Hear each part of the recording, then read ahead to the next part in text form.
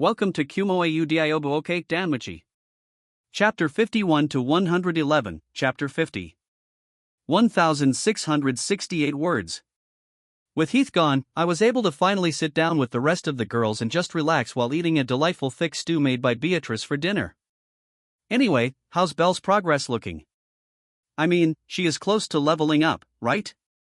I asked Hestia in particular as Belle just rightly ate a dinner roll as her goddess rolled her eyes. Belle is being too anxious. She wants to match your level up, but honestly, she needs another week or something to polish off her stats. Hestia said crossly to Belle, who refused to meet her eyes and only nibbled at her large dinner roll like it was the most delightful thing in the world. But either way, I imagine you two plan to hunt the stronger monsters that are on Rivera's floor? Hestia asked, and I nodded firmly. With my water candles and other spawn rate multipliers, along with building a little base to fortify ourselves, we could fairly easily slaughter the level 2-3 monsters that were normally uncommon on the 18th floor. Which would give us an amazing amount of Excelia to fuel our base stats, not to mention how Belle was still technically a lower level, and to be killing those stronger lifeforms she would be compensated for the action however she accomplished it. Yes, we will be safe in my structures and little bases I make, I said confidently before Riley smiling as I continued with my words, earning a snort from Seshet and Hestia. The only issue with my mass slaughter plans is how damned long it takes to extract all the monster stones just to remove the stacked corpses that will pile over our bunker. I said dryly as my eye twitched at the memory of building a sort of pillbox that I almost got squished in as I tried to remove the bodies surrounding it. Sadly, monster stones are very destructible, unlike Terraria drops, so should I make a lava pit and hide in a box of glass to herd all the monsters to fall into the pit of lava, I would lose all the drops. Could be a decent attempt to drain the dungeon of energy though. Anyway, me and Belle are going to talk for a bit. Thank you for the dinner, Beatrice. I said respectfully to the woman who was now cooking all my meals, and just generally taking care of the chores of the house, as Seshet and Hestia certainly weren't going to be doing them. I ended my own little dinner early as I saw Belle was rather deep in thought, so I wanted to grill her on what was bouncing around in the head of hers. No problem, Jake. I am happy you enjoyed the meal, but do you think you could come to my room for a bit tonight? Beatrice asked, blushing as Seshet threw her a knowing grin as Hestia just cocked her head to the side in confusion. But what was more interesting was how Belle blushed with the red spreading from her neck up to her face as I told Beatrice she was welcome into my room later on into the night, as Belle likely was going to sleep in her own room later after we talked for a bit. Alright, let's go, Belle, I said lightly as followed behind her as she walked into the room that had truly become my own bedroom. I had removed the piles of bedding that filled the room to instead have some furniture that I crafted myself, including my own sinfully comfortable bed that would perfectly support me. Once I got Belle onto a couch and sat across from her, I started off by bluntly asking what was on her mind. So, Belle, what's rattling in your head? You were quiet at dinner and Hestia was obviously worried about you.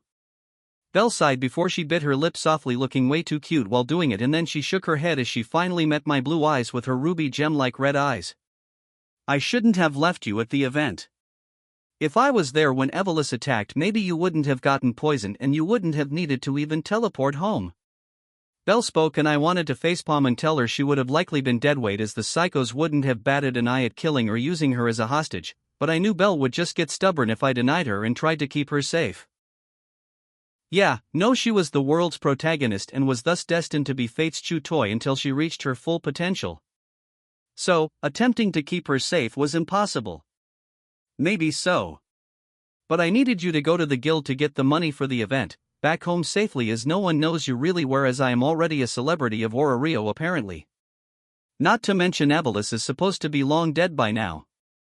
I said, grimacing, as Evelys wasn't supposed to raise its head for a couple of months at least according to the Ace timeline in the Sword Oratoria stuff. But me being a silver bullet that could wipe Orario off the map is too much of an interesting target for them to ignore and allow me to grow outside of their control. So, if something happens next time, I will trust you to have my back, Belle. I finished as I gave Belle a reassuring smile. My words had definitely touched Belle as she literally leapt over the table separating our two couches and got me into a tight hug. Thank you for believing in me, Jake, Belle whispered into my neck as she held on to me, and I just chuckled softly as I patted her bare back as she was still wearing that backless dress.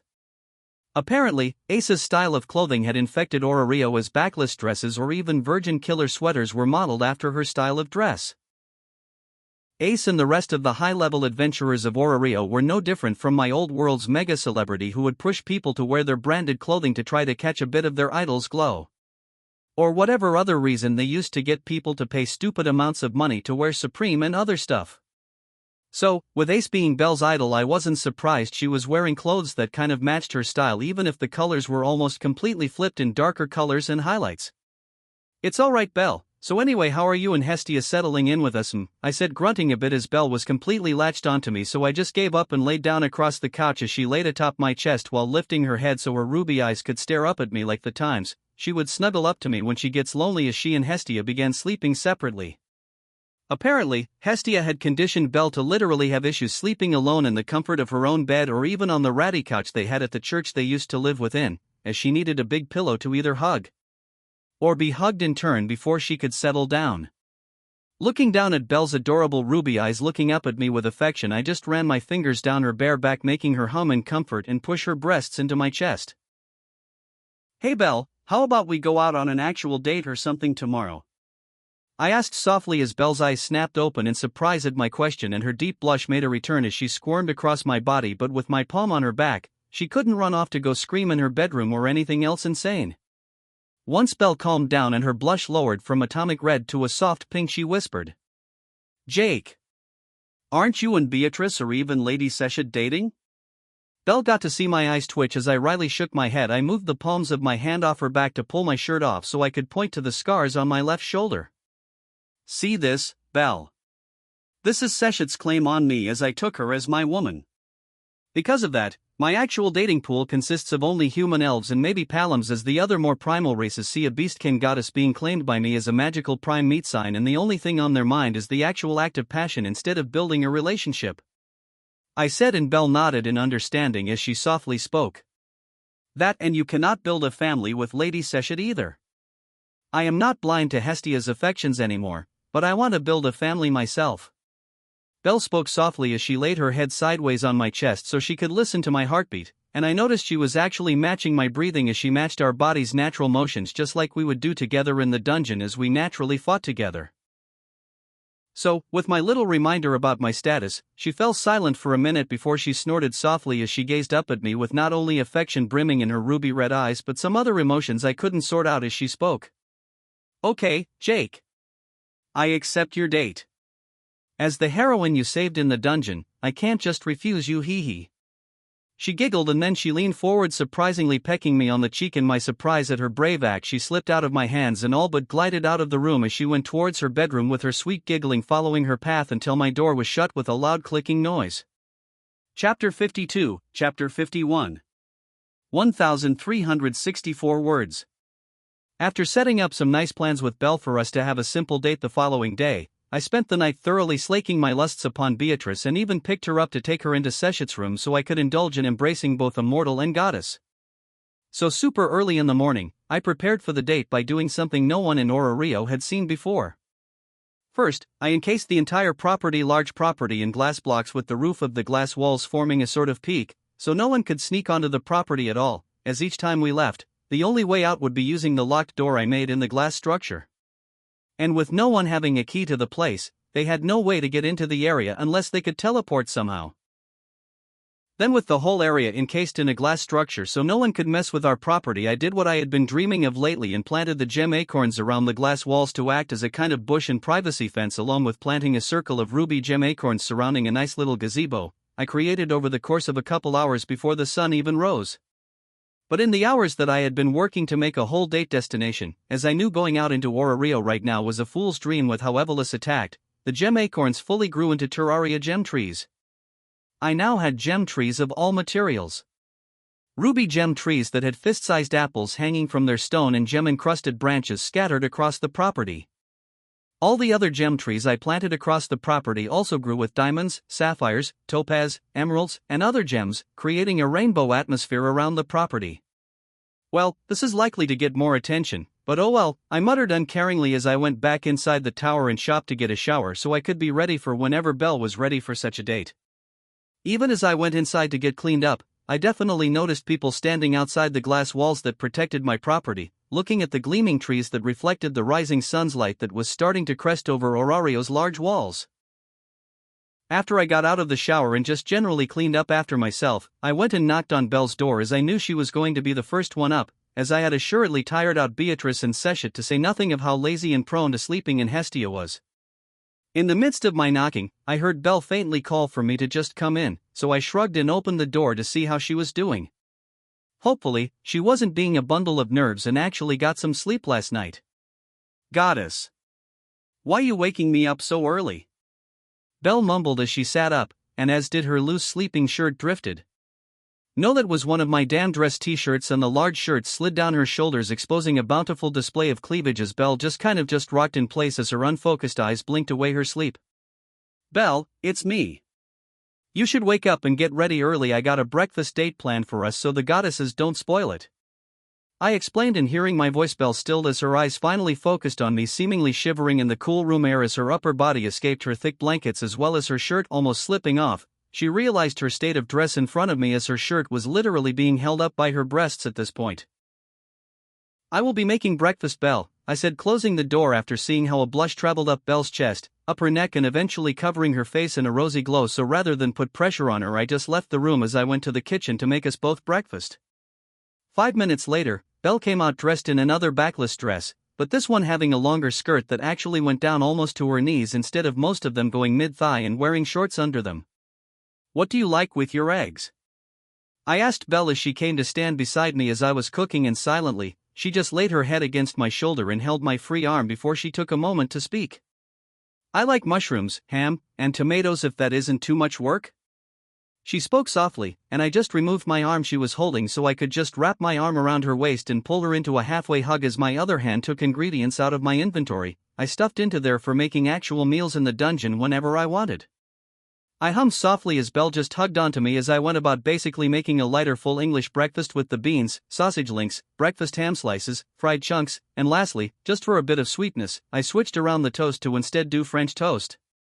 "Jake, is this what love feels like?"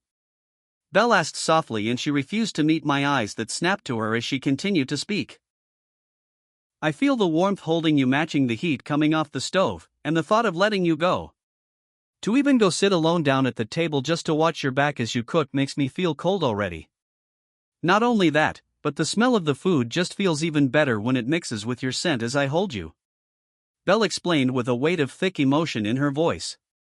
"Damn, she has it bad," I thought wryly, but in response, I squeezed her around the waist, drawing her frame tightly against me for a moment, but as I loosened my grasp, she let out an ever so minuscule whimper of loss at the sensation of being tightly held by me. "I am not sure, Belle. I do like you, and I would like to explore that though," I replied gently as I began plating our food together, and Belle took a deep breath as she saw her plate ladled up with food. "Now, Belle, let's go outside." I made a nice little picnic area for us to eat and take in the sights. At my mention of the sights, Belle's head cutely tilted to the side, but she didn't argue with me. While I put the plates of food in my inventory so they wouldn't cool down or possibly get dropped, so I could take Belle's hand into my own as we left the shop and tower, going outside onto the enclosed property. Thus, with the morning sunlight filling the glass-enclosed property, the first thing Belle saw as was walked hand in hand onto the property were trees made out of stone with large gleaming gems reflecting the sun's light breaking through the bark in places, while gems in all shapes hung from the trees like fruits made out of the earth's most precious tears. "It's so beautiful, Jake. Did you do this for me?" Belle asked breathlessly as she looked up to me, and I silently dipped down in and, like she did last night, but even further, I stole a kiss from her very lips before I pulled back to look down at the blushing beauty that was all but leaning against me.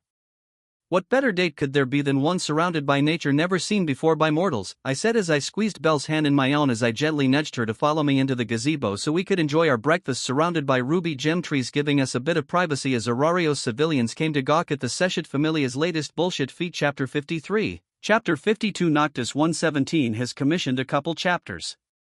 1,168 words. After me and Belle enjoyed our breakfast, we moved to the thickly padded swinging porch bench I rigged up so I could have a nice place to relax in under the gazebo for long periods of time.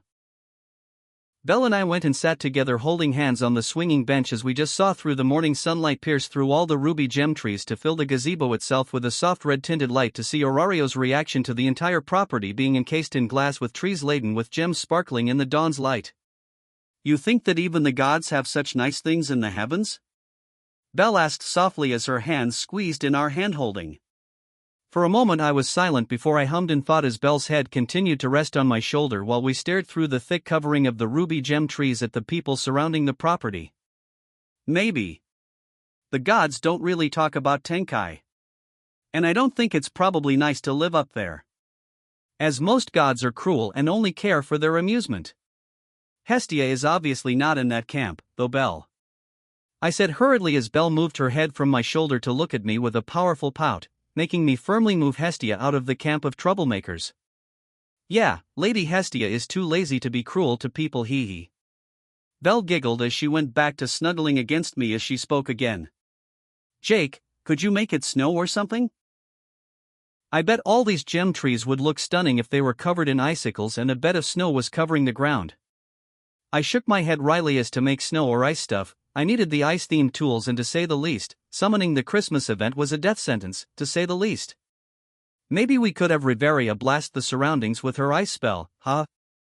I joked laughing at the thought with Belle snorting at the thought of the prim and serious form of Riveria acting as some kind of snow machine to cover the area. Thus, for the next few minutes, we just held hands talking softly with one another as we shared one another's company before I decided to spice it up as Belle was talking about how she first got to Aurario. I gently used a finger to tilt Belle's head upwards that way I could lean down to softly kiss her on her lips, silencing her as our lips met together in an affection-filled embrace. Belle made a quick noise as our lips came together and her hands grip within my own tightened, but then she surprisingly swung a leg over my lap so she could straddle me and then pushed herself against me as her hands threaded through my blonde hair for a minute as we shared the passion-filled makeout session until in unison, we broke apart with her leaning her forehead against mine. Her ruby red eyes met my blue ones as we stared into one another's eyes, and an unspoken message was passed between us as we could communicate between one another merely through our body language after fighting with one another in the dungeon for a few weeks at this point. Silently we just held one another with her sitting on my lap and my face pressing into her chest as she played with my hair for an unknowable amount of time. At least until Hestia ruined our time as she came out of the tower yelling about what I had done to the property, and then further flipped when she caught us canoodling under the romantic gazebo. "Belle, you traitor! Why is your first kiss with him? It's not fair!" Hestia cried out dramatically as she pointed at Belle before her accusing finger swerved in the air to point at me, who still had Belle in my lap, sitting sideways. Her medium-sized chest would barely touch my face with each breath the albino beauty would take. "And you? How could you seduce my precious Belle with something so beautiful as a forest of gems? How is anyone else going to compare when they hear about what you did for Belle, huh?" she demanded as Belle tucked her head against my shoulder to hide her giggles at how wacky her goddess was being. But I calmly met the goddess Hestia's eyes as I spoke. "For the one I am courting with the intent of building a relationship with. No amount of effort is enough. Belle is a wonderful woman, I can trust her with my life in the dungeon, I do care for her a lot, and best of all, she is a kind companion that will, above all else, do the little things to make me happier," I said softly as my arms tightened around Belle's waist. No longer was Belle hiding her face in my shoulder to avoid Hestia's demands, now she was hiding her face out of embarrassment at my words. "Bah! You playboy, you probably have broken the hearts of dozens of pure maidens, haven't you, to get a tongue that sly?" Hestia demanded hotly, but there was no mistake that my words struck within her as she herself was blushing at the thought of someone treating her the same as to create such a beautiful place for such a date. But my dry response as I wore a sly smile made her face twitch as I leaned into Belle's chest. "Nope, Belle is my first girlfriend in this life, nor have I gone out with anyone before," I said, not lying at all, as being sent here to Danmachi in a slightly younger form was a totally new life. "Little Hestia, quit being so jealous, you little virgin." Seshet called at Hestia as she walked into our field of view, and then she focused on me as she spoke. "Jake, open up a passageway into the glass wall.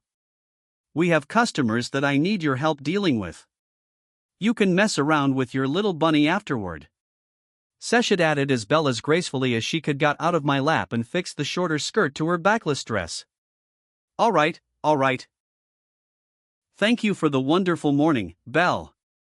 I said, getting her attention and with her to look back up to me, and then Belle gently pinched my shirt with her thumb and hands as she leaned up on her tiptoes so she could kiss me again on the lips, with my hands going behind her to hold onto the smooth skin of her back before Hestia loudly hissed like a tea kettle about to boil over. With Hestia's warning that she was about to boil over, I left the gazebo with Belle holding my hand, and as I left, I saw our future customers and why Seshet needed my help dealing with these familias. Chapter 54, Chapter 53. Silentian has commissioned a chapter. 1977 words. Well, this day was going to happen at some point, I guess. I said dryly as I looked at the forms of the deities Hephaestus and Gobnia standing with their arms folded over their chests as they waited for us to pay them notice. Hephaestus's status as the premier familia of weapon forgers of Orario needed no explanation, but Gobnia was the patron of smiths and craftsmen within Orario in their totality, as they were the ones who did much of the architectural work around the city. And now they were standing outside my property, with Hephaestus being with her captain Tsubaki and Gobnia being with a large stout dwarf that I admittedly didn't recognize, but with how the Gobnia familia forged the Loki familia's weapons, I wouldn't be surprised if that dwarf was at least level 4 or perhaps even level 5. Seshet, come here and let's make sure they aren't going to just attack us or something, I said dryly as I advanced with my goddess in tow as we approached the glass wall. Standing in front of the two smith gods, I then opened a small hole at face level so we could talk. May I help you? I asked calmly as though I had no idea why they were here, to begin with. Cut the crap and let us in. We need to have words. Gobnia snapped, and I gave the short, wiry god a look with a raised eyebrow before I looked back to Hephaestus while Hestia was slowly walking behind me towards our group with Belle flanking her. In response to Gobnia's snapped order to me, I just shrugged, brushing a hand through my hair as I responded tiredly. Look, I am being attacked by Evolus, and although I can feel you two are gods, that doesn't mean anything. And frankly, I don't want to deal with whatever little gripes you have, alright, so please go away. I said bluntly as I stepped forward to put the glass back. Wait. Hephaestus called out wryly as she held up a hand, and I did so to at least hear what she had to say. Look, Jake, we respect your craft. Even though your weapons are rough and not all that sharp or well balanced. Hephaestus started making my eyes twitch at how she instantly began criticizing my work, and seeing my face turn dark, she switched tracks instantly. Those imperfections don't change the sheer accomplishment you have accomplished in making such mundanely made weapons so durable. Hephaestus finished, and I just stared at her and the other smith god. So, what do you want? The secrets to my craft or something? I asked dryly, making the gods roll their eyes. But we are well aware that whatever skill you have is playing a large part in your craft's durability and such. But we would ask that you do not flood the market with your weapons, as that would hurt. Gobnia started, but I cut him off. Yeah, fuck that. I said loudly, making everyone jump in place as the captains in front of me gripped their weapons at my loud action. I sell literally unbreakable weapons. That's the end of it. I sell weapons that do not, will not, and most importantly cannot fail them in the dungeon. An adventurer should only die due to a lack of skill or the dungeon itself collapsing on them in their fury. Not because their overly expensive sword shattered like glass on a bit of bone or exoskeleton. I said with determination. Both deities shared a look as they couldn't refute my words, as that would make them look like the worst kind of scum that wanted adventurers' weapons to break on them in the dungeon so they could get the money to make more weapons. So as the gods stood in silence, Tsubaki coughed. Bold words for you to say that nothing can break them? Willing to make a bet on that? She asked, and I gave her a look. Oh, what bet then? One of your weapons to go against mine in a durability test? I asked, and her face twisted, and I realized that Tsubaki probably already got one of the weapons I made and had probably been bashing her head to trying to even fucking scratch it. No. An actual forging competition based on who can make the more destructive blade. She spoke, and I frowned as I realized what bullshit she was pulling. You want me to have a competition with your pet Kratzo kid and have him make a damned Kratzo magic sword, right? I said sharply while frowning at the thought. Sure, my weapons have the advantage of not breaking, but Wealth Kratzo's magic swords were literally pocket elemental missile launchers, which were probably stronger than what I could create without getting better materials. But then I had an evil thought strike me, so I smiled as I nodded lightly. My weapon crafting skills are, I admit, not as destructive as Kratzo magic swords. Yet. I added, making the gods in front of me wince as my words rang truly in their divine sense. But what is the bet before I agree, or I put the glass back and we go about our days? Goibniu coughed, and I looked back over to Goibniu. The god was actually looking at me with a bit of respect for standing up to them. It's a simple lad. We will, as Tsubaki said, have the two weapons made by you two used to test for pure destructive might on the Goliath that is spawning in the next 3 days. With whichever weapon doing the most damage or even killing the Goliath in a single blow. He said, and that last bit pricked at my mind, and I realized the trick he was aiming for. Yeah, you know what? I admit that the weapons I can make now cannot match a Kratzo magic sword that will only be swung once to deliver its total magical payload. I have no shame in admitting that, but no. I am not going to play your game. If you wanted to test basically mundane weapons but crafted at the peak of our abilities, that's one thing. But trying to screw me over as the magic sword would be used to one-shot the Goliath. To say nothing of me suffering an accident in the dungeon, regardless of what happens. I shook my head as Hestia stood beside me and looked at Hephaestus. Hephaestus, is Jake really hurting your business or something? Hestia asked strongly, and the red-haired goddesses frowned at her question as she shook her head. Honestly, not really, but when adventurers see Jake's weapons reliability, they ask why Goibniu's and my own handcrafted weapons break. Hephaestus could only shrug as she continued. He is hurting the image of all smiths in Orario, as all adventurers want a weapon that won't fail them in the dungeon, as Jake so aptly put. Jake, could you just sell the weapons to Hephaestus and the other smithing familias so they can handle the distribution and make some money at a markup? Hestia excitedly asked as she saw a happy ending for all parties involved. I looked at the gods in front of me as I took in their expressions at Hestia's question. And? Would your pride as gods of the forge allow you to sell another's work in your shop, knowing people will choose it over your own work? I finished, and both Hephaestus and Goibniu's face looked like they bought something sour at the thought of that scenario playing out. Look, I don't want to make enemies out of the smiths of Orario. Granted, the fact that your weapons break after not even a year's worth of use is pathetic, whereas mine's indestructibility will last at least a century or so. But that doesn't change the fact that I cannot make weapons for all of Orario, nor do I want to. I merely wish to outfit some people with the weapons and armor to help me kill the bosses I summon and get even better materials to make my own better stuff that will not be released to the public for years, if ever at all. I finished. Hearing my explanation, the forge gods nodded slowly as they shared looks with their captains before sharing an unspoken message with one another. Very well. The crafting familias of Orario won't stand in the Seshet familia's way if they do not publicly sell more than 100 weapons a year. Hephaestus spoke formally, and then she stuck her hand through the hole I made, and in the hand was a stamp. This stamp is a guild issue stamp that is issued to craftsman familias that reach the standard. It will magically mark all items as products of your familia so no one can make copies. Though your weapons and items are a different case, as no one can copy them. Hephaestus explained as I gently took the stamp from her. Ha! Feels weird for my Jake to get the stamp for the familia and not me.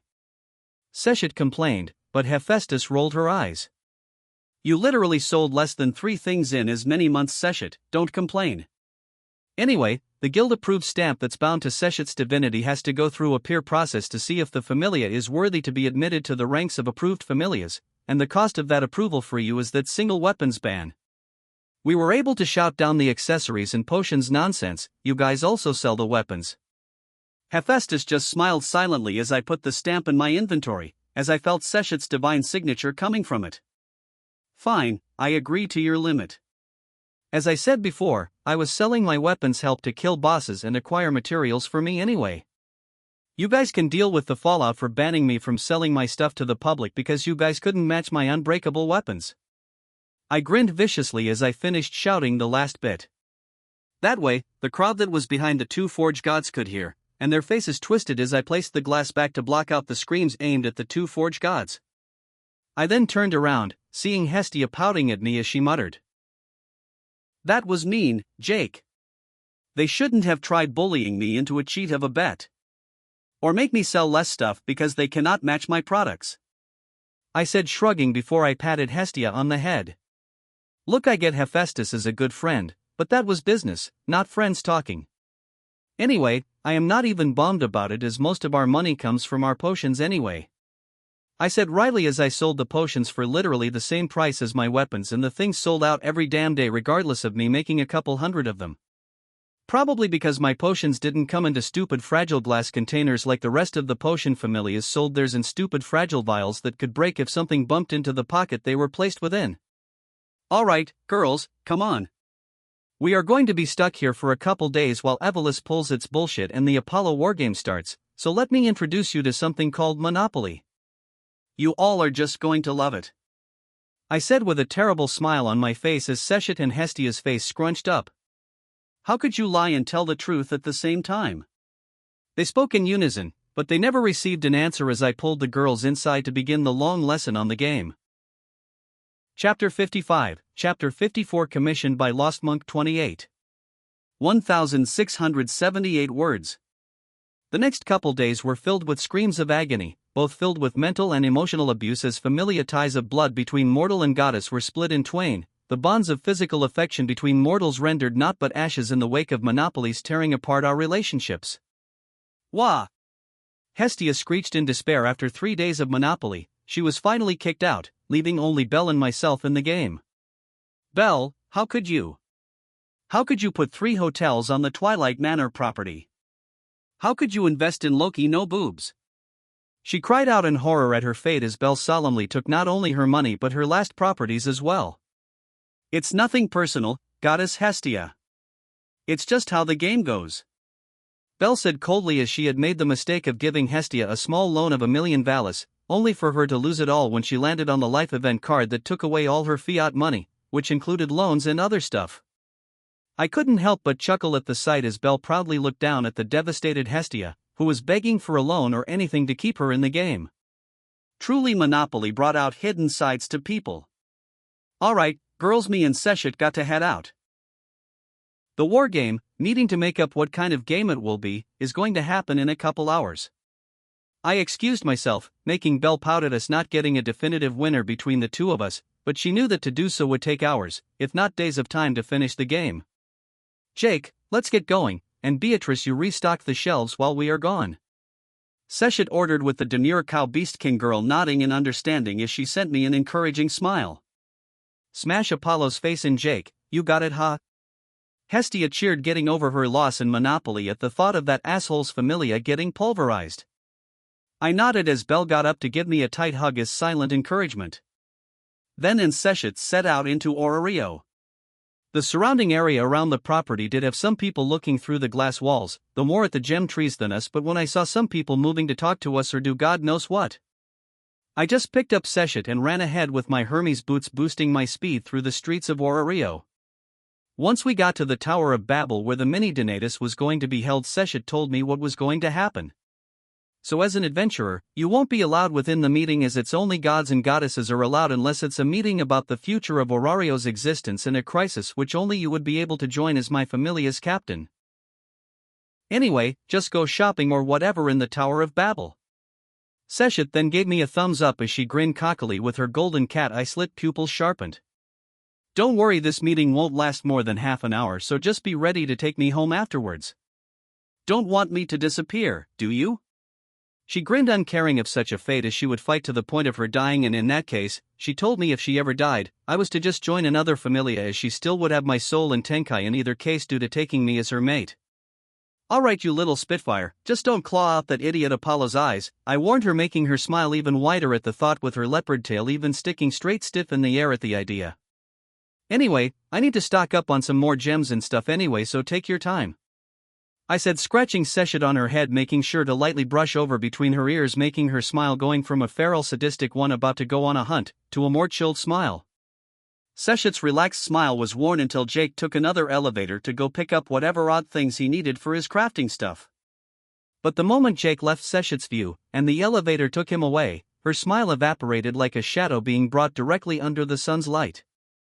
It was non-existent. Seshet silently and with no expression got onto another elevator that would head to the highest section of the Tower of Babel, and with no one on that particular elevator, no one saw her devoid of any emotion-filled face as the elevator began scaling up towards the divine meeting floor. But as soon as the elevator door fully closed and Seshet was truly alone, a loud banging noise rang out as she lashed out with a bare foot that twisted the metal of the elevator as she kicked the wall of the elevator with the still dull face covering her features. Although her face and expression were as dull and tepid as still water, what was going through her mind was anything but still and emotionless. Apollo must die. Not outcast, not having his current familia dissolved. I am going to have him return to Tenkai to send a firm message to all these vapid fools that my Jake is not a piece for them to use for their entertainment. He is mine and mine alone. Seshet thought coldly, but a larger part of her divine consciousness had to poke up and remind her. Nope, you are Jake's, remember? You submitted to him like the little kitty you are when he got your neck in his jaws. That niggling inner voice reminded her, making her eye twitch as she wanted to lash out in another kick. Sure, Seshet had no problem playing the loving little lazy housewife that pushed new members to join Jake's little pride of women that can help him grow. But regardless of that, it still galled her that she, a goddess older than civilization, was playing second fiddle to her mortal mate. It was only Jake's true potential that she could see taking him past level 10 and thus becoming a demigod or even a true god that stayed her hand from challenging him again with hints of her arcanum to strengthen herself. When you reach your peak, you will face me in a true dance to see if you are worthy. Seshet muttered with an ecstatic anticipatory grin before the smile faded away as she took back on her cold bored expression as she walked into the wargame Donatus filled with the dozens of gods that ran Orario. Oi, Seshet is here finally! Loki cried out, pointing dramatically as Seshet regally strode across the room and took the center stage as she gracefully sat down on the end of the table with two chairs. One for Apollo, and one for Seshet to sit upon. It's only 5 minutes till the meeting was supposed to start. Has Apollo decided to be a coward? Seshet spoke loudly, cutting through the chattering gods and goddesses muttering, making the room go silent. In response to Seshet's accusation, the opposite door was flung open dramatically. The Apollo Familia is not a coward, Apollo announced furiously as he stomped in. But they are willing to stand in front of the door like a damned fool in order to make some kind of grand entrance? Seshet snarked, cutting off the red-headed god who grinded his teeth at Seshet's remark. The god and goddess merely stared at one another for a moment before a loud cough broke the silence as a goddess strode forward. Haha, what entertaining drama between you! Loki laughed as she slapped a box down in the middle of the box. Now, seeing as Apollo is a prideful little bastard, he ain't going to back down to Seshet's challenge, and Seshet's little champion will likely spawn a monster Rex in Apollo's mansion if we try to cancel the game. So no point in trying to cancel the game or come to some lame-ass boring agreement. Now set your bets and I, Loki, will choose your wargame format, huh? Loki proudly laughed as all eyes within the miniature Donatus was upon the god and goddess in question. Fine. In that case, should the Apollo Familia win, I want 100 broadswords and spears made by Jake to be checked by Hephaestus and Goibniu before delivery to my Familia, as well as a public apology, and that includes admitting that the Apollo Familia is greater than the Seshet Familia. Ha, what do you think of that, Seshet? Apollo demanded as he all but panted in glee at the thought of both embarrassing Seshet and publicly shaming Jake. Seshet just tapped her fingers across the marble table, separating her and the god, with her golden eyes staring into Apollo's red eyes before the crowd silenced as they awaited Seshet's demands, and finally, once her fingers rapped loudly atop the table, she leaned forward to brace her chin on the table as she smiled with a sadistic light in her eyes. I want it all, Apollo. I want your house. I want your money. I want everything. Not only that, but you will return to Tenkai after the game is won in my favor. I mean, it's only fair when it's just Jake and my Familia and you have dozens of members. Seshet said lightly as the room went dead silent at her demands. Demanding that a god get sent back to Tenkai was the ultimate punishment for losing a wargame, as that symbolized the complete annihilation of the Familia itself, for it to likely never return, as none of the gods who got sent back to Tenkai have been able to return, as other gods who hadn't gotten the chance yet keep those losers well in check. Chapter 56, Chapter 55. Faultless Elm has commissioned a couple chapters. 1,664 words. After hearing Seshet's demand for Apollo, the gods and goddesses began yelling with no end in sight, as such a demand hadn't been made for years, as the one thing above all else none of the deities wanted to change was getting sent back to Tenkai and having to go back to endlessly judging souls of the departed mortals from various worlds. Seshet! I will not even entertain such a foolish idea. Apollo screeched like a small dog. And the leopard goddess Seshet cared little for the yapping screeching coming from Apollo as she shrugged. Well, in that case, I suppose I can settle for banishing you from Orario for eternity. Seshet offered with a cold smile, but in reality, if Apollo didn't have a familia of superhumans constantly guarding him. Accidents can happen on the road. The surrounding gods all settled down at Seshet's new demand, as in reality, it wasn't nearly as bad, as there was a great number of gods within Genkai's landmass, although Orario was the center of the world. But it was also one of the most cutthroat places in the world, despite its attempt to keep a civil demeanor.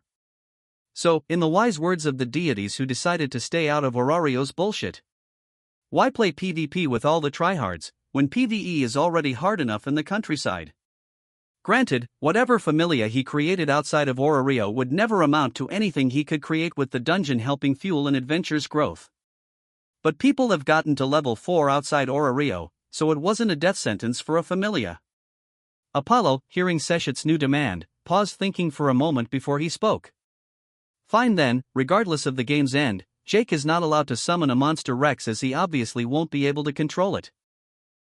So should he do so, it will be automatically counted as him forfeiting, he said loudly, much to the groans of the gods who wanted to see such a spectacle. You bastards, just think about your own familia. If you had to fight him in a wargame, wouldn't you want the same rule?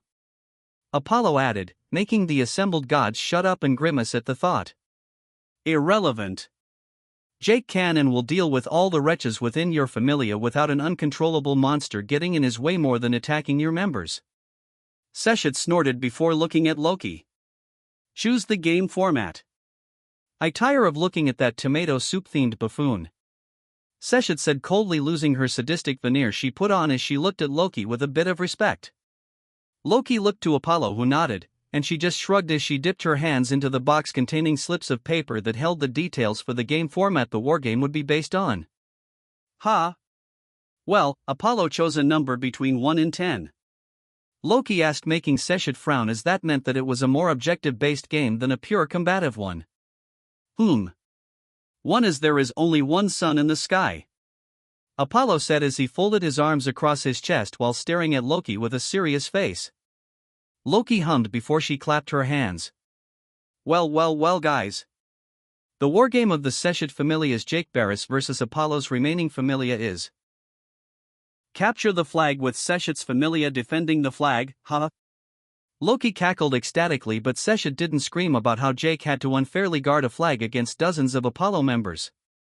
She just stood up from her seat as she stared at Apollo from across the table as the cheering in the room at such an interesting game format was decided as the room silenced down, waiting for Seshet to say something. Good luck having your familia swim through lava, you disgrace of a god. And with that sentence said, she spun on her heel as she strode out of the meeting room, uncaring of the gods she was acquainted with that who wanted to speak to her. She had done her part in signing the Apollo familia's death warrant. They don't wish to speak to me. They just want some of Jake's weapons or accessories. Astounds me how the fools haven't gotten obsessed with the accessories that give minor skills in of themselves. But how could I be surprised that foolish mortals and gods all just focused on his metal poking sticks that don't break? Seshet snorted, rolling her eyes as she got into the same elevator that would take her down to where Jake was hopefully waiting for her. A couple of minutes later, as she came out of the Divine's only elevator, she saw Jake talking to an elfish waif of a girl who was clad in a fully covering white dress with her hands covered in gloves, and even her neckline was being covered in a dark body glove, making Seshet's nose scrunch up in disgust at the sight and thought of wearing such restrictive clothes. Jake, I thought you said Beatrice was going to be the only stray you would consider taking in.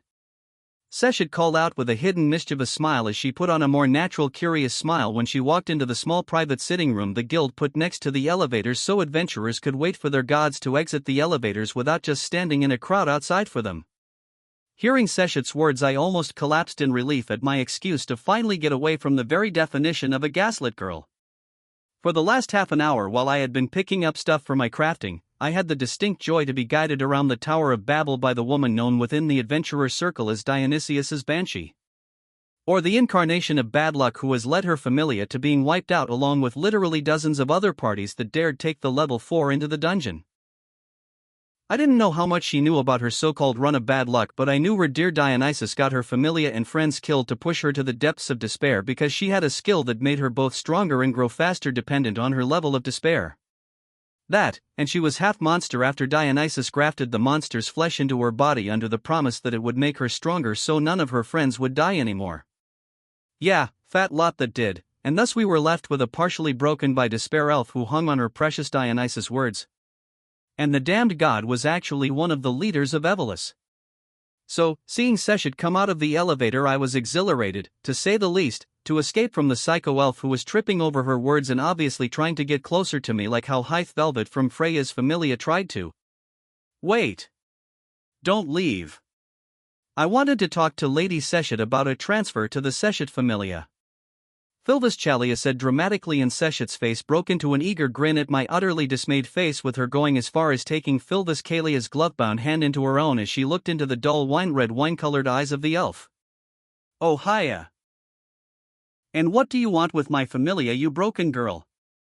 Seshet bluntly asked, and I tensed with my knife being deposited out of my inventory and into my hand as I prepared to chuck the knife into the girl's face if she attempted to hurt my goddess after being pointed out as the broke thing she was. But instead, Philvis just smiled sadly as she shook her head. Ah, you are one of those gods that can see souls. She started with her smile turning wry before she continued. Well, my god has thrown me out. I did nothing to betray him, and he has wiped my Felna clear of his divinity. Philvis bowed her head to the slightly shorter goddess as she took a deep breath as my mind whirled on why the hell hadn't Seshet called her out on lying. Why in the hell would Dionysus throw aside someone who could fight Otter for a while?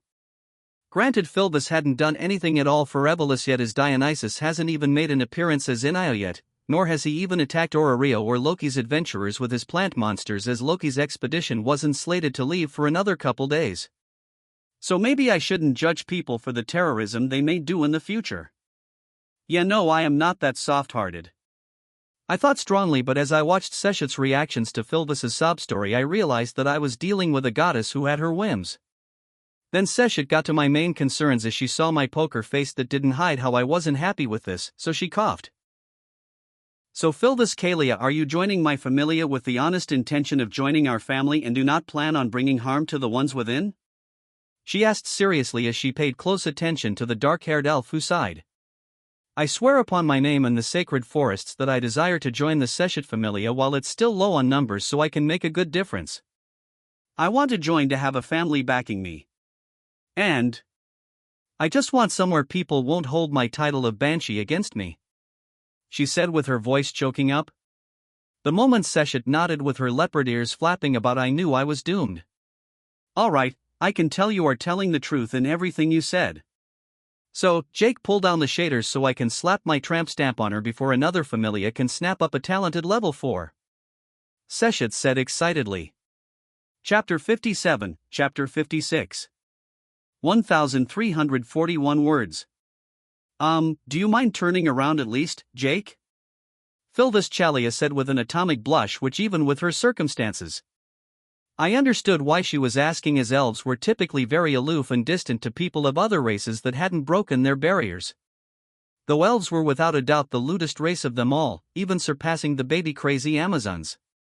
Look at Ryu, she fights for her life and bloomers of all things, to say nothing of Riveria, the future queen of elves, and her fetish for adopting and practically mothering everyone in her familia. All right. I will just be outside so you can have some privacy, I said, frowning for a moment before I shrugged. If Seshet wanted to pick up a possible time bomb despite me not looking happy, she can deal with the fallout. I can just teleport away when she inevitably explodes anyway. I then went outside for a minute as I leaned against the door just watching the adventures of Orario picking up their gods from the Donatus, and I realized that Seshet never even fucking told me the date or even what kind of wargame I will be facing. Cat goddesses are the worst. They have the same care and respect for their caretakers that normal cats do. I cursed quietly as my eye twitched while I saw Tiona and Tiona escorting Loki out of the building with Tiona waving to me as they left. With Seshet making indistinct noises within the room, I couldn't really tell if she was either happy or just going over details of Philvis's Falna, but after 5 or so minutes, the door was thrown open with Philvis hurriedly fixing her dress as Seshet strode out of the room with a glow about her. "Oh, Jake. You bring me the best surprises," Seshet said, hugging me tightly, making me flinch as I had no fucking clue what she meant. And seeing my completely confused expression, Seshet grinned with a bit of teeth showing as she patted my back and took my arm. "Oh, don't worry, Jake. Just some delightful future entertainment is on the way." "Oh, don't worry, you little broken doll, I won't do or even say anything. Whatever happens will only bring me entertainment either way," Seshet said, waving at Philvis, who just seemed to recall that engraving a Falna onto someone's soul revealed all that they were. Memories, hopes, dreams. All that made a person who they were, born in the creation and updating of a Falna, as it was called, the steps of divinity, for a good reason. Did I accidentally join an evil goddess familia, or is she just a sociopath like all cats are? I thought, almost crying at the stress Seshet was bringing me. Jake is still the captain, no missy. Just because you are level 4 doesn't mean you get to be the captain. Jake already broke that Ace Girl's record into pieces, so don't think your higher level will remain for long, Seshet told Philvis, who demurely nodded. I understand. Joining a familia only to be immediately made its captain would bring friction within the familia, and especially with the wargame in the future, people would assume that I was only a temporary member to sway the coming battle. Philvis spoke out, but Seshet shrugged. If you want to look at it that way, sure. It's actually more along the lines of Jake is stronger than his level would suggest, Seshet remarked as she nudged me with a prideful smile. Anyway, Seshet, when is the wargame and what is the format of the game? I asked. Seshet chuckled with her arm linked, and my mind tightened with her laughter. Yeah, about that. The wargame is technically tomorrow evening, though you will need to be up bright and early as you are allowed 6 hours to fortify the objective of the game. Yes, Jake, you alone will have to hold and protect a flag from being captured by the Apollo Familia for the next 3 days. Or until they surrender, Seshet said flippantly, making my eyes twitch. What are the rules? I asked tiredly as Philvis followed us from behind, silently taking in the information about the up-and-coming wargame. Well, for one, little Philvis won't be taking part. Admittedly, as funny as it would be to see Apollo cry like a bitch, but the complaints about cheating aren't worth it. And literally, the only 2 rules for the game are that the flag needs to be placed in an open area for people to see it, and you specifically got a new rule added, Seshet explained pointedly, and from her smile I could tell what it was. Let me guess, no uncontrollable monster Rexes, right? I asked dryly and clapped her hands sarcastically. Ding ding ding, Jake. You got it in one, Seshet responded sarcastically before she wore a more serious face. No, but seriously, Jake. If you summon one, you automatically lose the wargame, so don't use your summons at all, so people don't go asking why you can control those and not the monster Rex monsters during the wargame, Seshet ordered me, and I understood where she was coming from. Alright, fair enough, I responded, patting her on her head between her ears and making her grin. What should be my responsibilities? Philvis quietly asked, interjecting between our conversation. Seshet just blinked before throwing an almost sadistic smile to the girl that made shivers go down my spine. You already know what you have to do, Philvis, don't be coy. Anyway, just help train Jake in actual melee combat, as he is complete garbage at it. He literally hasn't had a teacher besides beating other kids with sticks when he was a kid. Seshet spoke, making Philvis bite her bottom lip before she silently nodded and looked down at the ground. And Philvis didn't say a single word for the rest of the trip home. Once we got home and explained to Hestia and Belle about the coming wargame while Beatrice got started on dinner, Belle hummed and thought. How open does the flag need to be? Like, could Jake just tie it to his back and build a thin, massive tower for him to sit on in the sky that people cannot mess with? Belle asked cunningly, and I couldn't help but chuckle at the thought, making a nerd pole all the way up to the clouds to fuck with the Apollo Familia. Seshet blinked as the thought never seemed to cross her mind before she shrugged. Actually, I was hoping Jake would just make a small platform and surround it in a pit of lava and just tell the Apollo Familia to fetch. But your idea has some value, as Jake can just mock them upon the tower and throw rocks or bags filled with hot tar-covered feathers upon them if they try to climb up. Seshet spoke as she laid out the sadistic vision of what I could do. Wouldn't just a small wooden house holding the flag with plenty of windows be better? I don't see the value in slaughtering Apollo's adventurers, and I don't want to spend like 3 days just sitting in some stupid tower throwing rocks at people, so why don't I make a whole house with a forge and stuff so I can spend the time making new weapons and stuff? Would probably piss off the forging and craftsman familias seeing me just work making stuff they cannot during the whole wargame. I offered to the assembled family of ours, with Phyllis kind of sitting off in the corner as we hadn't made her a seat yet. The thought of me just living a normal day's life while Apollo's mages and adventurers tried to break into the house made Hestia burst out into laughter. She gave me a thumbs up in support, as she obviously didn't want to see me tear apart people with either blade or spellwork. Chapter 58, Chapter 57, commissioned by Cregan. 1,473 words. The following day I was awoken at the damned crack of dawn by Belle gently nudging me awake.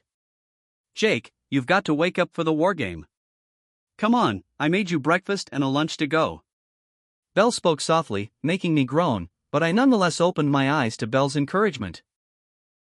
Belle was leaning over me, wearing a loose, large dress shirt that hung down on her shoulders, a tight-fitting apron, and some slightly tan shorts that almost matched her skin tone, that made it look like she wasn't even wearing shorts. Come on, Jake, you are going to be late. Belle chided me as I rolled up out of bed while yawning and rubbing my eyes. All right, Belle, I am up. Let me get washed so I can get ready for today, I said, patting Belle on the head as I stood up to stretch, and as Belle hurried out of the room to take care of getting properly dressed herself. Once I got all my tribulations of the day dealt with, I yawned as I exited the bathroom to go to the kitchen and eat a hearty breakfast made by Belle, who blushed in happiness at my joy at her meal. Here, Jake. I made you lunch for today, and Beatrice and Hestia helped make meals for you to keep in your pocket space, so you don't have to worry about actually cooking. You just got to reheat the dinners, and the rest of the meals are sandwiches and other simple stuff. Belle explained, all but hovering and fretting for me as I was going to be doing the wargame on my own. Don't worry, Belle, I got a plan. I soothed the bunny and even leaned in to give Belle a quick hug before I separated from her to give her a quick kiss on the forehead, which made her squawk in outrage at my surprise attack. As I separated from Belle, I poked her cheek. All right, Belle, I am leaving the safety of my goddess in your hands, so keep the weirdos away from her, I said wryly as I still was worrying about what in the world Phyllis wanted and what Seshet saw in her soul as she inscribed the Falna upon her along with her weird fate sight stuff she kept from me. Belle just hugged her head into my chest, silently giving her own support to me, leaving me to only pat her soft white hair as I introspectively thought about how weird my life had become. I had gone from a Midwestern American whose only experience with the violence that was so common in Ororio was smacking other people my age with sticks and video games, which did little to prepare me for the sight of people being mulched by monsters, even if the experience I had as the stick-swinging king of my childhood did actually help me a bit in fighting other adventurers. But the realization that the people I saw mulched under monsters affected me more than the people I killed with my own hands had filled my thoughts after the Evolus attack, hence why I didn't want to slaughter the Apollo familia. I may have come from Earth and maybe it was stupid or weak of me, but I was proud of my still mostly intact morals, and I refused to be some psychopath that just kills or tortures anyone who irritates me. But being a proud American, I am a firm believer of lethal self-defense, so if someone actually messes with me or mine, I will shoot them in the face with an actual shotgun, I thought as I broke the hug between me and Belle as I smiled at her. Okay, Belle, I am going to raid the storage facility for metal and stuff. Don't tell Seshet till after I leave, I pleaded, putting my hands together in a prayer in front of Belle, who giggled at the sight. Fine, just hurry up and get going. Beatrice will probably get up soon. Good luck and be safe, Jake, Belle said finally as I left the room to loot the storage room of stuff before I left the tower and property to head to the designated spot I was to be handed the flag. A long while later, as I dealt with the guild and Ganesha members guarding the gates to Ororio, I then, for the first time in this life, left the city and headed south of Ororio quickly in case there were Evolus members in wait for me. But luckily there was nothing and no one on the lonely roads leading to Ororio that bothered me other than a random squad of surface goblins that broke through the forest I was traveling through to attack me. God, you guys are so weak, I muttered as I finished killing the surface goblins with my teardrop cleaver. Not only were they trash mobs, but with them being merely surface monsters, they were half as strong without the dungeon fueling them with a monster stone. That in level 1 monsters that weren't an aberrant class of its race were a joke in of itself nowadays, as the adventurers of Orario had adapted to the new monster variants. Finally, after another half an hour of traveling, I found the castle I was supposed to defend, with a kiosk lit up with several torches and a Ganesha Familia member standing outside the kiosk guarding the guild member, obviously waiting for me to hand me the flag or whatever. As I approached, I saw the Ganesha adventurer nod to me, and I couldn't really recognize the lion beastkin dude, but just because I didn't know him didn't mean I was going to be rude or whatever. "Hey, I am Jake of the Seshet Familia. Can I talk to the guild person?" I announced myself, with the man raising an eyebrow. "I recognize you. And that weird as hell glowing armor and the fleshy sword is good enough proof that you are who you say you are. Anyway, go ahead. My name is Blaine, and several Ganesha members are in the area to make sure Evelys don't do anything stupid like ruin the wargame, so don't attack people wearing bright orange clothes like mine." Blaine warned me, and I nodded while taking in the disgusting combo of bright orange pants and a jacket the lion man was wearing. "Jake, get on in here. You can gawk at their stupid clothes later." I heard a woman yell, and as I entered the tent, while the Ganesha member cursed his god for making the uniform so neon-damned orange. As I walked into the tent, I saw a familiar half-elf sorting out a couple of papers, who wryly smiled seeing me enter. "Hello, Ina, how have you been?" I asked politely as Ina shrugged. "Oh, trying to keep Belle from killing herself in the dungeon.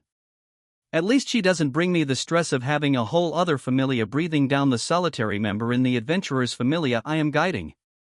Rose is pissed at you for that, by the way," Ina told me matter-of-factly as she stacked her paperwork. "Right."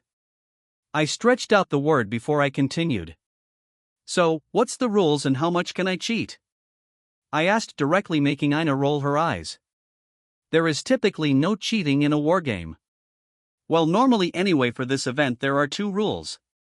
The flag must be in clear view," she said, making quotations, or the clear view part, as she looked at the large golden flag embroidered with glowing golden threads. "And lastly, you cannot summon a monster Rex, or more specifically, you cannot summon any monster you do not have control of." Ina finished before yawning.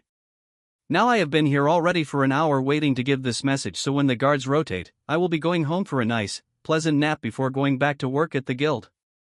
Do you have any questions?" Ina asked, and I firmly shook my head as I smiled. "Nope. No questions at all, Ina. You have a pleasant nap." "I know I am going to later as well," I said in a friendly manner, making her blink in surprise, as I whisked away the flag and all but pranced away as I realized the gods of Orario are still dumbass. For all that they focused on my making of scary-ass monsters, they neglected to remember everything I make is literally unbreakable without a Terraria pickaxe/axe, which I have made sure to never give to anyone. And in a defense-style wargame, I am going to live a comfortable next 3 days without needing to fight a single damned battle. Chapter 59, Chapter 58. 1,323 words. 6 hours. In the course of 6 hours, I had from getting my flag to the official start of wargame, I may or may not have completely cut down a chunk of the neighboring forest, to the point Ina came screaming at me from the guild tent as the dozens of trees being felled to the ground obviously kept her from sleeping. But Ina's complaints didn't stop me from my valiant deforestation efforts, and soon enough I had enough wood, and I quickly built the shell into an ultra-large luxurious log cabin mansion, with the back porch and area being encased in leaves/vines I took from the trees to let in natural light along with fresh air while I was working the smithy I made in the back area. So, it looked like the back area was just encased in a giant thin hedge, and like all my Terrarian stuff, no one without the right tools could break it. Finally, I made a sign saying "flag here" and put it beside the flag that was placed inside a locked see-through ice chest on the side of the house with the sign next to it, and then I performed the evilest thing ever. I took the large amount of ice I made by freezing a chunk of the river I passed by earlier to nerd pull/make a tower of slippery ice all the way up till I reached the very clouds, and expanded the top while leaving an opening so people could actually climb up onto the platform. And what was at the top? Nothing at all, which was the evil bit, as right at the bottom of this tower of ice, they would have to scale somehow. I wrote on another sign that the key to the chest and thus getting the flag was at the top of the pillar. So, with my mansion built with all the functions I would need to survive for the next 3 days, I began the more fun experience of using the smithy I created in the back to make all the luxurious decorations and furniture for the interior mansion, like a nice bed, tables, chairs, chandeliers for forever burning Terraria torches/candles, and of course the all-important toilet. No idea why Terraria had toilets of all different materials, and seriously, why would I ever go through the damned effort to make a Terra toilet out of like 3 dozen other toilets? But eventually, with noon coming, I finally heard the grandfather clock I created loudly ding at the hour, and I knew that the wargame officially had started, and I grinned at how the gods and people were going to react to my treatment of this wargame. In the very gods meeting room where many gods and goddesses joined to watch the beginning of the wargame, Seshet sat covering her face both in mortification at how Jake all but said fuck the competition to build a mansion, but she also covering her face to repress the hysteric giggles at the sight of Apollo's familia trying to scope out the mansion Jake obviously made to live within instead of taking over the old derelict castle he was offered to use to defend the flag. So, it can be said that your Jake has accomplished your great artistry when it comes to building, but is he going to be just relaxing in his home? Demeter asked Riley as she sat in their little divine trio that consisted of Seshet, Hestia, and herself.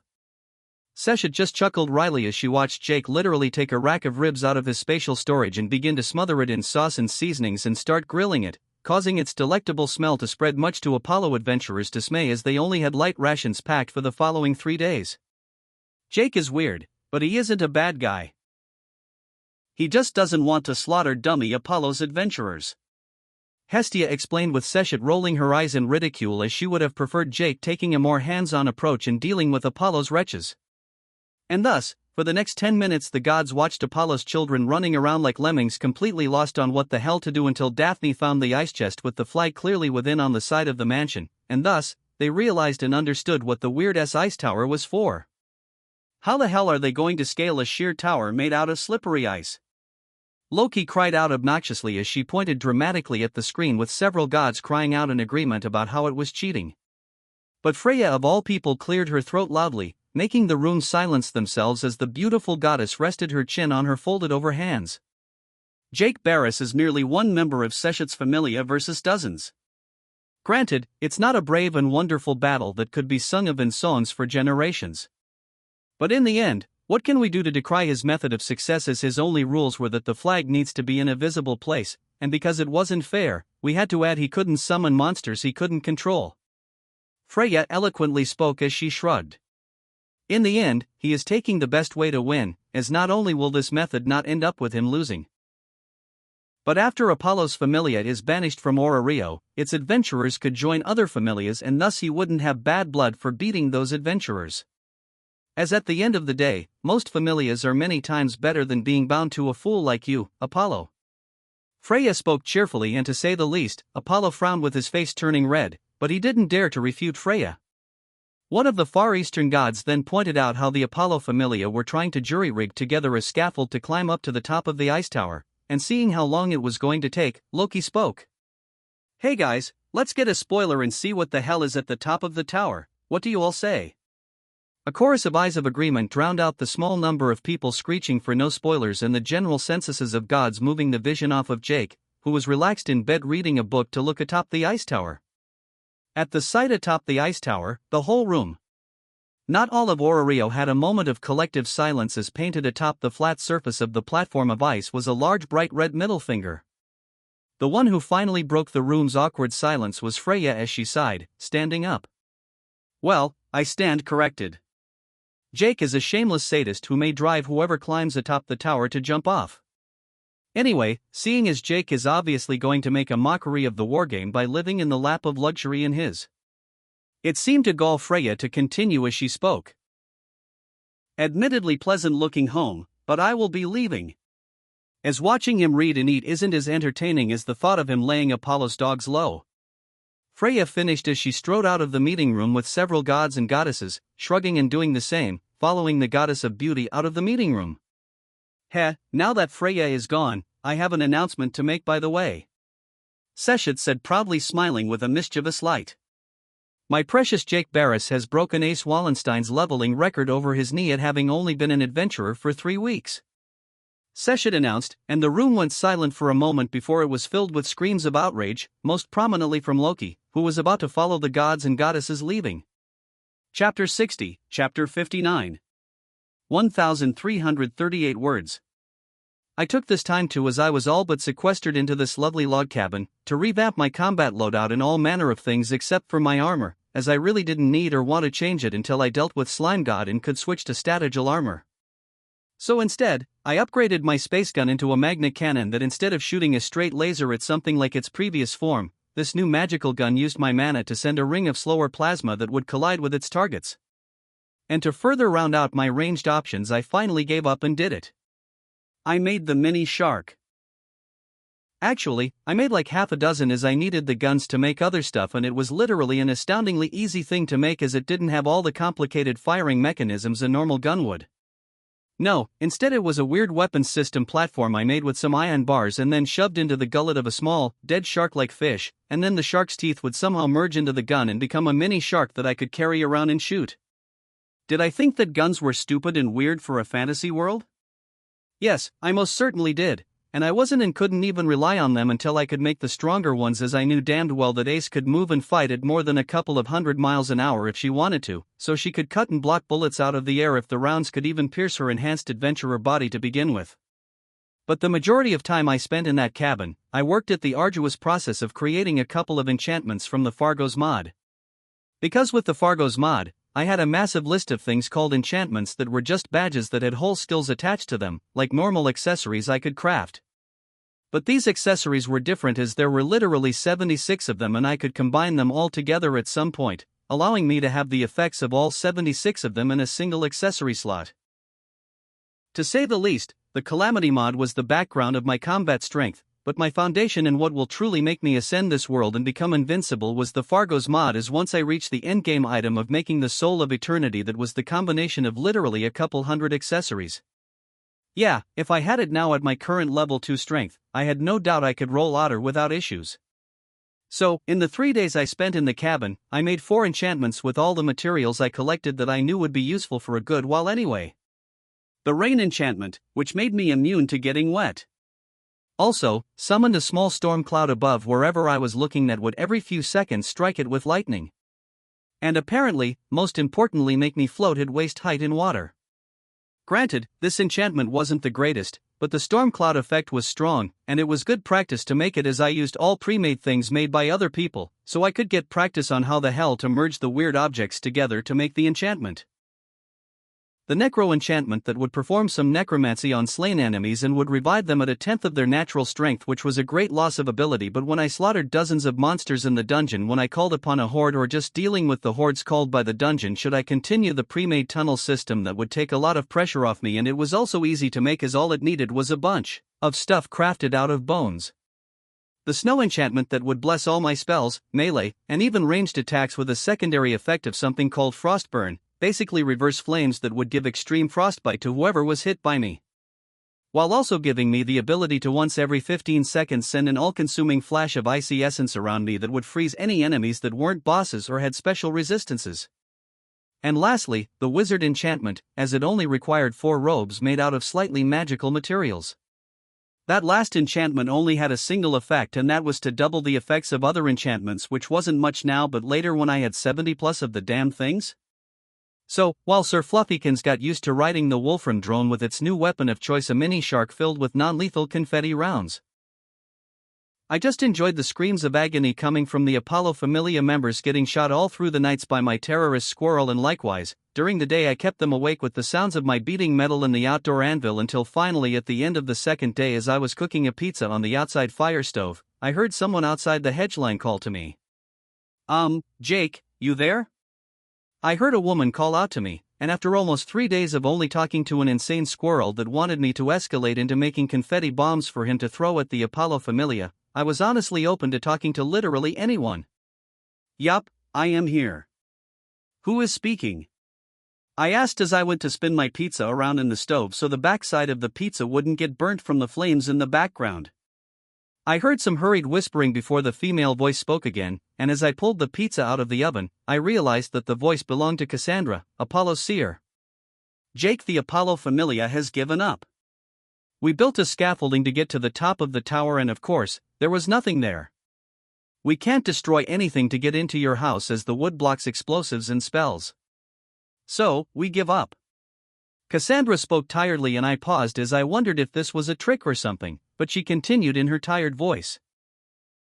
You have bullied us with great-smelling foods, and we have been all but tortured for the last couple of days, with no sleep being possible to get. So, me and Daphne are calling it quits so we can actually get sleep tonight back in Rio, and with us the only level 2s left in the Familia, leaving, the rest of the level 1s should follow us. Cassandra finished and then moved away from the hedges, but I saw one shadow standing through the hedges where Cassandra was. You know what, Jake Barris, I cannot tell if this plan was cowardly or just you being merciful. Either way, I thank you for saving our lives against that monster Rex. I heard Daphne Lyons, Cassandra's minder, typically who kept the erratic girl who was messed with mentally by her prophetic dreams. And thus, I was left alone for the rest of the night as the Apollo Familia truly just left the site of the wargame as they threw their hands up in defeat without a single drop of blood being shed. Except for the people shot with exploding confetti and the one idiot who tried to climb the ice tower without any scaffolding, only to fall off and break a leg. Wonder if Sesh had spilled the beans about me leveling up, and just what do the gods think of my treatment of wargames? I mused as I bit into my pizza, just enjoying the gentle, soft noises of the wildlife surrounding my log cabin. Which was a big change from life in Rio. Chapter 61, Chapter 60 Rio POV. 1,294 words. I do not believe I have seen a more cowardly and bullshit method of winning a wargame in all my years of being an adventurer, Mia said with a vein on her head being proudly displayed. Not only does this damned mirage never go away due to the gods not wanting to miss Jake actually do something, but all he is fucking doing is crafting weird shit which is making all these damned mages and smiths take up my whole damned restaurant. Mia yelled out, but the smiths and mages just ignored her after the last 2.5 days listening to the owner of the hostess of fertility complaining. Because they knew she just wanted actual entertainment, and it wasn't like they were just loitering around.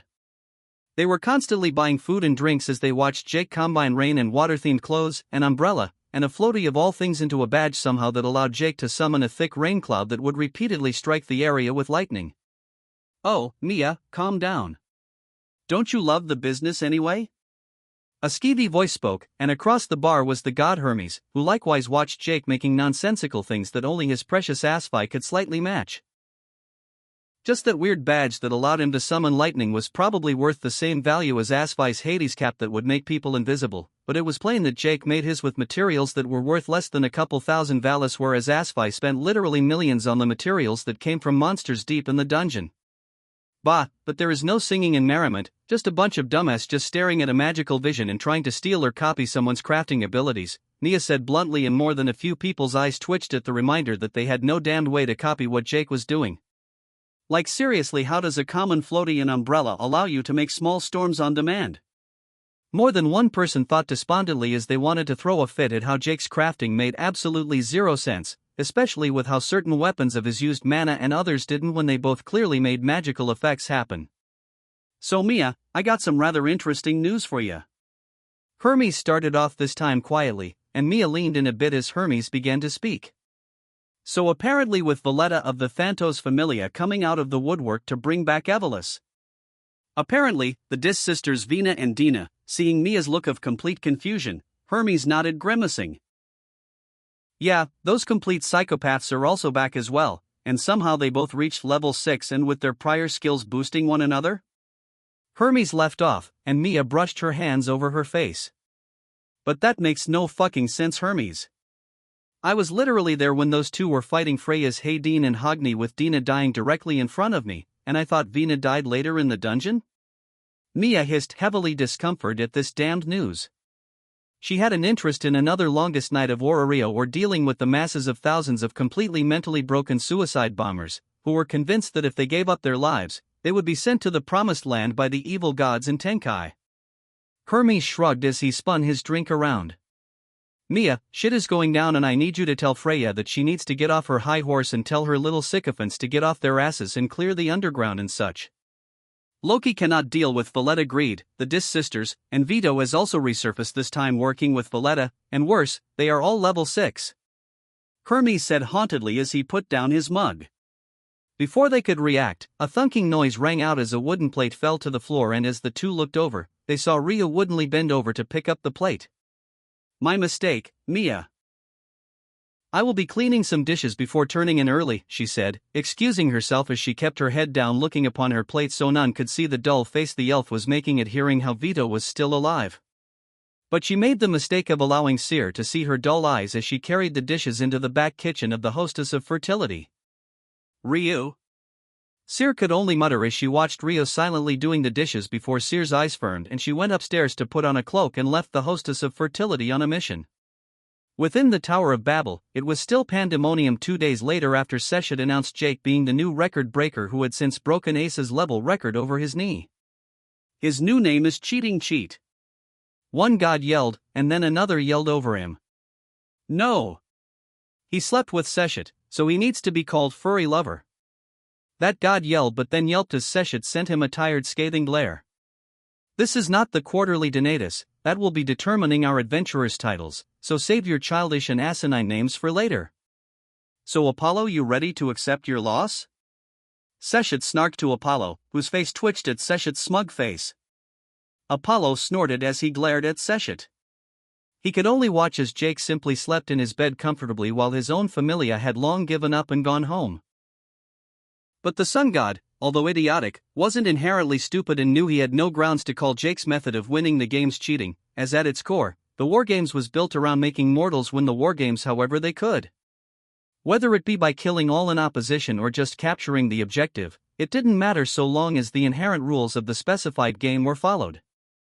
Fine. Seshet, you win. Apollo said tiredly as his head thumped against the wooden backrest of his chair. My adventurers will clear out the Sunset Manor, and you can take Dash. Before he could continue, Seshet raised a hand. She said firmly. I don't give a damn about your property, I just want the monetary value of it in my familia's coffers. As mine already has a far greater property anyway and it is actually defensible and none can harm us within. Seshet said straightforwardly, making Apollo's face twist as he closed his eyes and shrugged. Very well. I physically cannot sell the mansion at the drop of a hat. Nor do I have the liquid assets to pay for it, so I will pay it in some installments over the course of the next 5 years. Is that amendable, or otherwise as my familia is being banished from Rio I will simply pay nothing at all as I cannot meet your demands? Apollo said frankly, and Seshet tiskat at not getting such an easy windfall. Fine, do whatever you want. Rent out rooms in your mansion or something to actually make money, but if you skive on me, I will go with Jake to hunt your ass down and there won't be a guild stopping us from sending your ass to Tenkai. Seshet warned with a grin that had too many teeth to be natural. And thus, the first wargame of Seshet's familia ended. Not with a climatic final battle and the triumphs of mortals. No, it ended with a man sleeping through the night and scratching his ass to the viewer's gaze in the tens of millions across Rio and the major cities scattered across Genkai. Chapter 62, Chapter 61. 1963 words. On the final day of the wargame, I was awoken by an obnoxiously loud horn that was thankfully muffled by the building I was in, knowing that the game was officially over. I just tiredly rolled out of bed, rubbing my eyes as I stretched, and as my arms fell down, I just grinned at how I won this wargame. Let's go see the guild representative outside to make sure nothing fucky is going on, I muttered as I changed into my bodysuit that would keep my body cool and from chafing within my meteor armor while I went into the kitchen area I previously made to snag a sandwich. As I walked out of the log cabin mansion I couldn't help but smile as I took in the homely large house, and I wondered aloud. I wonder if I can actually keep this place as a kind of vacation house. Well, I could set a teleport point or something to get out of Rio in a pinch. I said, shrugging as I took out the flag I was supposed to keep safe from its locket chest and headed toward the guild tent. The guild ran tent that was officiating the wargame was only half a mile away from the cabin I made, so it didn't take me long at all to get there. But as I approached, I frowned a bit, seeing no one outside standing guard in case of some goblins or other surface monsters popping up. But I could distantly hear some giggling seemingly coming from within the tent as I approached, so I just stowed away my thoughts as I approached the tent.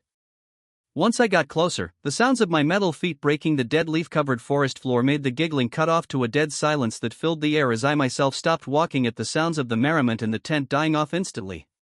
Hey guys, it's just me. I wanted to come see what I needed to do with the wargame being over.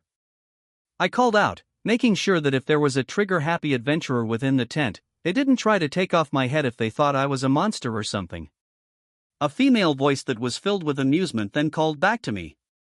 "Oh, Jake, please come on in, we were just waiting for you in fact. We also got a wonderful gift for you from the guild as well," the voice said merrily, making me blink in surprise. Why the hell would the guild have a gift for me? I thought they hated me after I told them to get fucked when it came to using my tunnel and such. Walking into the guild tent, I froze at the sight before me. Within the large guild tent on the sides was a literal pile of bodies, all seemingly frozen, which sealed in the scent of their death, and I could recognize the Ganesha style and matching dye jobs.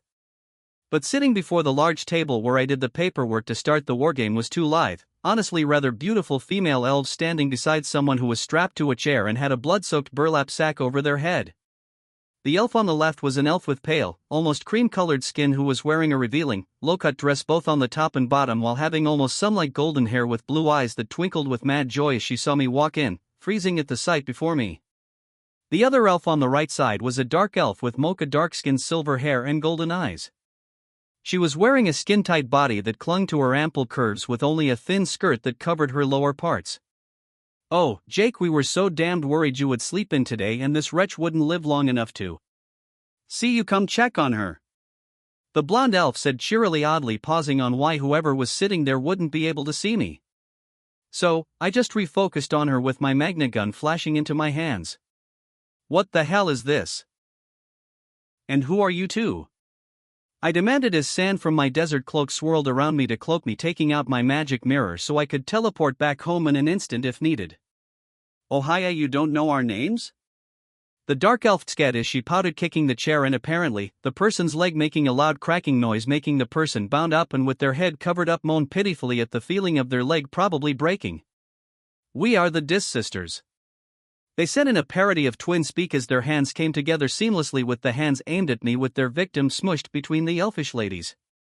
"I am Dina and this is my sister Vina," the blonde one, apparently Dina, said while gesturing to her dark elf sibling Vina. Then she continued speaking as their hands fell apart in the hand. She held her sister's with zipped in a blur to the covered head and apparently grabbed the person's hair as she thrashed her back and forth. "So, Jackie, you want to play a game? I make this bitch squeal after I remove her gag, and if you figure out who she is I will give her a quick clean death before I cut off all your own limbs and take you back home," she said cheerily, even making me up a kind of nickname. But all I could feel was the sheer bloodlust coming off her that matched Alan when he was in a bad mood. "Ah, Dina, that's not much of a prize at all. We can at least let him have a hand so he can wipe his own ass, right?" Vina said with actual kindness in her voice. She honestly sounded like she was doing me a favor something and took pride in it. As I stared at the burlap sack and as I saw beyond all the blood covering it, I could see trailing just out of the bag was long brown hair. "Ina," I called out softly, and a cold murderous rage filled me as her head lolled with her moaning through her gag as she somehow registered me calling her name. I coolly stared back up at the two elves who grinned with true happiness and even clapping, making their voluptuous curves bounce within their tight-fitting exposing clothes. "Wow, Jake, you are so observant for a pathetic human being." Vina excitedly clapped as she ripped off the hood from Ina, and my blood went cold as I saw what the hell they did to her. Ina was a total wreck. And as I took in her new appearance, the blonde elf reached into a cup and threw onto the table several four-parts of Ina that made me want to vomit despite having killed people in the dungeon and the Evelus members that attacked me before. All races are lesser than elves. All of them, and the filth that is half-elves especially, need to be reminded of that. Plus she tried biting our hands as we were sawing off her mongrel ears, so eye for an eye, we took her eyes as well, huh? Vina manically cackled as I saw Ina's pits where her eyes once were aimed at me, with blood seeping from each of her eye sockets and the brutalized flesh where her half-elf ears were before. My jaw vibrated as I fought the urge to grind my teeth. I took a breath and looked at the cunts in front of me as I committed their very appearance to my memory. She may not have been much of a friend to me, but she is a close friend and was the guide of my actual best friend, I said as, hiding within the sands of my cloak, I took out an arm-sized squirming worm. She wasn't my friend, but she was connected to me anyway, and this karma you will bleed for, I said, flexing my hands, crushing the squirming worm within my hands.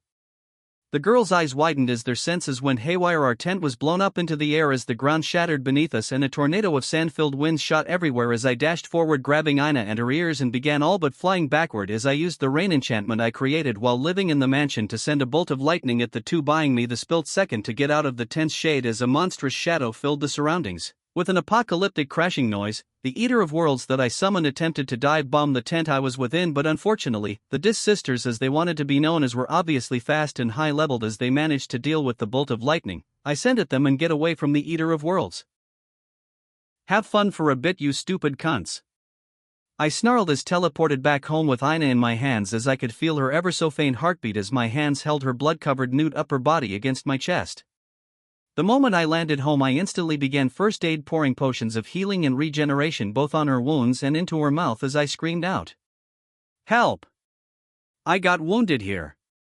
Come here now." I all but screamed, and I could hear Belle or someone literally pull a door off its hinges as they dashed through the store's living section as they got into the room. Seeing Philvis come into the room, I put Ina's ears next to her as I shouted, "Heal her with your healing spells, use elixirs, and take her to a mid from the Dien Chet to get her healed. I got to go," I snarled as I used a return potion to teleport to where I just was before teleporting. As I returned to where I was previously, I was welcomed to the sight of the Eater of Worlds, having tunneled several times through the earth, creating massive tunnels as it bore through it in pursuit of the Dis Sisters, who gamely fought it using their great agility and dexterity to avoid the gouts of green cursed flames coming from the sections of the Eater of Worlds, and of course being either eaten or smashed by the monster's gargantuan bulk as they all but danced across its scaled form. I was so fucking pissed that my friends were being targeted now by Evelys. I just smiled as I flicked a large eye in one hand, and in the other, I crushed a sandy medallion in the other, spawning the roaring figures of the Eye of Cthulhu and the Desert Scrooge, but this time, with how I had gotten the Fargo's mod, they were much larger and stronger as they dropped even greater items now. As three gargantuan monsters that filled the sky screeched, roared, and hissed as they did their best to kill us, I grinned viciously as I took off on my slime hook, taking me through the trees that filled the forest. As I flew past those elves that blinked in surprise seeing me back, I took out my mini shark and introduced those brain-dead racist elves to the glory of a minigun, spraying hot lead in their direction, making their acrobatics stumble and dash around even harder to avoid the bosses that alternated between hunting me and them as they lost sight of me in the thick forest. Chapter 63, Chapter 62. 1,292 words. The Dis Sisters were definitely level 6. Only Ace and Finn could move as fast and fluently without faltering as three monster REXS rampaged, destroying the surrounding forest. But regardless of their higher level, my hit-and-run tactics with a minigun of all things led to them getting shot a few times as they couldn't dodge or block every bullet while still keep moving. Unfortunately, my simple musketball rounds only gave the level 6 wearing only thin dancer's clothes dark bruises as their hardened adventurer flesh repelled the metal balls like they were instead non-lethal rubber ones. "Damn it, just let us go, you bastard!" Vina the Dark Elf screeched as I used my grappling hook to zip away from her as I switched from my minigun to shoot at her with my magnet cannon, making her screech as the maser-like gun shot a circular ring of air that was superheated and chock full of electromagnetic energy, so when it collided it basically acted like getting shot with both a bolt of lightning and getting a boulder slammed into you for an instant. I didn't answer Vina's damned as I shot one of my slime hooks towards Dina and made her slide across the ground to avoid getting clotheslined by the sticky chain that was shot past her. Wordlessly I sprinted away from Dina as she continued chasing me with her wielding some dual swords after easily dodging my magnet cannon shots, but I didn't consider my shots taken at her as wasting my mana, as it bought me the time for the Eater of Worlds to screech as it tore through the ground between us, separating us as it whirled onto her as it saw her first and began breathing a deluge of green cursed fire at her. "You fucking human, I will enjoy breaking your mind and ego personally," Vina yelled as she used some kind of spell to create a stack of 10 red magical circles that hovered over the Eater of Worlds' head for a split second as it went to lunge back at her sister Dina, and then with a loud sound of air combusting and screech like plasma being used to weld, a pillar of bright blue flames locked in place carved through the Eater of Worlds, and although her powerful flames burnt away and killed several chunks of the Eater of Worlds. The thing about the Eater of Worlds was that it was literally basically dozens of worms locked together, and as she carved and burnt through them, the nascent intelligence binding the creature together split apart, and I blanched as now there was like 50-something flying Eater of Worlds chunks flying chaotically in the air hunting the three of us as the Desert Scrooge and Eye of Cthulhu continued their actions. I would say the same about breaking you and having you birth me some good little half-elves, but they say don't stick your dick in crazy. I retorted before I grinned as I continued. Well, that. And you two are old spinsters incapable of actually finding a man who wants even a twin-paired deal like you two. I said viciously, as although I didn't know how old they were, being elves and all. But as their bloodlust spiked, Dina the dual-wielding swordsman screeched and literally carved through the eye of Cthulhu that was between her and me. I realized I hit a berserk button. But as she came within feet of me, she was smashed into the ground by the multi-ton weight of the sand Scrooge, who, like a boot on an insect, dragged its armored and scaled form over her form as it turned to rush towards her sister Vina. Dina, get up! Vina yelled as Dina blankly got up, and my vision became white as an all-consuming deluge of lightning hit the widespread boss as I recognized Hayden's chain lightning spell that was also aimed at Dina, who with unseen before speed rolled and all but flew across the ground as she grabbed her sister and took off at a sprinting speed faster than anything I had seen before. But my snarl at them running away into the endless forest was cut off as the Desert Scrooge had to be killed along with the Eye of Cthulhu as Hayden's lightning spell bounced between the two of them and killing the far more fragile Eater of Worlds chunks that couldn't withstand the full might of one of the strongest mages in Orario unloading on its singular segments. Don't kill it yet! I roared as I sprinted towards the girls, who looked back confused at my yelling, but as Hayden, of course, didn't follow my damned order, I saw the Eater of Worlds goodie bags falling to their feet and they blinked in surprise and smiled as they leaned down to grab it. I shot at them with my minigun, making them flinch and giving my slime slingshot time to zip over and steal their goodie bags. Fuck you bitches, you get nothing! I yelled triumphantly as the other two bosses died in less than 5 seconds as Otter and Hayden pincered around the two Evelys girls, who just rolled their eyes at the Freya members collapsing around them. Vina looked at her counterpart in Hayden with their contrasting skin tone and hair color and smiled a demented thing as her hand held her sister's waist, and her sister likewise stared at Hogni, who grimaced seeing the light-skinned counterpart that was so opposite to him. How are you alive? I cut you down all those years ago. Hogni quietly demanded as he eyed Dina, who smiled psychotically as she held her bare chest that had several gouges across it after the Desert Scourge ran over her. Ah, Hogni, don't you know about the true love between pure elves transcends love and death? She demanded with an insane grin before it instantly died, and her head tilted to the side. Oh, my dear Hogni, I still love you. But after you tested my love, I will do the same, and if you come back after I kill you like I did, I will love you forevermore, my darling. She crowed as she all but panted with her blue eyes turned a glowing red, making me frown at how it was so alike to the dungeon monster's red eyes. I felt a bit like a third wheel as the Freya elves squared up with the Dis sisters, but as I stowed away the Eater of Worlds and the rest of the bags, I saw and heard the psycho twin girls sigh in unison as they had Hogni and Hayden. Well, obviously we failed our mission, so toodles. They said with false cheeriness as they threw me a childish look of annoyance in my direction as they walked away, and before I could shout or do anything to stop them, the earth shook as a literal army of large plant monsters broke through the ground beneath us, and I snarled as Freya's adventurers were hemmed in as the army of what I knew to be Velas surrounded us. Fuck it! Hold on to me so I can get us out of here. We have no idea how many of these things there are. I said tiredly as the Freya adventurers likewise bore nasty looks before they looked to Otter for his opinion. Lady Freya ordered us to escort Jake home and do some shopping for her at Jake's shop. Us leaving now is exactly what she ordered. He said dully as he laid a bear's paw of a hand onto my shoulder, and within a second and a half, the other Freya adventurers laid their hands on me. Chapter 64, Chapter 63. 1,703 words. If anything, having half a dozen people teleport with me made the spatial disturbance worse, to the point that even I felt a bit nauseous with the magic mirror protecting me, but Otter and others gamely swallowed down their bile, only shaking and teetering for a couple of moments as their iron wills took back control of their bodies that reeled from being taken through space and time. But as my mind cleared up, I saw Anna lying up on one of the couches that was against the wall, so I went to check on her without touching her, as I had no idea what else was wrong with her.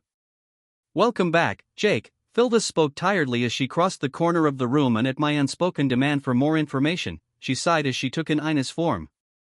I managed to reattach her ears as they had been cut off with a very sharp implement. But even if you saved her eyes, I wouldn't have been able to fix them, nor can the Dia Saint regrow them with her spell. Other than that, she had some busted ribs and other bones that had been broken, but I was able to set them so they can heal properly with the potions we have on hand. Philvis finished explaining, and I saw with how she tottered on her feet that she must have been close to mine down, so I tersely nodded. Thank you, Philvis. She is a dear friend to Belle, I said, feeling my own adrenaline leaving my own body, and I could feel all the bruises and my own injuries that managed to get past my armor rating, with how there were 3 bosses trying to kill us. Enough with the sappy shit. We came to do business, so lead us to where we need to go. Hayden impatiently brusquely cut into our conversation, and I saw Hayden throw a dirty look at me for not leading them on. I only blinked at them before I looked back to Philvis. So other than her eyes, she will be fine?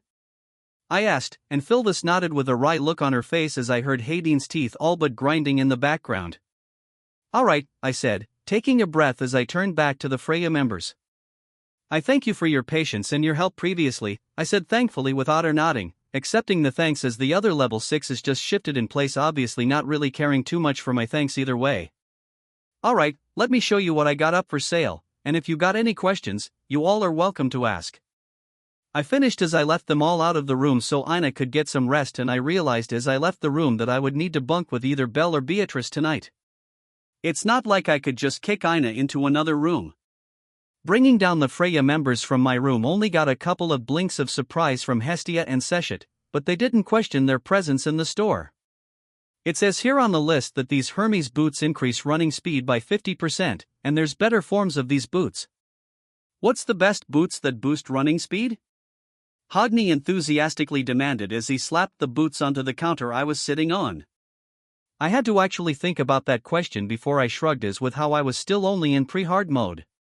The best boots I could make were Terra Spark boots. The best boots I can make as of now are Terra Spark boots.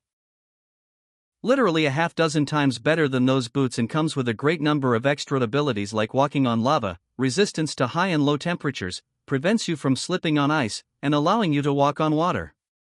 As I listed the boots' abilities, Hogni's eyes widened, showing a lot more emotion past the scarf that covered his lower face as he boggled at what I was saying, and as I added one more bit almost nonchalantly, he flinched. Oh, and you can fly through the air a bit like Asphi Andromeda's flying shoes allow her to. Otter grunted as he brought his own paper over and placed it down on the table. I want to commission a set of armor, and the Freya Familia will commission 10 sets of those Terra Spark boots so long as they have the same indestructibility your other items have, Otter announced, making my eyes twitch at his order. 10 Terra Spark boots is equal to 1 billion Valis, Otter, I said straight up, and my frank answer made Otter stagger in place as the price was ruinously exorbitant, to say the least. Oi, what the hell? You sell your other shit at prices that don't even reach a single million, what gives? Hayden all but howled as not even the Freya Familia had 1 billion Valis in liquid funds at all. I gave them all an irritated look before I very clearly explained. Alright, so you guys saw or at least heard how I crafted these badges with magical effects using other items that don't make sense for the item in question, as well as using other magical items altogether? I explained, and all of them nodded in agreement as they saw me crafting over the past 3 days, at least at some point, as the wargame was played within their Familia mansion. Well, the Terra Spark boots literally take more than a couple dozen magical items I have to make on my own and combine to make the final form of the boots. Hell, I only have a lesser form of boots as I haven't been able to get into the dungeon and get the materials needed to make the lava-themed stuff to make the boots to begin with. I said with honest irritation. No way in hell I could get literally down to the damned 58th floor in the dragon base floor around all those damned Valgang dragons and mine up the ores, as I knew damned well that's where Hellstone was. So, you cannot even craft them due to lacking the materials? Hayden interjected, and I nodded as the blonde elf looked to Otter before looking back down at me. Where in the dungeon would you need these materials, and would we need to retrieve them, or could we simply escort you there? He continued, and I blew out some air as I shrugged.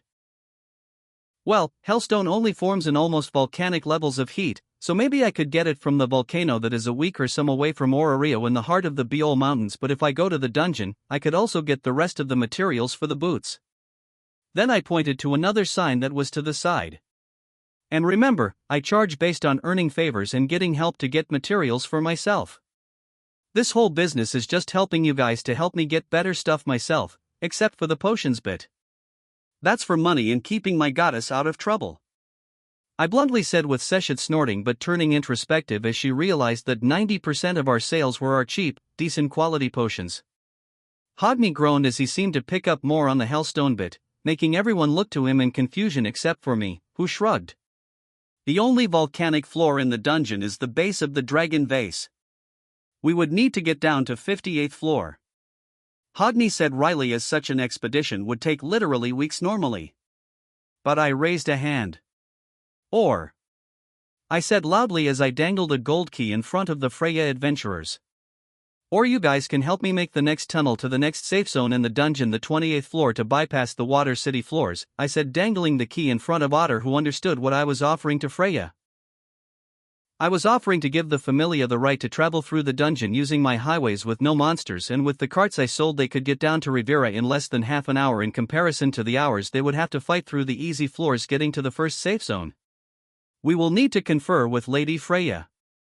Loki Familia is already in the dungeon on their expedition, and leaving Oraria without a high-level Familia when Evolus is coming back from the dead could lead to issues. Otter bluntly replied, earning a nod from me in understanding. I see. Then I guess good luck in that. Either way, if she denies this opportunity, I will be leaving Oraria to acquire resources for a while and frankly avoid Evolus's nonsense while I am gone. I said honestly, making Otter frown.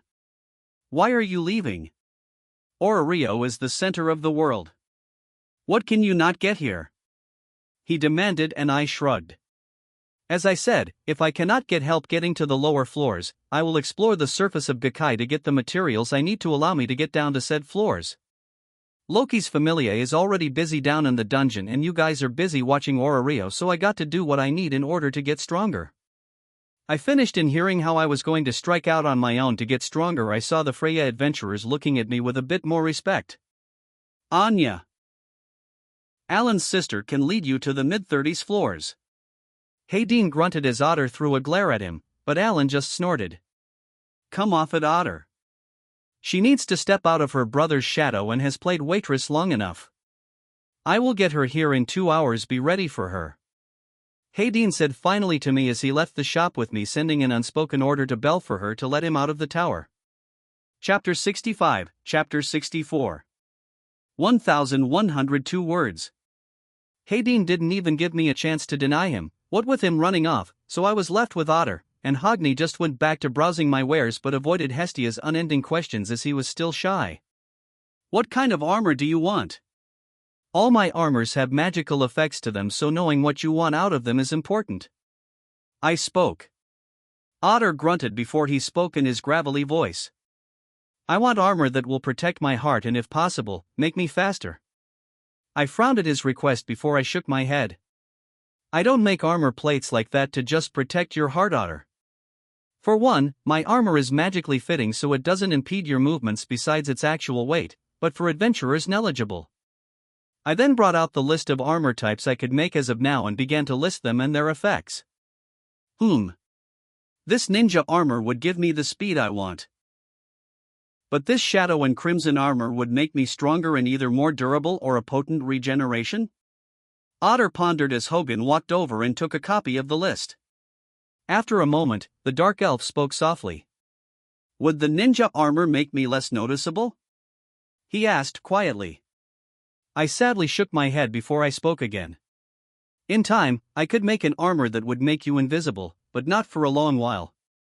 At the letdown, he slumped, but I told him if he was willing to help me kill another boss, I would gift him a potion that would make him invisible for a few minutes. Okay. I will help you with the boss later on. Hogni said with some actual enthusiasm in his voice, as he obviously relished the thought of his crippling social anxiety being soothed for a bit. No, seriously, his social anxiety was so great that he literally developed a skill on his Falna, or on his very soul, that brought a second, more valiant and bombastic personality to take over his body. I want the shadow armor set. I believe in my own strength to not need the regeneration but the speed that the shadow armor gives him. Otter grunted at the end as he walked over to me, and I quickly took his measurements. Alright, Otter, I will have the armor done in 3 days as I want to make this trip into the dungeon myself, I said, and Otter surprisingly rolled his eyes. Don't rush. You are much faster than other smiths anyway. He said with a tiny bit of encouragement. I actually felt a bit of pride from his words. Then Belle walked back in, and I noticed she was pretty downcast after leading Hayden out of the tower. You guys can read the lists. Belle, I need to talk to you for a bit about our little expedition coming up. I said gently but firmly, grabbing Belle by her wrist as she listlessly wandered past me. Everyone took a look at Belle, who looked at me with a confused expression, but they either were older and more experienced, or gods who could see more than mere mortals could tell Belle was distracted and thus was in no shape for going into the dungeon. So I led Belle into one of the side rooms and I just pulled Belle into my lap as I held her against me in a tight hug. She buried her face into my shoulder, and as I held her ever so tightly I felt her already superhuman strength being used to hug me as the walls she put up in front of Freya Familia came crashing down, and so did her composure as she began crying into my shoulder. "I know, Belle," I soothed her as I rocked her in my arms. "We can fix Ina, don't worry." I kept soothing her, and at my words, she sniffled and leaned a bit away so she could actually look at my face rather than drowning my shoulder in her sorrows. "Really?" She sniffled, with the word coming clogged up with her tears choking out her normally cute voice. I gently cupped Belle's face and kissed her forehead before I leaned back with a wry smile. "I swear I can fix it. Will be very difficult, and we will need to be much stronger." "But Belle," I said with my hands holding her face tightening ever so slightly. "We can do it.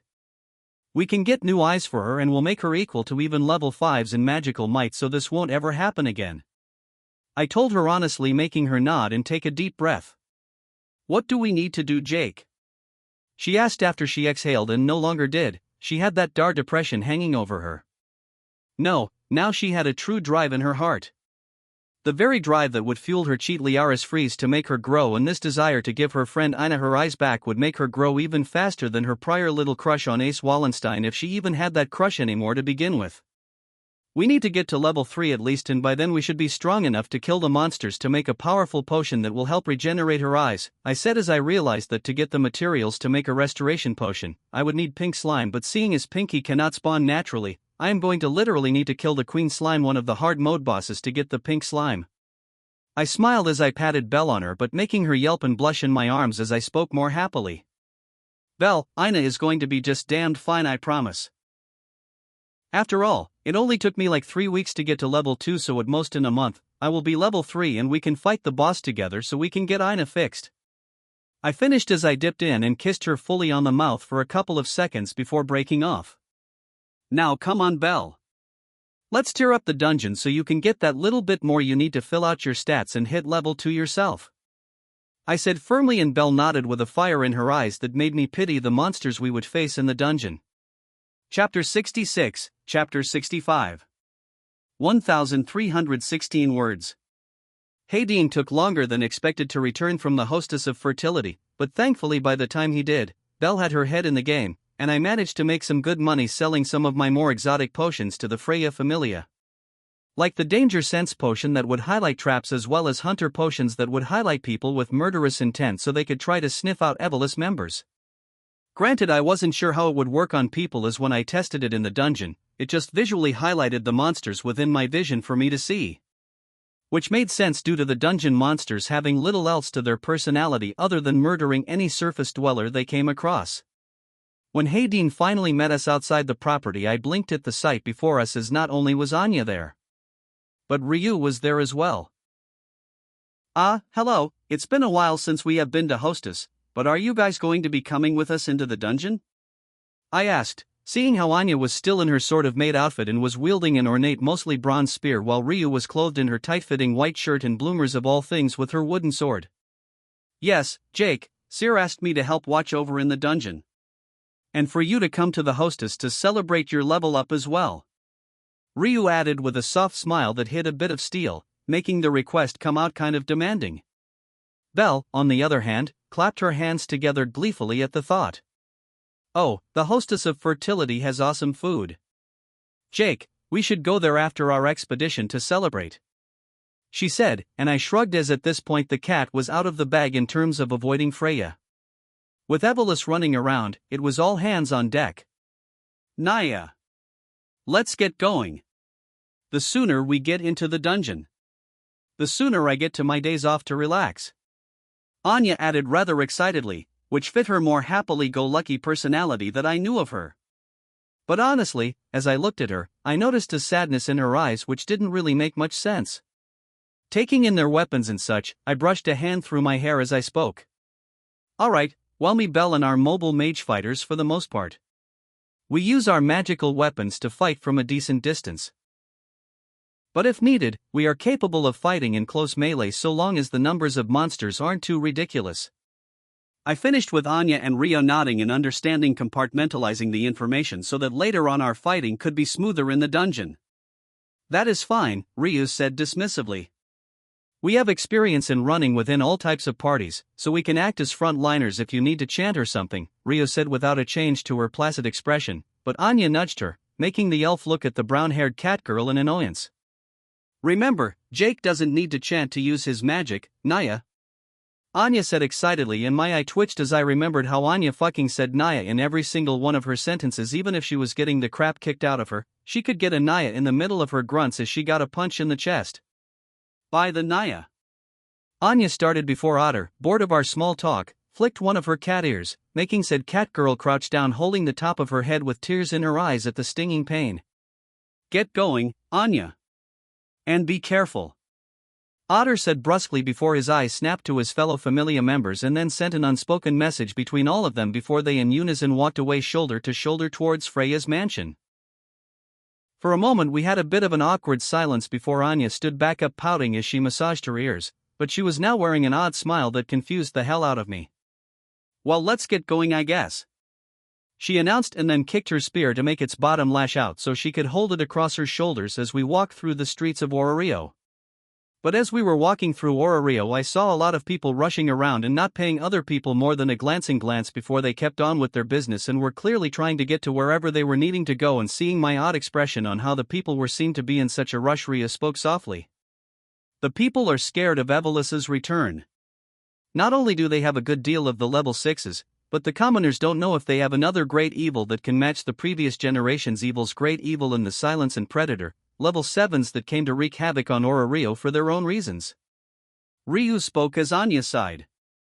Naya, I remember those days. All the killing back then is kind of what pushed me away from being an adventurer to begin with. Anya said softly before shaking her head. But if they are back, we as the good guys need to get a lot stronger, as those crazies don't have limits and live truly only to make people suffer, Anya said strongly before she grinned, taking me in Belle's hands. Well, come on, let's go.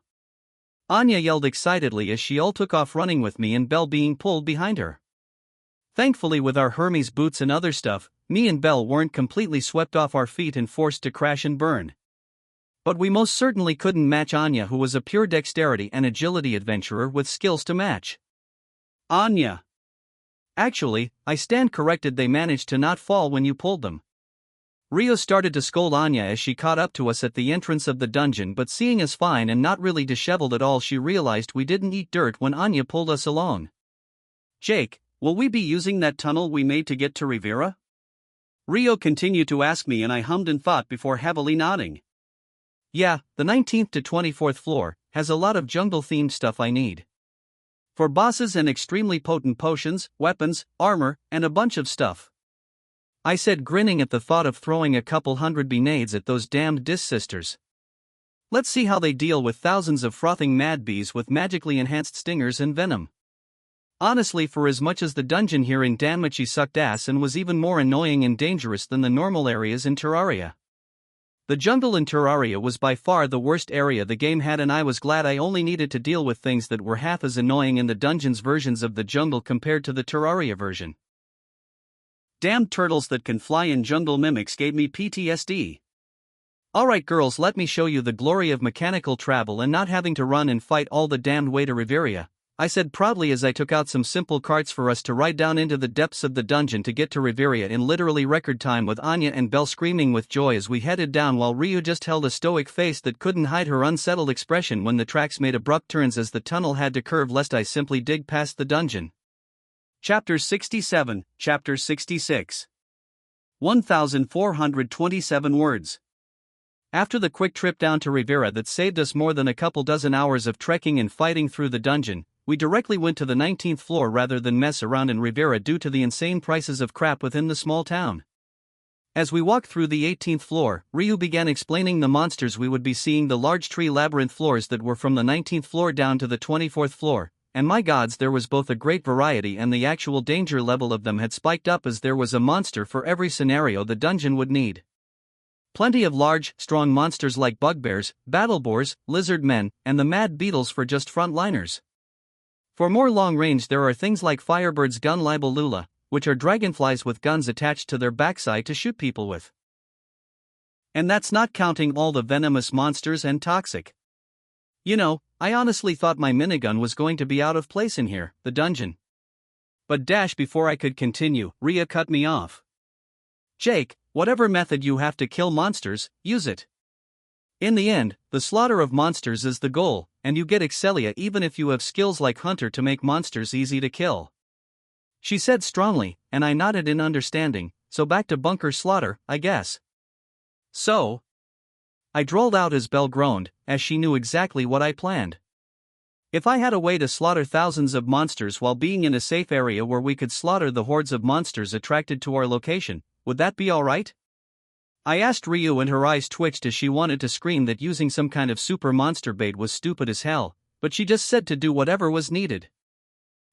Jake, maybe we can see what your plan is first. Anya offered Riley, and I nodded and quickly threw down a couple of stone blocks, making a little tower 3 blocks tall. Break or even scratch these stones and we can do your slow and steady method, I said, and the level 4s tried. Oh, they tried.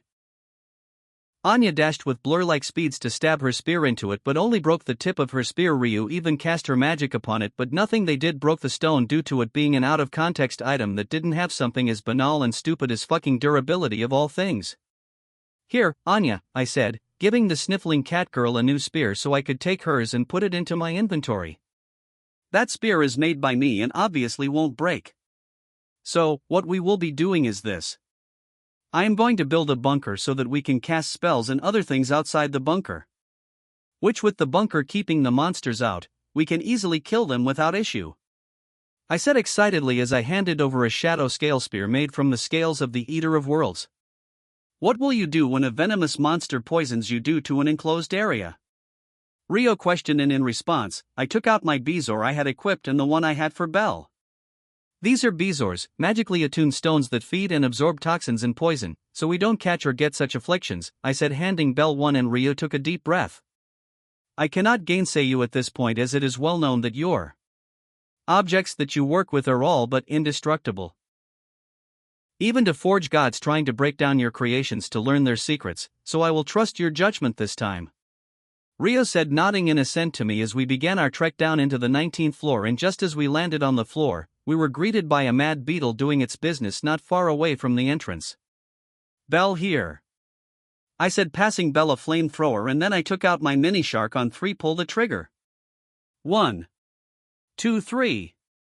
And thus, a scene born out of a war movie played as Belle shot slime gel-infused flames that coated the screaming mad beetle and basically napalm, while my mini-shark roared to life, laying a spraying deluge of musket rounds down range that shattered the heated exoskeleton of the truck-sized beetle.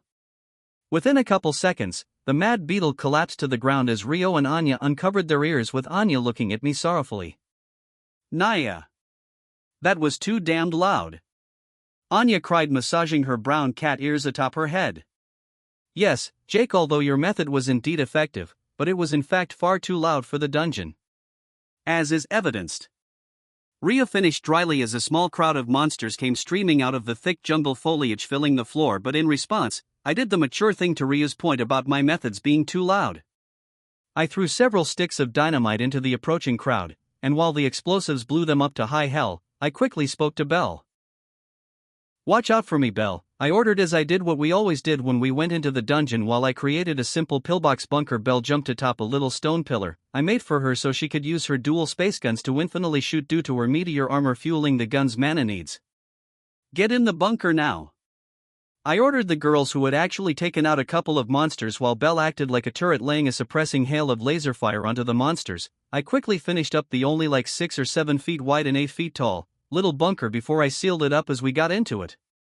Jake, you didn't account for Rio and Anya.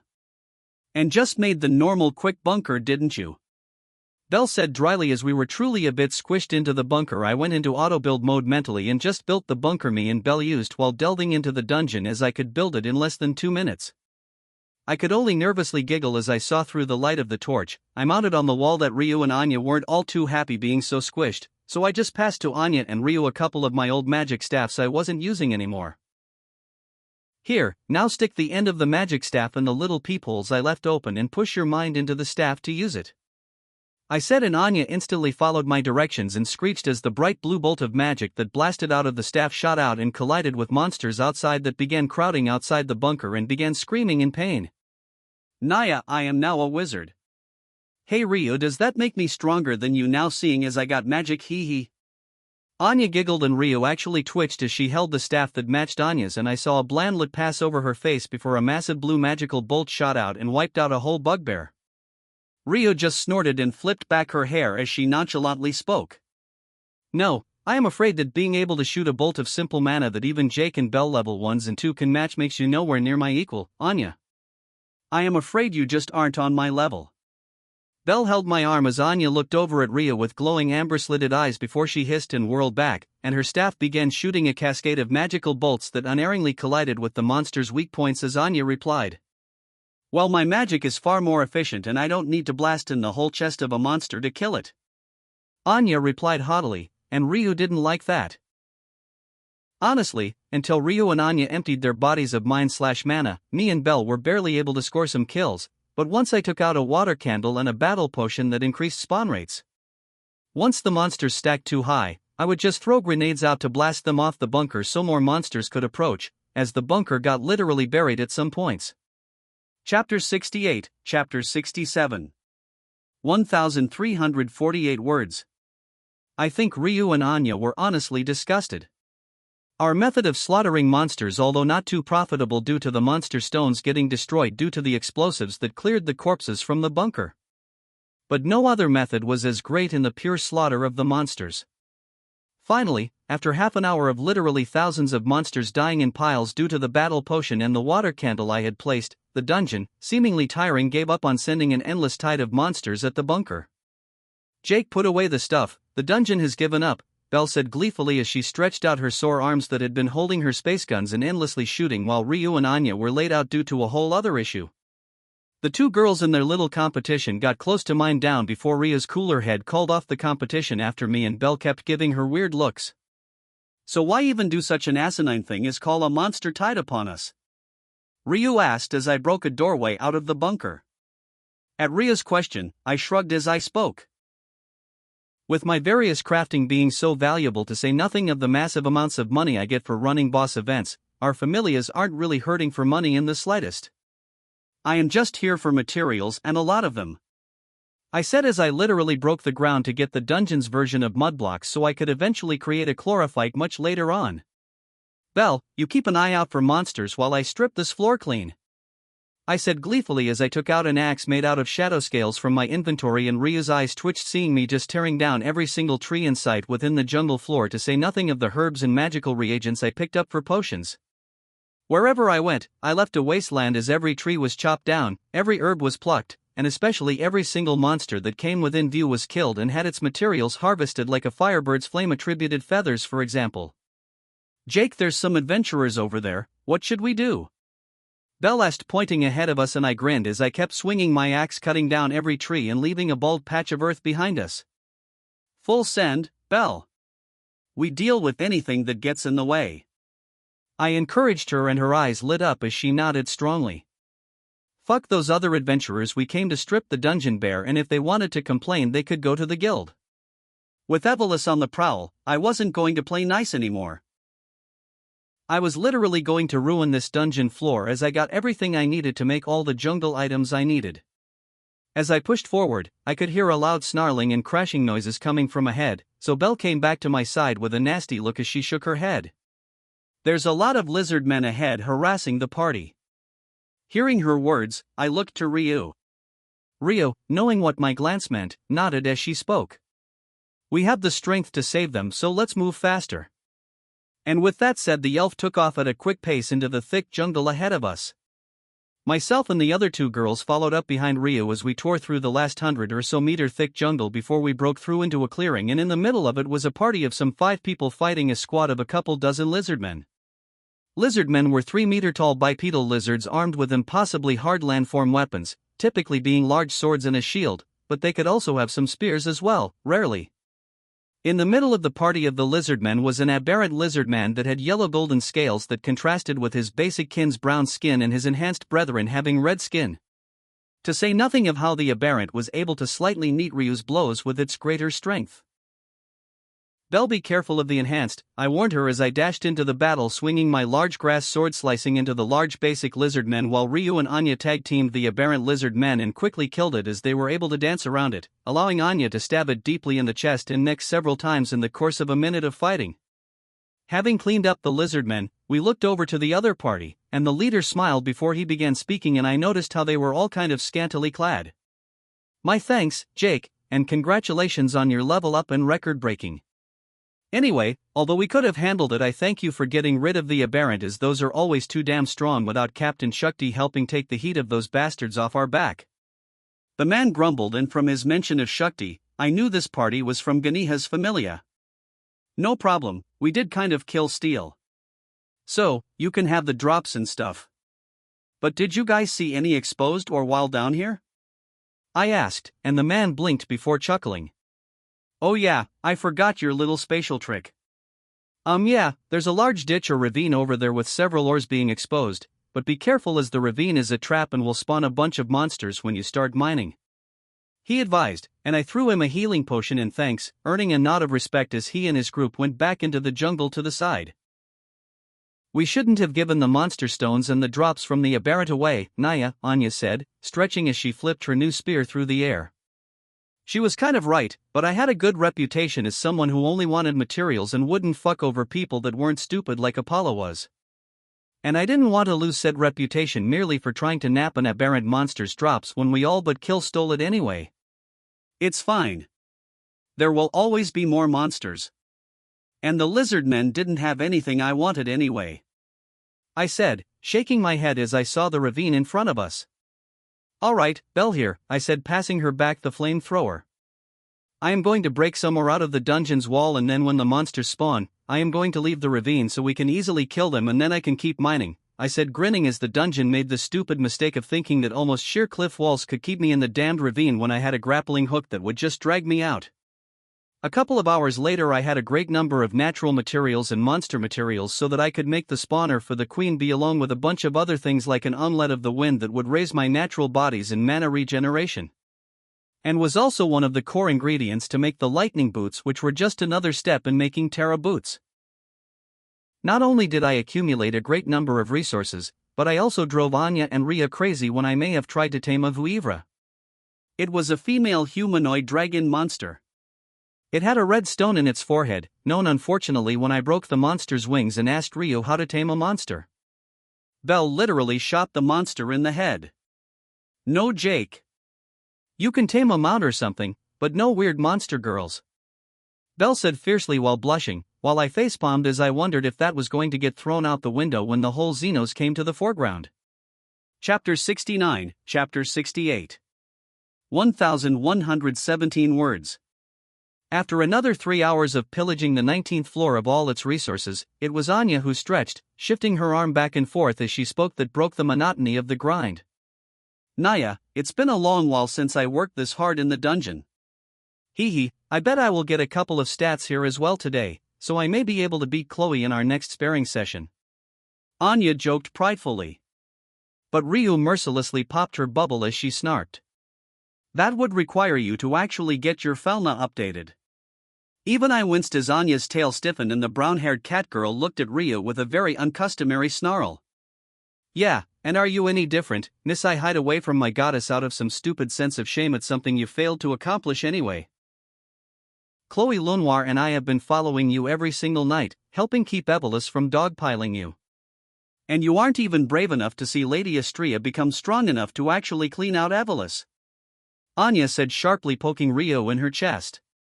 Honestly, Ryu looked utterly gobsmacked at how the happy-go-lucky girl just completely whirled around on her, especially with us third wheels fucking right here. "Then why haven't you gone back to Freya then, Anya?" Ryu said crossly as she pushed Anya's hand away from her chest. Anya's face twisted into a snarl at Ria's question before she smiled a sickly thing as she retorted. I used to fear going home to the folkvanger, Naya, due to my brother's control over me and how he would beat true strength into me. But how could I ever go home, especially to see my goddess, when the man who snapped my blood brother's neck like a twig is Freya's most favored adventurer? Anya asked rhetorically before she looked to me and Belle, and reflexively, my magna cannon raced halfway up as this was far to confrontation than I could accept. Why don't we all calm down? We can go our separate ways or whatever, but fighting in the dungeon is a terrible idea. I said, trying to calm the situation, but both girls just rolled their eyes. We are not so stupid to actually fight within the dungeon, Jake Barris. We are not amateurs. Ria seemingly reminded me primly as her hand moved away from her sheathed wooden sword at her side. Naya, it's fine. Stress has been building up, and we both needed to shout at one another a bit. Though honestly, I may need to look for another familia, as the situation I have with Freya's is. Anya sadly shook her head before wryly shrugging.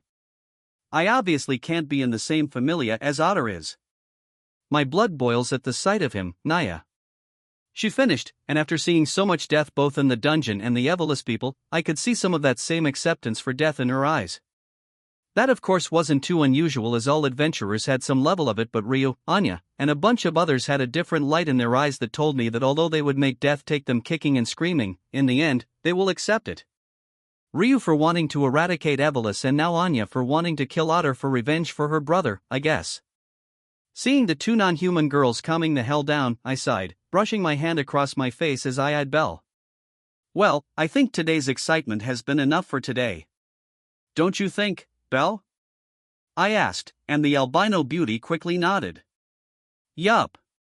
Jake, you got plenty of materials, right? Belle asked me loudly and semi-rhetorically, and as I nodded, Belle matched my nodding with double the enthusiasm as she grinned. That's awesome, now we can go on that date we agreed on earlier. She continued, and my brain froze as I most certainly didn't agree to any such thing. Anya and Ryu both blinked in surprise, with Ryu actually blushing for a moment before she turned pale as she pointed between me and Belle. Wait, Jake Barris, you and Mrs. Crannell are in a relationship? What about? No, I am sorry, but when did this happen? She questioned. I shrugged as I counted the days and answered with a waving hand. Oh, something like a few days or close to a week ago, I guess. Why ask? Before Rio could respond, Belle poked my cheek, and as I looked back to her, I saw she was pouting but blushing. I mean, we have been on a date once. Could we go to the hostess for dinner, please? Belle asked guilelessly, and I couldn't help but see how Rio cringed, like she imagined something most unfortunate. Sure, I guess. I could do with a late lunch, I said, and then looked to Anya and Ryu. You girls willing to call it quits for now? I asked, and Anya excitedly agreed, as she could have the rest of the day off, but if anything, Ryu looked kinda green for some reason. Ryu, are you alright? Did you get poisoned or something? You honestly look ill or something.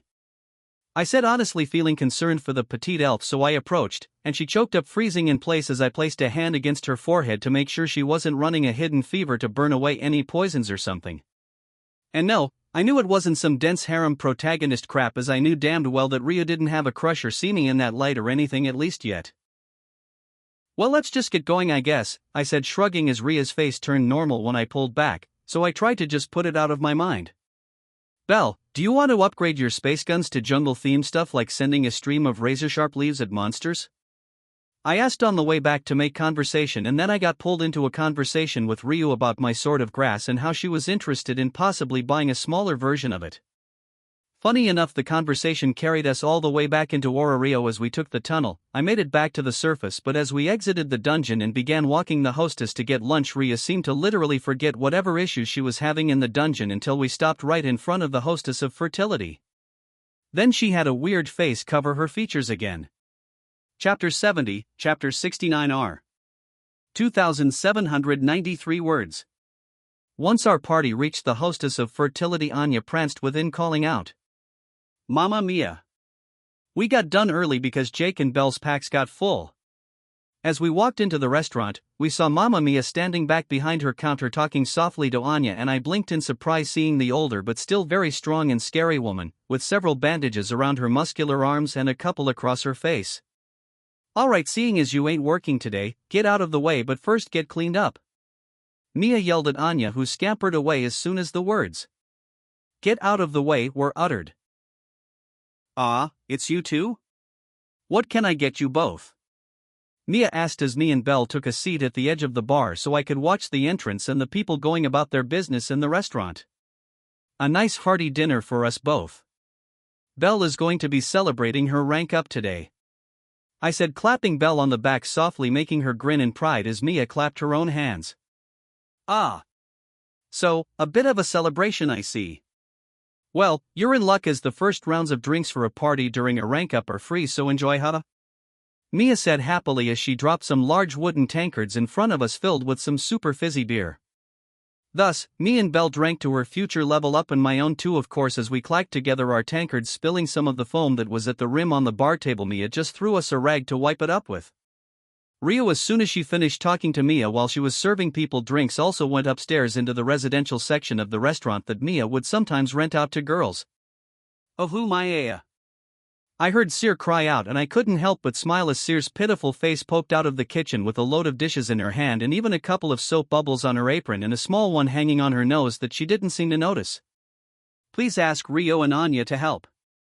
I can't do all these dishes," Cyr begged, and then her eyes lit up seeing me and Belle sitting at the bar. But Mia coughed and snapped her fingers, dragging Cyr's eyes from me and Belle as she spoke with a grin. "Nah, you can't cook worth a damn, so Lenoir needs to do the cooking, and with Chloe being the sole waitress, you get dishes duty," Mia said gleefully, making Cyr's eyes widen with such profound sadness it was like Mia just said that her puppy died while she was at school and now she had to go dig the hole to bury it. "Wah! Mamma Mia is bullying me, Jake." Cyr tried to appeal to me for mercy, but I only stared at her coldly. "Get back in the kitchen and do the dishes. You cannot even make me, your husband, a sandwich properly," I said before bursting into laughter at how Cyr's face twisted in a dozen emotions before she awkwardly laughed and retreated into the kitchen as Belle nudged me. "That was mean, Jake." Belle pouted and I just patted her on her head. Belle may have been able to stomach Cyr's terrible attempts at making sandwiches, but I wasn't going to suffer even more of that crap. Seriously, who the hell uses bacon-flavored spam to make a pizza-like sandwich she would then stuff into a lunchbox? "Here you two go. Enjoy the meal," Mia said boisterously as she came out of the kitchen with a couple of platters in her hands, and I smiled seeing the wonderful meal she had laid out for us. It looked like a large plate of thinly sliced pieces of steak, along with a large loaf of French bread with another plate of stuff to make our own sandwiches with whatever cheese and sauces to slather on the pieces of bread. After we were done eating and seeing Ryu and Anya not come back downstairs, I waved to Mia as I left the paid bill and a heft tip pinned under our dishes. "Thanks for the meal and be safe, you all," I shouted, giving the workers and even the other people in the restaurant a nod, and a couple of them raised their drinks to me to accept the well wish, as this was a hard time with Evelyn being active again. "Alright, Belle, hold my arm, we are teleporting home," I said, and she nodded with a groan as she sent me a wry smile. "I hate how dizzy it can make me though." Belle pouted, but she still took hold of my arm as I took out my magic mirror and, in a swirl, we disappeared from the streets of Orario, much to the pouting of Cyr, who had managed to sneak out the front door but quite didn't manage to snag a finger onto my clothes before we teleported. A couple of hours later, Belle went with Hestia to get her Falna updated and actually level up as we dealt with the last customer who came to buy a few health potions as well as one of the wands of sparking so they could start training their magic stat, which was one of the bigger draws for my store, as my magical items that drained mana could help train up people's magic stat, and I could literally make dozens of wands of sparking in a half an hour, as all it took was sticks of a certain size attuned to some mana to make. I didn't mind helping the world develop their magic. Ha ha. My Belle is still super talented and a cheat just like him. I heard Hestia cheer loudly through the closed door, and I paused as I finally put down my book and unwrapped my arm that was around Beatrice as she napped against me.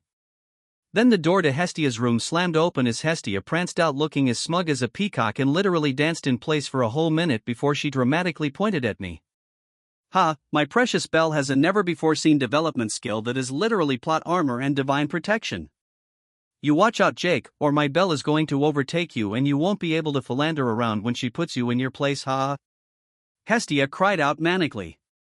But before she could continue, Belle came out of the room blushing as she fixed her shirt, looking at me in relief, as Hestia left the door wide open when she pranced out and thus left Belle partially exposed. Hestia, don't be mean to Jake. I actually want a big family. And if he gets other girls pregnant, they can help take care of all the kids when I go back to adventuring. She said, blushing an atomic red as Hestia choked on the very air, literally looking like she was going to collapse as she pointed at me and Belle. Bois, you are all perverts. Hestia shouted as she whirled around and dashed back into her room, slamming the door closed. Belle smiling wryly as her face still was kind of pink in embarrassment as she looked at me, who was sitting beside now awakening Beatrice, who obviously couldn't sleep through Hestia's bullshit. Beatrice blinked tiredly before she groaned. I couldn't sleep last night at all. I am going to turn in early, Jake, sorry. Beatrice said softly as she pushed her large breasts into my chest to give me a quick kiss on the cheek before she hobbled to her feet and went into her room with a wave to Belle and, unbeknownst to me, a wink to the albino girl who flushed at the cow beastkin's innuendo. As I stretched to get feeling back in my arm from Beatrice's form, weighing it down and cutting off its circulation, I jolted, feeling obviously Belle sneak against my chest as I lifted up my arms. Opening my eyes with my arms falling onto Belle, I lifted an eyebrow as my hands fell on her back and on hand poked her sides, making her jolt in surprise and giggle uncomfortably as her womanly weakness was exploited. You sneak, I teased, and then stopped digging lightly into her sides, allowing her to relax against me. Even with how I showed mercy and stopped her torture, she still pouted, but I silenced that pout as my hand trailed downwards to grab her soft backside and drag her up closer so I could fully kiss her. She hummed, stiffening on me in surprise as my hands went to her ass, but she then relaxed into the soft making out session with our tongues gently dancing between our mouths while my hand gently massaged her soft ass. Granted, she had a pretty athletic frame, but her ass was fantastic as it had a layer of plush to go over her strong core that was born of being a highly agile fighter. Finally, our kiss broke apart as Belle's red eyes stared up at me with a heat behind them. Jake. Are you? Belle led, biting her bottom lip as I trailed a hand down the exposed back of her backless dress. It's whatever you want, Belle. I would love to do more, but if you aren't ready, we can just nap here together if you want. I said softly as my hand reached up into Belle's long silver locks of hair and pulled her into another kiss, with her chest pushing into my own as I held her tightly against me with my other arm. Belle in answer buried her hands into my shorter blonde hair and pulled me up so she could sit in my lap, and once I sat up on the couch I was previously lying upon, she wrapped her legs around my waist before she finally broke our kiss with her breathing heavily. I think I am ready, but if I say stop you will, right? She asked, looking up to me nervously, and I nodded, of course, holding her hands within my own as I spoke. Of course, Belle, I said, short and sweet. At that, she took a deep breath and smiled embarrassedly as she shifted her shoulders so she could pull her backless dress off her arms and allow it to slide down her body, leaving her bare except for a pair of white panties. I took in Belle's pale expanse of skin with her ample handful-sized breasts, had little eraser-like small nipples in the center of them that fitted Belle's soft color, and with her breasts obviously bared to me, I partook of what she offered me as my hands rose up and caressed them with both of my hands. Aha! Belle moaned, feeling my hands massage her breasts and roll her nipples between my finger, and seeing her shift in pleasure at the feeling, I pulled her closer so her breast filled my visage, and I could suck one of her nipples into my mouth while my hands drifted down. As my hands drifted down past her waist, her legs tightened around my back, but as my hands gently slid down the front of her panty and my fingers parted her thin slit to her womanhood, she covered her mouth with her hands as she cried out softly at the feeling. Jake! Belle whispered as she uncovered her mouth to pull my face even tighter into her breast, almost so she could anchor herself while my hand gently explored her womanhood. Not so rough there. Belle hissed as her legs tightened into a lock around my back as my finger found her clitoris and I gently played with the hood of sensitive flesh. I grinned as I lightly nipped at her nipple that was in my mouth, making her squeak in surprise, and after the love bite, I kept that grin as I teased Belle softly. Oh, is my Belle so sensitive here? I asked as I drew my finger in a small circle around her clitoris, making her shudder, and then she just screamed. She came all over my lap and my face twitched as I realized I was still in my clothes, so with a thought I made my clothes disappear into my inventory so they wouldn't get any more feminine fluids on them. With my clothes disappearing, my manhood that was trapped against my stomach flopped outwards, and with a soft slapping noise it collided with Belle's pubic region, and even in the throes of her first orgasm at my hands she recognized what the hard length of hot flesh pressing against her stomach was. Jake. Belle started as she looked down, flushed with the pleasure of first orgasm, and when she saw how my cock went past her thighs as she sat in my lap and went a good bit up her stomach and ended a couple inches below her belly button, she bit her bottom lip in worry as she whispered wetly, "Dear Hestia, this is going to go right into my womb, won't it?" I couldn't help but wonder if Hestia heard that prayer, and I followed up with that as I pushed my manhood to hot dog between the soaked lips of her womanhood. "No Hestia here, Belle, it's just you and me." And with that, I positioned the head of my cock so it spread open the petals of her vagina and the head slipped into her, and she gasped, holding me at the feeling. "More Jake," she whispered, dipping to kiss me, and I realized as I eased into her that her constant acrobatics during fighting must have worn away her hymen as I slipped into sodden depths with her, keening as my cock stretched out her formerly virgin pussy. I finally bottomed out in Belle with my cock buried to the hilt within her, and then in that moment our eyes met in unison as we broke the kiss. "I love you, Jake," Belle whispered, and I didn't need to be a fucking god and have a lie detector as I could feel Belle's second bullshit skill that was her chosen partner's skill evolve or something, as I could literally feel her true love pouring into me. I couldn't help but choke up, as never before had I felt so assured in love with someone before. I could literally feel the depths of the love Belle had for me as each clench of her womanhood coincided with her heartbeat that had changed to match my own. As her feelings filled my own heart, I answered her in kind as I gently thrust up into her. "I love you too, Belle." "I love you so much," I said as earnestly as I could while holding her tightly against me with her burying her head into my shoulder as we gently rocked back and forth making love. A couple minutes later I slowed our rocking lovemaking as I shifted to lay Belle across the couch, and she flushed as I took in her beautiful form laid bare before my gaze, and her hand lifted up to trail across my chest as I remained buried within her, but this time we were in a missionary position so I could hold one of her hands and slowly push back and forth into her, hitting her depths with the head of my cock, gentle pressing against her cervix that without fail made her inhale sharply at the sensation. "Jake, look at me," Belle whispered to me, and I looked away from her bouncing breasts back to her shining red eyes, and I shuddered as I felt and saw the depths of emotions within Belle. "Look at me," she repeated as she joined my slow pumping into her, and the combination of the pleasure and love coming from her and my own pleasure made me reach my peak.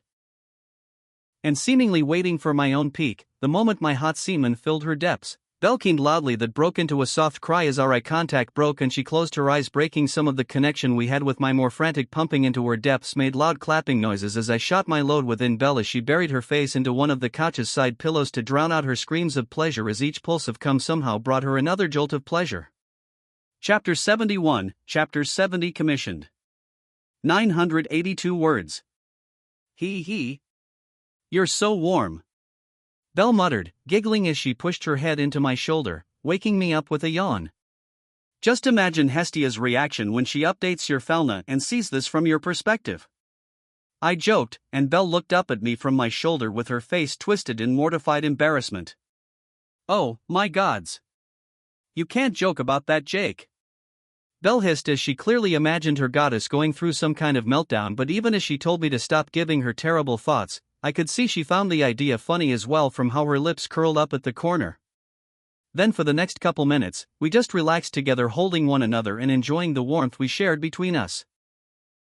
"Alright, Jake, let's get back to training and fighting in the dungeon," Belle whispered as she kissed my neck before she sat back up on my waist, unveiling her slightly toned body and handful-sized breasts as she rolled off of me to grab one of the towels. I kept to head straight to the bathroom attached to my bedroom to shower. "We have a long way to get to level 3, as you said, to save Ina.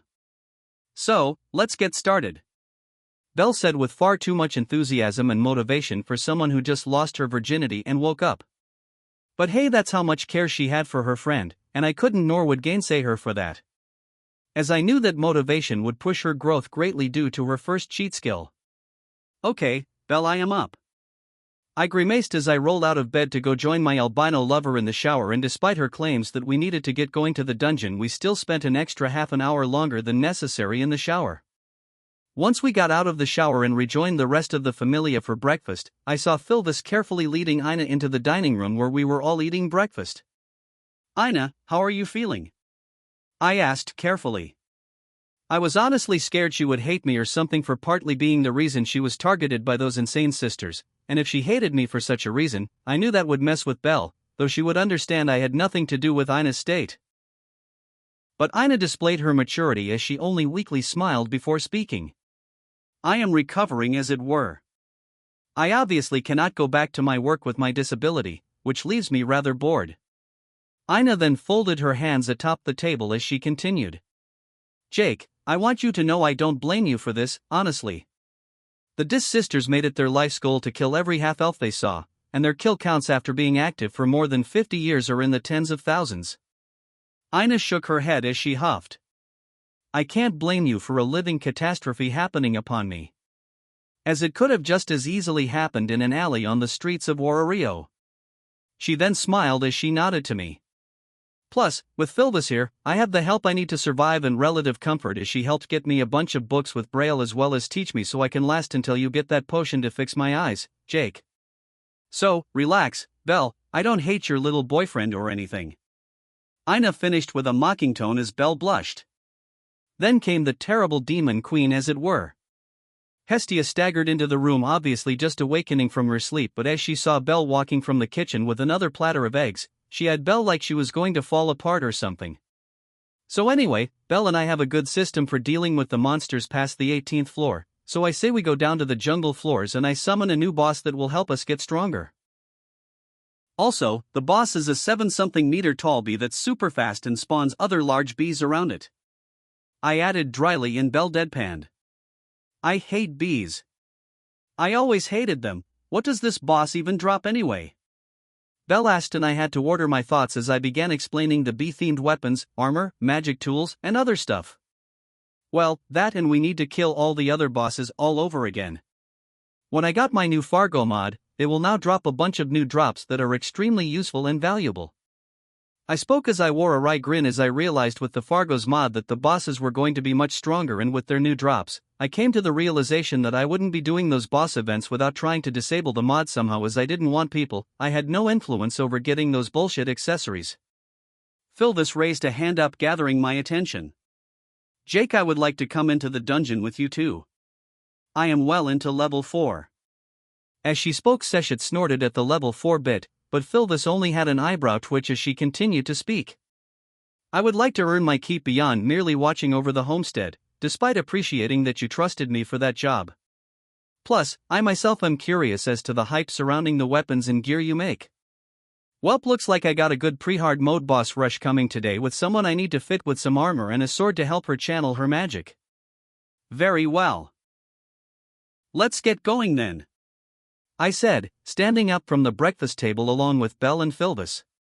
Chapter 72, Chapter 71. Jeffrey has commissioned a couple chapters.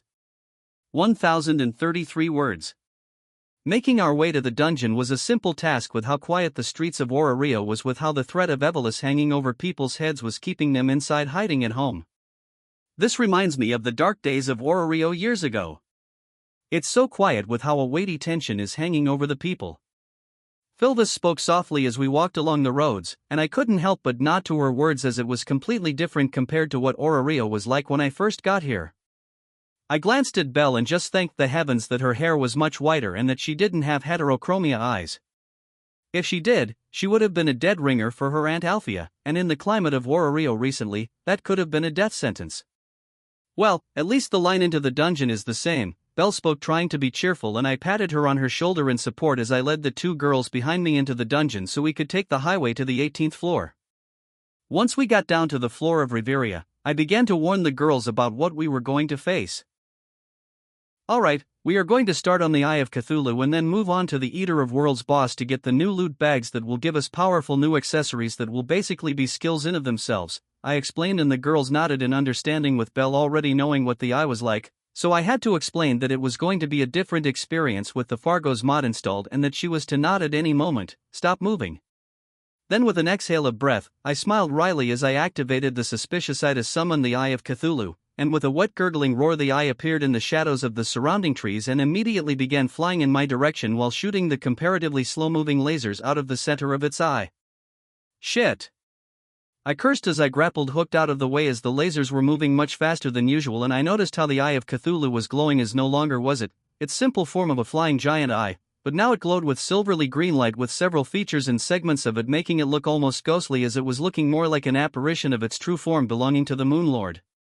And then the eye screeched as Belle grappled hooked onto its form and began stabbing its soft ocular body with her massive sword of grass that began poisoning it, while Philvis did the same with that teardrop cleaver that reduced the boss's physical strength by half. "Get off it!" I roared as I saw beneath the eye a ball of cursed green flames were growing, and the two girls, knowing I wouldn't yell for no reason, leapt from the Eye of Cthulhu just in time as the large ball of cursed green flames exploded, and the Eye of Cthulhu sat within the cursed flames as it obviously attempted to kill anyone that stopped its form. It can now make rudimentary plans and isn't just rushing after me or the most dangerous person it can sense, I thought with a frown as I resumed shooting the Eye of Cthulhu with my magnet cannon and then switching to my platinum crossbow to shoot poison and fire arrows at the Eye of Cthulhu at a distance as I kept it primarily locked onto me. With a screech of fury at being denied hurting either of the two girls, the Eye of Cthulhu then blazed with more eerily ghost-like energy, and I wanted to teleport home as forming out of the powerful energy surrounding the Eye of Cthulhu was dozens. No, literally more than a couple hundred basketball-sized flying lesser eyes that began flying at us all at great speed. But as the Eye of Cthulhu screeched and blared its energy so carelessly, I staggered as the dungeon itself shook and the ceiling shattered as an even louder roar of primal fury rang out. "Oh, this is fucking bullshit." I cursed as I realized that although the gods didn't either notice or care about the hints of divinity in the Eye of Cthulhu, this far more blatant outpouring of divinity within this version was spitting in the eye of the dungeon as its cursed flames burnt down the surrounding forests and hurt the dungeon while slapping its corrupted divinity in the face of the dungeon. From the shattered ceiling of the dungeon hung a large 70-odd-meter giant that fell to the ground of the floors of Rivera with a massive crashing noise that shook the dungeon, and then to make it even better the bright crystals above us turned red with the floor, turning our surroundings much darker, with the dungeon going essentially on lockdown as the giant got to its feet. Even the Eye of Cthulhu stopped chasing me as it sensed the sheer malevolence coming off the Goliath, and then it floated up in the air with its army of lesser eyes arrayed around it as the monster Rexes met each other in a silence that weighed like God's weight upon the people within Rivera, as everyone wondered if the dungeon Goliath would attempt to work with the Eye of Cthulhu to kill everyone on the floor. But shattering the moment of tranquility, the massive black-enhanced Goliath, with a swiftness that far exceeded its massive size, swiped its massive hands at the flying Eye of Cthulhu, but were, instead of meeting the soft flesh of the eye, instead phased through it as the Eye of Cthulhu phased out of reality, so its hands passed through it, and as soon as it did, the Goliath had a deluge of green cursed flames sprayed into its face as the hundreds of lesser eyes began tearing chunks off the boss as they morphed into their flying mouth form. Chapter 73, Chapter 72. 1,206 words. A loud crashing noise rang out as titans clashed in the air as the Eye of Cthulhu, no longer the predator that sought to either smash or burn us to ashes with cursed lasers and flames, took its time tearing apart the Goliath by phasing through the giant monster's blows, either with its weird dimensional shifting nonsense that made it paler and almost see-through, or just by simply flying out of the grabbing hands of the larger Goliath that sought to crush the flying eye into a paste. Either way, I saw that the Eye of Cthulhu had to stop all attacks when it phased through a blow from Goliath, and as it phased out of reality, so did the army of other smaller flying eyes also phase out. Another thing I noticed was that all of the eyes, regardless of the size, couldn't phase back into reality when there was something inside of them. Likewise, in the case of the smaller eyes, even when they phased into the head of the Goliath, they didn't unphased, which could have been a powerful tool. Then Belle and Philvis made their way back over to me as we watched the battle. Philvis asked the best question. "Which one do we even attack?" Between the frothing fury of the Goliath that was healing away the cursed flames and the chunks of flesh taken off by the smaller eyes, and the Eye of Cthulhu itself that was in its second phase and tearing chunks off of the Goliath with each dash along with blowing cursed flames, honestly, neither choice looked all that great, as it looked like the Goliath was going to win due to its insane regeneration and its sound waves attacks that could stagger the Eye of Cthulhu for it to hit it with its strong arms and fists. "Want to see how much we can piss off the dungeon?" I asked with a wry smile as I took out the Eater of Worlds and Queen Bee summon. And at the sight of the boss summons, Belle shuddered as she visualized the insanity to come, and then with a wry smile she spoke. "Jake, you're insane, but with the bosses focused on one another, we can see what happens when we summon even stronger bosses in the dungeon," Belle spoke, and then I looked to Philvis. "This is ridiculous, plain and simple. But seeing the dungeon's enhanced monsters get beat down is most pleasant. I vote to do it." she said with a bit of a vindictive smile as she obviously recalled her old parties getting killed off by monster parties and such. Welp, I got 2 affirmations to shake the metaphorical bee's nest, so I crushed the worm and shook the beehive summon item, and with a series of hissing and buzzing the Eater of Worlds tore its way through the dungeon ground, making it shudder while the queen bee formed in the shadows of the trees before its wings blurred into motion, sending trees flying away at the force of the wind coming off the 4 wings that kept the elephant-sized bee in the air. The Goliath, seeing 2 more giant monsters meted in the air, roared in an even louder primal fury while we 3 made sure to sneak some attacks onto the large queen bee and the Eater of Worlds before we went back to hiding in the nearby forests out of sight of the massive angry monsters. No wonder they say the Goliath is a level 4 monster at minimum, I muttered as I saw the Goliath literally grab the Eater of Worlds by its long body, ignoring the wounds coming from its hands as the segmented body parts attempted to eat or burn the hands away as it used the massive and long Eater of Worlds like a chain to swipe through the air, and even succeeded at hitting the Eye of Cthulhu and the queen bee a couple times. But after a few more minutes of the kaijus battling, the queen bee seemingly got tired of getting swatted around and flew directly over the Goliath and recalling the bullshit that it could do. I grabbed Belle and Philvis and dived for the floor as the entire battle went silent for a split second. Then the entire dungeon shook as the queen bee activated its tiny hint of sun divinity. It became the embodiment of a pillar of plasma that fried the Goliath for a solid 5 seconds, and in that massive attack, the Eater of Worlds that had been rolled up in the Goliath's hands to act as a weapon got fried to the point of dying, so we got bags dropped on our bodies, and even the Eye of Cthulhu got blasted off to the side as its phasing trick couldn't handle the pure power coming off the queen bee, acting as the conduit to the sun. Even though the Eater of Worlds died, the Goliath was only partially regenerating as the beam of light had burnt all the way through its chest, leaving its core somewhat visible, and seemingly understanding how the flesh was hurriedly regenerating over the large crystal. Several of the miniature eyes flew over and began taking bites out of the Goliath's crystal until it violently shattered and the rest of the Goliath's flesh burst into smoke, and the dungeon shook as though in fury at their monster being killed by what it clearly considered to be gods challenging it within its body. The dungeon shaking even increased with our forms that were huddled together, with Belle's chest against my shoulder and my face accidentally pushed in Philvis's chest, being the only reason we hadn't fallen to the ground anyway, as the dungeon was clearly pissed beyond belief. Then the ceiling cracked, and as another monster's head popped out, I felt a piece of me die inside as I saw the fucking juggernaut shriek the dungeon's fury as it tore its way out of the walls of the dungeon, and it showed its insane speed as it literally broke the sound barrier as it tore through the air in its leap, in which it used its claws to bisect the queen bee with no fanfare before it landed on the complete other side of Rivera in a crash that threw trees and boulders at insane speeds. Then as I saw the Eye of Cthulhu try hopelessly to dodge the juggernaut's slashing limbs and tails, I saw the juggernaut's immunity to magic at work as its magical barrier absorbed all the cursed flames before returning all the absorbed flames in a massive conflagration that stunned the Eye of Cthulhu long enough for the juggernaut to leap into the air, capture the Eye of Cthulhu within its teeth, and with a wet crunching sound eat it. Wordlessly I grabbed the girls in a backbreaking hug and teleported home with our bags in my inventory as the enhanced juggernaut was beyond us. We would no doubt die if we were seen, as I couldn't even react to dodge that monster that could break the sound barrier with its leaping, to say nothing of its magic immunity. Chapter 74, Chapter 73. 1,390 words. With a loud thumping noise, our forms were thrown onto my bed, the air being knocked out of me as all the girls landed atop me, and we honestly just lay there in stunned silence at how the dungeon so easily tore through the bosses I had prepared previously. That juggernaut's magic absorption and then reflection was just too damned powerful, as it was able to sustain being bombarded by the Eye of the Cthulhu without any harm being done to it.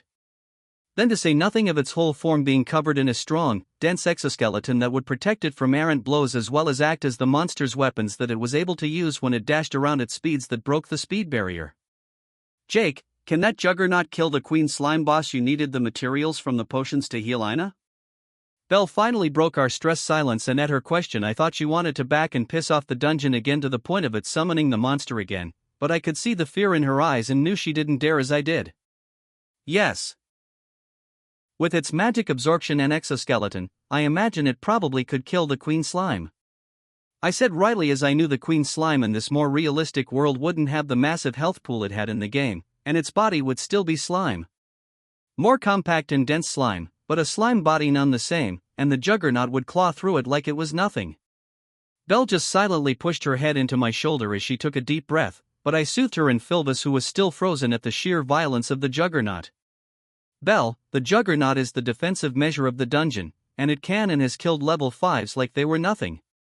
The Juggernaut is not our target, nor should it be, as only through someone committing suicide and blowing themselves up with powerful bombs and spells have proven to harm it in the slightest. I spoke, petting through her white hair. The Juggernaut was the dungeon's fuck you and everyone in the dungeon button, and I wouldn't be surprised if the thing could give level 7s like Otter, Althea, and Zold troubles if they could kill it at all to begin with. So, I had absolutely zero shame running away, as I knew the people in Rivera were well versed in running away, and the moment the Goliath came out they probably fled the floor, and with the monster's source of divinity dead, the Juggernaut would merge back with the dungeon. "Philvis, you alright?" I asked softly as I finally got the girls off me so I could take out our illegitimately gotten loot bags. Philvis slowly rolled over to sit on the edge of the bed next to me, and for a moment there was silence before she weakly spoke. I could barely see the blur of the Juggernaut's movements. It's hard to imagine, even with my strength, that the monster is still so far above me. At that, I mentally swore not to fuck with the Juggernaut, as I knew Philvis, due to being a creature who could enhance her growth merely by eating dungeon monster stones, had the equivalent of a new level 7 strength or physical abilities. "It just means that we cannot summon monsters in the dungeon anymore, I guess," I said, frowning before I shrugged, as I couldn't be blamed for this as I technically broke no rules. "Anyway, here are your bags, let's open them up and see what we get," I said, tossing the 2 sets of 3 goodie bags to the girls sitting beside me. Opening my own first bag, the Eye of the Cthulhu bag. I got the agitating lens that allowed me to create a trail of demon sides whenever I was dashing or running quickly. The sides also scaled off my magic damage bonuses. In my second bag, the Eater of Worlds Fargo's drop was the Darkened Heart. When equipped, it grants 10% increased movement speed and turnaround traction, and spawns 4 mini Eater of Worlds that could grow depending on the mana I pushed into them, and their strength and durability scaled off my strength and endurance. Lastly, in my last bag, this one from the Queen Bee, I received the Queen Stinger that made me, when equipped, immunity to becoming infested by spores for some reason, as well as increases armor penetration by 10% and all Hornet and Bee monsters become friendly. Last of all, the Queen Stinger also gave me a special dashing ability which would combine with my Cthulhu shield to give me a stronger dash that when I collided with something, my surroundings would be covered in the acidic toxins that the Queen Bee used as venom for its stinger. It was amazing that these 3 items from 3 different bosses were only 3 out of the 550-odd items I would need to make the Soul of Eternity, when they already gave me quite a bit more power, as each item was the distilled power and essence of each boss. So once I finished the whole of Fargo's mod crafting tree and combined everything into the Soul of Eternity, I had no doubt I would be on the level of gods due to all the already godly bosses I would need to kill to get to that point anyway. "Excuse me, girls, I am going to try to equip these accessories outside, as the Blackened Heart gives me an extra summons," I said, with the girls nodding as they put the weapons, and other stuff in the chests I had for clutter in my room and followed me out of the room. "Seshet, Hestia, we did something super stupid in the dungeon, but we survived. Before you yell at us, come look at my sweet new loot first." I called out, power walking out of the tower and into the wide area of the glass-enclosed part of the property before the other girls could react. "Jayaki! What did you drag my bell into?" Hestia screamed as she came running out of the building, and I only giggled as I slotted in the accessories Hestia screamed as she almost ran face-first into the large sedan-sized mini Eater of Worlds. "I got us mounts," I joked as all 4 of the mini Eater of Worlds retracted and compacted their blades and other things, leaving their forms only with the scaled covering so I and the others could ride them, though they were certainly slow flyers. They were barely flying like a brisk walk, as they seemed to excel at launching themselves across the ground after tunneling through it. "Actually, could you guys burrow into the dungeon for me?" I pondered aloud as Hestia gaped at the now semi-truck-sized Eater of Worlds as I experimented on pushing mana into them to make them grow larger. "So, I assume you are the reason the dungeon decided to have an earthquake?"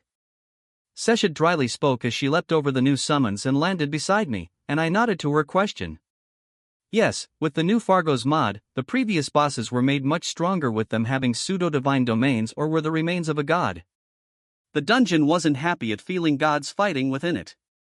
I said wryly, and Seshet visibly took a deep breath. "You are grounded. Get back to making babies with Beatrice or Belle," Seshet said blandly, making Belle trip as she almost fainted in pure embarrassment at Seshet's blunt orders. But I shook my head as I patted Seshet between her ears. "No, Seshet, I still have 2 more bosses to kill before I can rest for any amount of time," I said with all due seriousness. If we could succeed in killing the brain of Cthulhu and Skeletron, I could make the Supreme Deathbringer Fairy, and that would free up my accessory slots so I could relax and do the more boring grinding and material gathering like fishing and other stuff before I tried to make my way into hard mode stuff when I dared to fight the Wall of Flesh. Chapter 75, Chapter 74. 1241 words. Hestia, on the other hand, frowned as she heard I still had plans to do other crazy things and fight more bosses that would inevitably do their best to kill me and, by extension, her Belle. Can't you spend a couple of days upgrading your gear or something? She asked awkwardly, and honestly, I could. The killing of the Eater of Worlds had given me the mental schematics for making the Goblin Tinker's workbench, which would allow me to reforge to make weapons have better modifiers for being a mediocre craftsman, while also allowing to combine more accessories together. But I shook my head, as although Hestia's idea would allow us to gain a bit more power. But with my meteor armor, even with the Calamity mod installed, I had one of, if not the best, defensive armors in the game of Terraria while still being in pre-hard mode. And any weapons I could spend literal weeks grinding to make imperfect wouldn't matter worth a damn, as once I got materials from Freya's adventurers that went to the dragon vase for me in the dungeon. Once they got back with the materials, I could make hell-themed weapons and armor. No, Hestia, as I said, I still have 2 last bosses to kill to get some more materials, and then I can take a break to digest all my gains. If it goes well, we could get this all done today after we run outside of Rio to deal with this. I said to persuade her, and the goddess of the hearth frowned as she knew she was right in these battles, not taking long, and that she was stalling us from just getting it over with. Finally, Hestia sighed, and while ruefully smiling, she poked my chest with her finger. You all be careful then, she said as she looked between me and Belle before she focused on Philvis. And I am counting on you, Philvis, to make sure Jake doesn't do anything too stupid. Belle is unlucky and gets dragged into nonsense, but it seems Jake just dives face first into trouble, Hestia said, stabbing my meteor armor-covered chest. And just ignored the heat coming off from the armor as she was a goddess of the hearth, and laughed at such a thing. All right, Hestia, I said dryly as I flicked her head, making her yelp. We are going now. If we are lucky, the whole earthquake in the dungeon will keep the guild scouts from bugging us too much when we leave Rio, I said as I grabbed Belle and began pulling her along with me, as Philvis joined behind me at a quick pace, as I sought to avoid Hestia's smothering gaze. So, having escaped Hestia's bugging, we quickly made our way across Rio, and rather than dealing with the guild and by extension Orario's obsession in keeping adventurers within the city due to the damage we can cause as we wander the world, we instead used our grappling hooks to simply zip over the massive wall of Rio that was partially built by the gods' hands, like the Tower of Babel was. If Evelys had these grappling hooks, they would be far more of an issue, Philvis muttered after I set her down on the ground while keeping from saying anything, as that was a sensitive topic. Alright, so here is how this is going to go. We are going to fight a massive flying brain that will use illusions, and like the iBoss did, it will summon a lot of smaller minion versions of itself. But rather than the iBoss, we need to focus on those miniature versions of it, as those mini versions are what fuels the powerful illusions that will allow it to phase through our attacks and whatnot, I explained. While I was still talking, I also activated my darkened heart to summon the mini Eater of Worlds and fueled them up with my mana to make them grow to the sizes of decent-sized houses so we could use them as platforms to jump and grapple onto, while also mentally activating all my other accessories effects to strengthen myself. I am resistant to illusions. Philvis spoke while Belle nodded, and I remembered how her bullshit I love/simp over you so much that other people's mind control doesn't work on my love/obsession over you skill worked. Well, I am not, so be careful if I start hallucinating, I said, frowning as my Terrarian skill protected me from charming and other Danmachi-based debuffs, but it seemed that I was still game to Terraria debuffs. Sure, in Terraria, the brain of Cthulhu would only make you hallucinate and see other versions of the boss itself, but God knows if that was the case here. The worst thing about Fargo's upgrades to the bosses was that all the bosses had crazy debuffs that only the special accessory item you get after killing the boss, like the oscillating eye from the Eye of Cthulhu or the darkened hair from the Eater of Worlds, will protect me from the debuffs those bosses could give us. Honestly, the Eye of Cthulhu's Berserker debuff that would drive people and whatever it hits into insanity might have been why the dungeon spawned the Juggernaut, as it was so pissed at the Terraria monsters beyond the apparent divinity use. I then took out the large brain that would summon the brain of Cthulhu, and even more so than the summoning of the Eye of Cthulhu, the girls cringed at the sight of it. One of you poke the brain. I want to see if you girls can summon a boss or if only I can do it. I said seriously, and the girls looked at me like I asked them to eat slugs. No, Philvis said bluntly. If you make me touch that, I will not hug or kiss you ever again, Jake. Belle said fiercely as she hid behind Philvis shamelessly, making me slouch in defeat. I need to try to meet Welf and become bros with him. Or hell, just hang out with Gareth as he is pretty chill and relaxed. I thought despondently as I shook my head and cleared my head as I handed out some potions of iron to increase our defense for the next 6 hours. Alright, so be careful of the illusions. I warned them one final time as I poked my finger into the gooey flesh of the brain of Cthulhu summon, and at the sounds of the wet flesh pushing aside from my finger, I could see the girls shuddering in disgust, just affirming my desire for bros that won't squick out, as some of the future bosses will be completely nasty in all senses of the word. The brain of Cthulhu did not spawn with a shriek of fury nor with a glorious cry of battle. No, as it spawned in, I saw that it was already in its second phase, with its purple fleshy brain matter pulled inwards in the middle to expose the eyes and purple gem that made up its core. Terrarian. A voice whispered into my mind, and my vision went black as the brain of Cthulhu split into dozens of copies that each shot magical blasts and created large lances of solid blood from the ground that pushed Belle and Philvis away from me. Chapter 76, Chapter 75, commissioned by Good God I Suck. 1,252 words.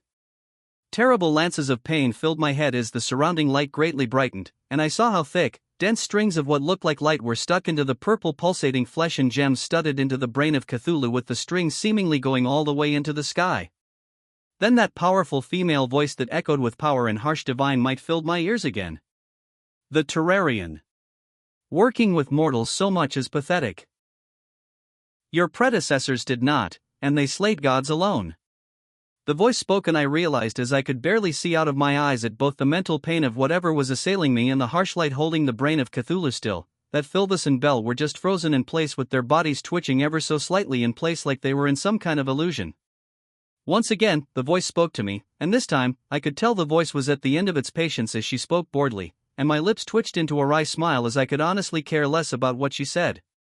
As the Empress of Light, I refused to look down upon the warrior who was supposed to lay low an entire pantheon of gods.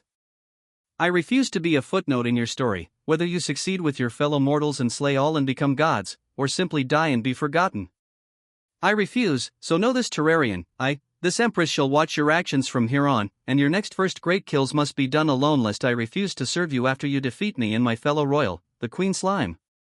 I honestly couldn't give a shit less about Empress of Light serving me in this situation, as I very much preferred to kill the massive Terraria scary bosses with the help of powerful mages and strong adventures. But seemingly in an understanding of my thoughts, the light filling the clearing we were fighting the brain of Cthulhu within further brightened until right directly in front of me formed a solid pillar of light, and out of it staggered out an almost completely human woman with only large multicolored wings behind her. You are nowhere near ready to summon me, so this is being done on my own power, and it's difficult to shove down the instinctive desire to slay you where you stand, to say the least. She spoke while straightening up, and her cold rainbow-shifting eyes stared into my own. Few will match you in might should you succeed in killing the wall of flesh, and only should you arm and armor them fully in the weapons you craft and obtain, would any be able to stand beside you at all. As they can only wear a single great soul item without a Terrarian's soul to defend against the stress the items place on the soul. She explained, and I understood that the soul items were supposed to mean being the very powerful Fargo's souls items I got from killing bosses. Once you get past the Moonlord and have to kill more powerful gods, what then, Jake Barris? She whispered as she suddenly drew close, and being so close, I could see her skin was all but clear of any imperfections, and I truly was reminded of how the Empress of Light was a goddess above even the Moonlord. Do not disappoint me and yourself. She finished, and with a crack of lightning or plasma arcing into the surrounding, she disappeared in an eye-gouging bright light, and then time all but resumed as the light strings binding the brain of Cthulhu broke apart and the girls kept running towards it while my headache dulled down to nothingness. Gurgle. The brain of Cthulhu rumbled wrathfully, honestly like a Nurgle demon, as it dived down towards me while ignoring the girls that sliced into the massive brain monster with their swords. With a shout, I slashed my own oversized sword of grass across the full form of the brain of Cthulhu while using my grappling hook to basically use myself as a yo-yo on a string and its body as the core, as my grappling hook's chains wrapped around the body and pulled me around the body so my sword could slice across it and fill it with the potent toxins that filled the sword. After slashing the brain of Cthulhu with my sword, I disengaged my grappling hook, and with my momentum as I was wrapping around the boss, I was sent flying across the air, flipping through the air until I saw green from the trees beneath me. So I shot my grappling hook, and with a groan, I attached to something and the grappling hook drew me towards it, but the sudden stop in the air made my chest hurt, while thankfully my armor helped prop of my neck so I didn't get further whiplash. At the end of Illusion, the spirit returns, forming an unbreakable bond, Eincel. Philvis quickly chanted, and as I skidded across the ground while landing, I saw a clone form beside Philvis armed with her staff, but instead of Philvis's normal wine-red eyes, I saw this clone had bright, almost sky-blue eyes. Then together in unison, the elves held hands and then pointed their palms at the boss and started chanting in unison together in twin speech as the brain of Cthulhu briefly focused on Belle to shoot lasers at her. Sweep, holy staff of crushing evil Dio Thursos. Then from the palm of each of Philvis's hands came a ray of golden lightning that struck the brain of Cthulhu, creating a powerful explosion of arcing lightning, and the force of the explosion of lightning blasted the house-sized brain of Cthulhu out of the air, and sent it across the landscape, gouging out a trench as the lightning arced across its body, obviously causing it great distress. And as I went to stab it with my fiery greatsword, I cursed as I fell through the illusion of its form, stabbing into the ground, and as a fleshy tentacle whipped at me, I dashed into it with my shield of brain of Cthulhu, creating an explosion of air, escaping as a far larger and powerful object met with an almost unstoppable momentum from me using the dash from the shield. Boom, I whispered as I threw a stick of dynamite into the central eye hole in the center of the brain of Cthulhu, and I grappled hooked away as the stick of dynamite exploded, making the brain of Cthulhu scream in agony as it lost like half its body mass, with me hitting its weak point with the powerful explosion. As I got away and I saw Belle shooting the boss with her own magnet cannon, blowing off handfuls of its flesh, I saw Philvis take a deep breath and then chant again as she used her lightning spell again. Sweep, holy staff of crushing evil Dio Thursos. This time she seemingly put more than double the mind or mana into it compared to the last one, as the missiles of golden lightning lit the brain of Cthulhu and fully encased it in a storm of golden lightning that took a few seconds to dissipate, and before it even did I heard the soft thumping of the red brain of Cthulhu bags hitting the ground, signaling the boss's death. Chapter 77, Chapter 76. 997 words. To say the least, when the girls opened up the brain of Cthulhu bag after killing the boss, their faces twisted in disgust, as the ore or crafting material, being tissue samples which were baseball-sized blobs of pulsating flesh, was disgusting. And the Fargo's soul item for the boss, being the gutted heart, was also disgusting, as it was a basketball-sized heart with lava-like veins running through it and constantly pulsating with the heart beating. Yeah. I'd rather keep the slimy shield within me and not have that, Belle said with her face shuddering at the thought of having the still beating heart put inside her. Likewise, Philvis didn't want anything to do with the gutted heart, nor the other fleshier Fargo's soul items that came from bosses. I would be happy with the queen bee stinger, she offered, blushing, and I just shrugged, as so long as she was willing to use something, I didn't care. I understood that even if they were badass warrior ladies, they were still girls at the end of the day. And girls inherently wouldn't like the idea of a still living eye that looks around to be pushed into their chest and merged into their soul. The girls then gave me the drops they didn't want as I pushed the gutted heart next to the other Fargo Souls items in my soul, so now as I fueled the mini-eater of worlds that flew beside me, I also had small flying brains that were flying beside me that made the girls shudder at the sight of them. Alright, girls, I think that's been enough fun for now, right? I asked, and the two girls nodded, with Belle nodding much more enthusiastically as she was clearly getting low on mind from overusing her magnet cannon. Philvis and Belle then grabbed hold of me so I could teleport them back, with Belle actually hugging me around my chest, but Philvis, being a lewd elf, held my wrist and blushed at the minor skin contact. Okay, Jake, teleport us back. I need to talk to Hestia as well, Belle said happily, and I smiled at her infectious cheer at having killed the boss, but I couldn't help the nagging feeling about how the girls just never saw or heard the Empress of Light saying anything. Once I teleported the girls back, I stepped back from the Belle, who pouted at being released from the hug, and I looked to Philvis for a moment before nodding, and I began speaking. Girls, I am going to be out for a couple of hours as I need to do a couple of things, so don't cause any trouble, I said jokingly to Belle, more than anything, and she just rolled her eyes and then her expression lit up. Jake, can me and Philvis go into the dungeon or something? I want to test some of your extra magic weapons in storage over there? She asked, and I shrugged as honestly, I didn't care. Go ahead, just don't get in trouble and stick with Philvis, I said, giving the elf a look, and she nodded silently, promising to take care of the white-haired albino lest she be tricked into some kind of alleyway with how adorable she could be. Then, once the girls left my bedroom, I sighed as I organized my thoughts about this whole Empress of Light situation. Did I care? Should I even follow her words and put myself in more danger? I thought before it struck me that to all those prior questions was a resounding yes. In the end, I did care, and although I didn't want to die obviously, I still wanted to grow stronger so I no longer had to fear Evelyn coming to slap my head off my shoulder should they get bored. Or worse for my conscience, begin targeting my friends even more.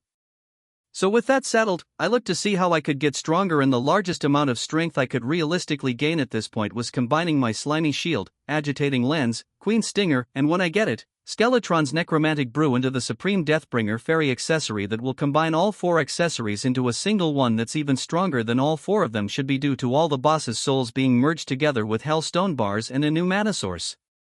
I will need to make called Deviating Energy. With the Supreme Deathbringer Fairy and Hellstone armor, I think that I will almost be ready to fight the Wall of Flesh. So, if I want to get at Hellstone ingots, I need to go directly to talk to someone I really didn't want to. Well, time to go see if Freya's adventures actually did go to the dragon vase and get me any materials, I muttered as I left my bedroom, and after talking with Seshet and Beatrice for a bit and making out with the latter as she walked me out off the property. While I was heading towards Freya's mansion, I was also noting down how I could upgrade from my magnet cannon to a stronger magic weapon, along with just more weapons in general, depending on how much materials Freya's adventures managed to get me. Oh god, I just remembered I am going to have to do a bunch of fishing. I cursed as my mind reminded me of the crafting recipes that required me to actually fish out crates and other things to get certain weapons and accessories. Well, this could be the perfect excuse to go on a good vacation as Hestia and the rest want to do, I muttered as I turned around the corner of the wealthy section of Orario I was in and saw the Freya's Familia Mansion Folkvanger in the distance, and standing guard in front of the gate was one of the Levels 5 Gulliver brothers. Chapter 78, Chapter 77. 1,367 words. Gods, how I hated midgets. The 5 Gulliver brothers were all palums at level 5, with them all even being quintuplets. And they were ornery little shits because they hated Finn Dean for taking the spotlight as the leading palum of Orario. Hell, other than Otter, who was just a silent dude who only spoke when he had to, no one cared for or really even liked any of Freya's high-level adventurers, as they were all completely assholes as they seemed to abandon all their social grace to devote themselves entirely to being a simp for Freya. That's why everyone loved the Loki Familia so much. They were all a cast of characters, and except for Bet Loga, you could easily just sit down with any of the Loki Familia executives and just enjoy lunch with them, as they were rather relaxed people and friendly if you weren't harming their interests. But this midget was irritating me, to say the least, with his attitude. For someone with such a big head, you would think that your head would bobble around when you walk up the stairs. The Gulliver brother, wearing a mask, snarked. With how fucking short you are, I am surprised you don't need a kickstool to climb the stairs for adults. I deadpanned, and I could all but feel his flash of wrath aimed at me for basically calling him a racial slur by remarking about his height. But as we reached the top of the stairs, I wanted to groan at who was sitting in an ornate chair in front of a highly decorated wooden door. A woman with light red hair down up in twin tails and wearing a more low-cut and well-decorated nurse outfit. Hythe Velvet. I hope you have been well. I greeted her with a smile as I put on a more natural smile, as Hythe's face twisted at the sight of me before smoothing over as she looked to the Gulliver brother. Alfred. Did Lady Freya summon him? She asked bluntly, ignoring me, and I heard the man snort in response, but I was more focused on how Heath's eyes looked dull and fucked up. Her voice was beyond dull and more like she was a machine. No. But you know Lady Freya told us to bring him and the white-haired one in if they visited. Alfred said before swiping his hand aside. Now move aside, doll.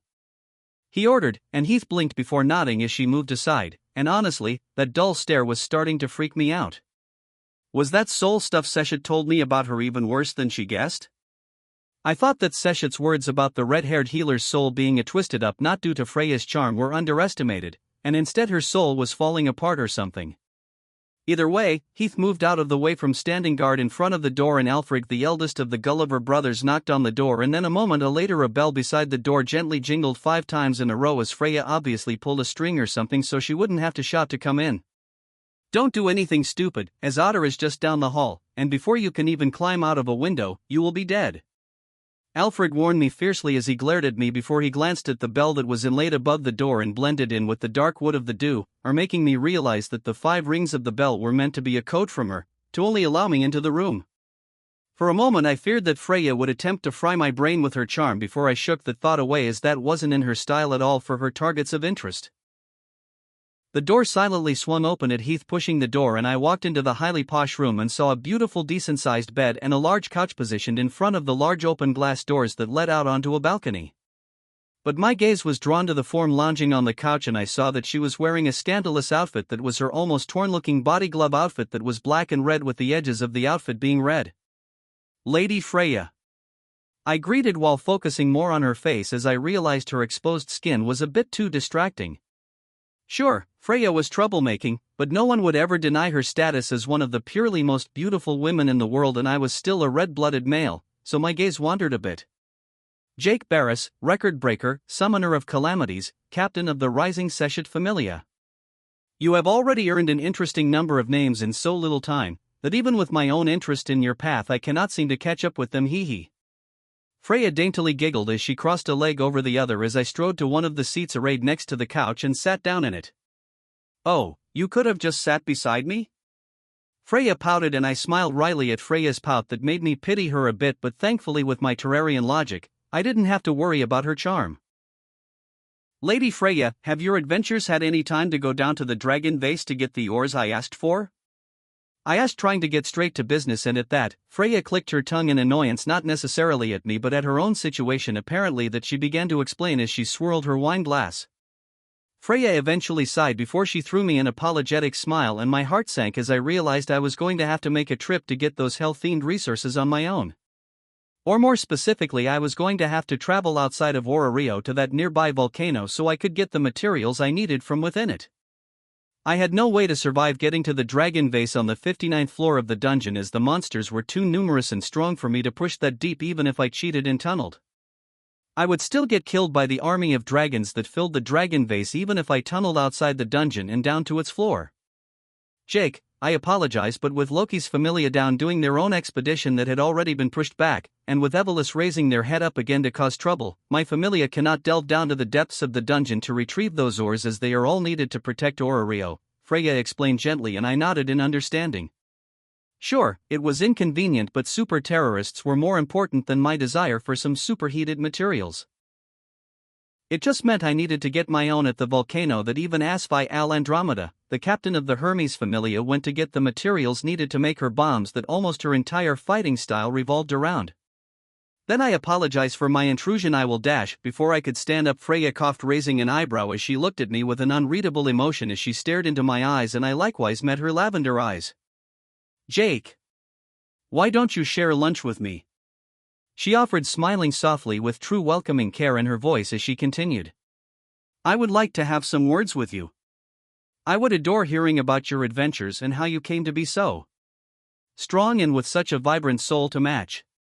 She finished huskily, and I smiled wryly as her lavender eyes almost pinned me to the couch while I considered if I could teleport home and get Belle and the rest of the girls out of Rio before Freya can lose her shit at me ghosting her. But then I just mentally shrugged as to what could go wrong with just having lunch. Chapter 79, Chapter 78. 1,427 words. The lunch between me and Freya was brought to me by Otter himself, with the meal being a whole selection of dishes that were fit for the most powerful goddess in Rio, and I was welcome to eat at my will. For a few minutes, as Freya and I ate, we were silent. She would occasionally glance up at me with wonder and delight that seemed to change slightly at every glance she took at me, and I just frankly enjoyed the meal that even world leaders in my old life couldn't scoff at. But the delightful meal and silence were broken as Freya elegantly set down the fork she was using and then crossed her hands and placed them on the table as she spoke bluntly. "So, Jake, I can see partly the emotions you feel from your soul, and I have to ask how you feel about me in particular, as your soul is a kaleidoscope of things going on, to say nothing of the items of power that are attached to your soul, and look at me threateningly. At Freya's excessively blunt question, I didn't know how to reply honestly, as she always seemed to be the type to work in the background and not go on the direct attack unless her interests were at risk. Even as I smiled wryly at the thought of many Eater of Worlds flying around my soul protectively like a dog would encircle their master to defend him, I took a moment to respond to Freya. What do I think of you? I have thoughts about you, not many, too kind. The type of woman you are, the way you handle your familia is not to my taste. And frankly, your obsessive's love that is like a typhoon that comes and wrecks everything before passing on, is the biggest detraction you have. I responded equally bluntly. Freya didn't speak or respond to my opinion of her for a solid minute, and she raised a hand that was previously clasped to swirl her crystal wineglass before she took a drink of it. So, you see me as the whore of Babylon? You see me as a loose woman who sleeps with everything with a pulse while also destroying people's lives as I pressure them and then move on when I get bored? She asked wryly as she gently set her drink on the table. Her lavender eyes no longer looked at her food, and I could feel her passive divine charm as she fully met my gaze with her full attention. Jake Barris. I am old, I am a goddess beyond your comprehension, and if you desire to make that tiny ambition to be beyond a mortal achievement, you should consider quitting looking at people who are far above you in such a disgusting way. She warned me, and I swallowed as Freya's arcanum rose to the surface of her being as a warning. I am the goddess Freya. Beauty, magic, war, and all warriors themselves are my domain. I slept with who I desired, who were worthy of touching my flesh, and you, as a grand warrior, are any different? She asked, scoffing before she smiled sarcastically. Jake, you as a record breaker are prime mating material. You can decry me as a slut, but the first time you found an easy woman in a bar on the side of the red light district, what did you do? She asked, and I grimaced as I did just what Freya would do with her charm. I used my status as the record breaker. I used my talent, strength, and sessions mating mark to string along Beatrice as a live-in free-use maid. I honestly wasn't any different from Freya with her passive charm. Why are you not treating this like a game, like the rest of the gods do? I softly asked as I looked up at Freya from my own plate after I pushed down the shame I felt for treating Beatrice as I had. But I could fix and repay her situation when I got home. Freya sighed with her finger twirling across her glass of wine, and without looking at me, she responded. Remember this, Jake Barris. I am the goddess of love who embodies it in obsessive love. Her lavender purple eyes then snapped back up to me as she spoke softly while smiling sadly. I have already fallen in love with you and with your soul that has exceeded anything I have seen in countless millennia of living. I will never forget you, I will never move on from your soul. There will be no other work of ages to polish that can match the brilliance of your being. She whispered at the end that I could barely hear, and honestly, I didn't think I was meant to. So as to why am I not treating you like a game like other gods and even Seshet does? That's because I want you to win. I want you to go beyond level 10, and I was even willing to have Otter snap one of my strongest adventurers' necks when they brought danger to you. Freya spoke before she gracefully stood up and, in a single smooth motion that reminded me of how she was a war goddess, she maneuvered across the table in that single motion to softly pin her hands on my rising shoulders as I went to pull my chair back and sit up. While I stood up, she whispered directly into my ears. I am willing to give up my familia and everything to help you succeed if you would accept me, as I will never hamper you in any way. I will never again take another lover, as none can match their souls, and even the thought of lying with them makes me mentally and physically ill. It honestly feels like drinking the finest wine your entire life and then being introduced to the most gut-rotting paint thinner of a brew, to my body with my domains revolting at the idea of coupling with others. She spoke wryly with her charm-filled eyes stared at me with such desire that I had never seen it in anything except for the obsessive desire for my death from dungeon monsters, and as her hands with despiteful strength tried to keep me in my chair, but I gently moved her out of the way so I could stand up. Lady Freya, you have given me much to think about, but I have duties in my familia, and I must return home, I said respectfully as I tried to move back. Freya took a deep breath as her hands slid down from my shoulders and down my chest before I took a step back as her hands went low. I see, Freya said, smiling demurely before she nodded and looked to me with some actual concern. I wish you the best on your trip to the Beol Mountains, but beware, as the mountains are inhabited by monsters that aren't limited to the floor they are supposed to be in within the dungeon. She warned me with actual concern. Thank you for the advice, Freya. I guess I will see you again soon. I said more to myself at the end, as I knew with Evelys acting up that the familiars were going to be called to meetings and such. But Freya's eyes at my words lit up with glee as she considered my words to mean I was going to come to visit her herself. Wait! Freya called out as I took out my magic mirror, and I paused for a second to look at Freya, who looked honestly nervous before she spoke. I want to do something for you. I know you don't want anything to do with me, but I will change.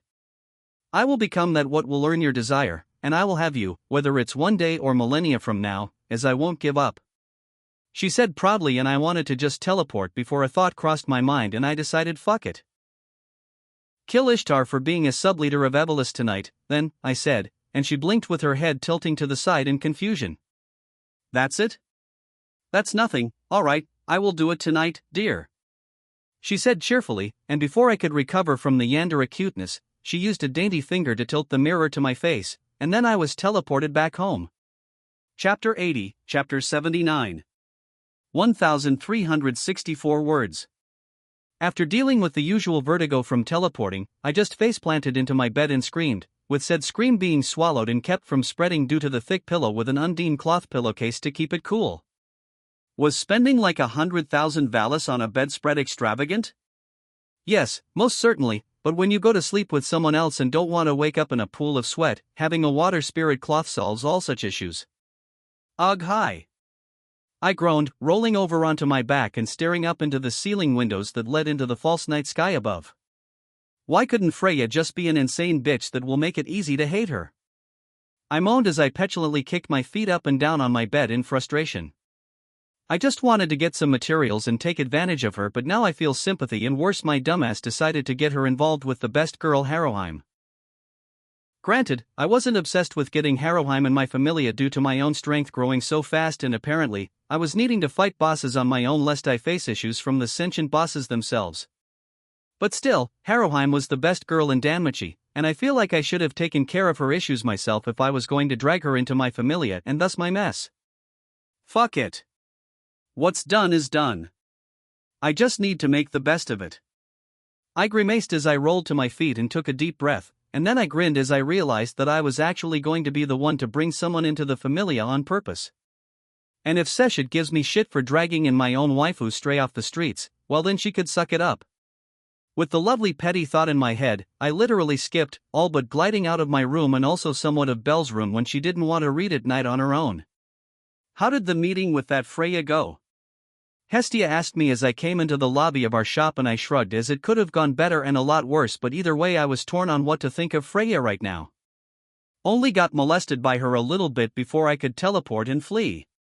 But either way, I am alright, though unfortunately, with Evelys's actions, they cannot go into the dungeon to get the materials I need. So, I will need to go to the Beol Mountains to get the materials, and might as well also pick up a bunch of extra ores and stuff that will be more difficult to get in the dungeon.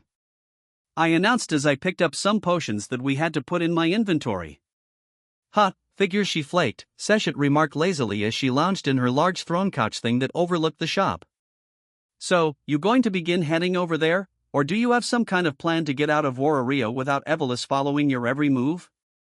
I nodded, grinning as I held up a Deathbringer pickaxe that I made from the Eater of Worlds drops. Yup, I am going to just dig under the walls of Warario and go a couple of miles before I hit the forests that surround the mountain range. Anyway, Beatrice, I've got a few hours before I need to do some stuff. Would you like to go on a date or something? I asked nicely, and the cow beastkin smiled demurely as she nodded gratefully at me paying her attention. I would like that. In fact, I can quickly make some really nice sandwiches with some homemade cheese I made, and seeing as you have things to do later, let's just do a little picnic in that gazebo. Beatrice said gently, and for a moment my mouth twitched at the mention of homemade cheese. Beatrice was a cow beastkin, and, funny enough, here in anime land, that translated to cow beastkin lactating at all times due to evolution over millennia made the cow beastkin women into the preeminent child caregivers with their voluptuous frames and very demure and soft personalities. Those very qualities in this monster-infested world made it so settlements even with many races within them would focus on cow-beastkin women due to them being universal child caregivers, and thus even with monsters everywhere they survived more often than not due to other races loving those features and giving their lives for the milkmaids to survive a monster attack. So, when she said homemade cheese, I was a little leery of it actually being made with her breast milk. Though that would require that she somehow managed to hide her breast milk from Seshet, who was seemingly able to sniff it out wherever she stored it, as the cat goddess would drink it all without shame. A couple of minutes later, I was relaxing with Beatrice in the gazebo I had previously made, and for good or ill, the cheese used in the grilled cheese was not actually her breast milk. "So, how has your Felna progress been going?" I asked, and she smiled as she wiped her hands of any grease that came from the sandwiches on a wet towel. "Oh, I have gotten like 30 points in all my stats except for magic over the last few weeks. I got up to 50 points with magic due to always using one of your magic weapons to light the wood used in the smoker and wood-fired cook stove," Beatrice said, giggling as she covered her face at my wry face at her terrible growth. I typically got 150 stat points spread out across my Felna in a single day within the dungeon, let alone if I was fighting a bunch of boss monsters from my summon items. But she was basically making under like 10 stat points a day, and that was actually insanely good due to the fact that she wasn't fighting at all. "You will get there someday, Beatrice," I said, patting her on her head between her cow horns, making her giggle softly. "I believe you will get some kind of skill or development ability based on cooking, and when you do, I want to be the first one to try your awesome magical cooking," I said softly before dipping in to kiss her on her forehead. "I may not be the most attentive to you, due to your interests being more homely and my own being just running around getting into trouble." I paused as I sighed and pulled Beatrice into my arms. "But I do care about you, so just make sure to remind me to get my head out of the dungeon game," I said. Beatrice nodded more seriously, and then she wrapped her arms around my head and pulled my head into her chest so my face was fully smushed into her exposed cleavage and I could barely hear her heartbeat with how large her breasts were. "All right, Jake. Just don't take back those words if I get needy," Beatrice said gently as she snuggled into me, so my face was pressed into her chest while she leaned against my shoulders, and that's how we spent the next hour, just enjoying soft words with each other until the sun went down and I sent her back inside as I knew Freya was going to start the event soon. Half an hour later, after the sun went down, I watched the Red Light District's central tower, being Ishtar's domain, be smote with a series of lightning bolts, and I dove into the Red Light District knowing that Freya was making her mark, probably using my information about how Ishtar was a member of Evolus to make an example out of her. But I needed to try to find Harrowheim before Freya did, as you never know if those Freya simps would accidentally kill her or something. Chapter 81, Chapter 80, Freya POV. 1,282 words. Blood and gore filled the Red Light District as Evolus took Freya's invasion inside as a challenge, and thus the Red Light District of Orario became a charnel house of slaughter. Freya's many adventures, all seemingly at level 3 at minimum, slaughtered Evolus agents clad in white cloaks while higher-ranking Evolus members killed civilians, and the lower-level adventures that fought for their lives to just get the hell out of the Red Light District. Freya's gaze was slitted with displeasure, distaste, and fear at seeing her adventures cut down Evolus and Amazons alike, with the source of these feelings standing before her. No, she didn't feel displeasure, she felt true fear for Orario itself, at the sight in front of her. The silence. "How are you still alive?" Freya spoke as her face curdled not only at the bonfire of the ridiculously powerful soul in front of her, but just how that soul was seemingly twisted by its prior sickness and tainted by whatever had brought the most feared killer of the last war with Evolus back to life. "Who said I am alive?" Alepha asked softly as her closed eyes looked at where Freya was. "Isn't this world just a hell of never-ending suffering? Even in death I live eternally to be in agony, it seems." Althea muttered as she sighed before she seemingly looked past Freya and towards the Tower of Babel that sealed the dungeon. Althea sighed, shaking her silver hair that crossed over her voluptuous frame, that was covered in a revealing dress. "Things are coming to the fore, and although our desire to push you all to become the greatest heroes has failed, with only Otter pushing himself to match our talent, it's not enough." Althea spoke uncaringly as she looked at the Boaz, who was standing in front of his goddess protectively. "Otter. You can tell, can't you?" Althea asked softly, and Otter snorted with steam coming through his nose as his powerful body tensed with the ground beneath his feet shattering at the force pushing on it. "You are stronger than me." "No, You are just much stronger than you were previously.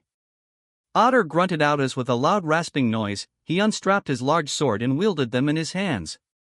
Correct, humph, it seems you aren't just a musclehead like Zold was, Althea said dismissively before smiling as she looked up at the stars. I wonder how Belle is doing, she whispered before looking back at Otter. Anyway, you have disappointed me for not leveling up for almost a decade, so die, Otter. Gospel, Althea whispered, and a semi-invisible sound wave was born that pushed toward Otter, Freya, and the other high-level Freya Familia adventures that were hurriedly trying to dodge, with Otter carrying Freya as he charged to the side as the sound wave obliterated all in its path. The sound wave Althea sent out at the Freya Familia cut a ditch more than 5 meters deep and 10 meters wide into the ground as it carved a straight path for more than 100 meters, turning all that it touched into dust or wet debris depending if it was material or the hapless flesh that was in the way of the sound wave. Take Lady Freya! Otter roared as he tossed Freya into the air towards one of the Gulliver brothers that were priorly in the back of the procession to keep people from attacking their lady from the flank.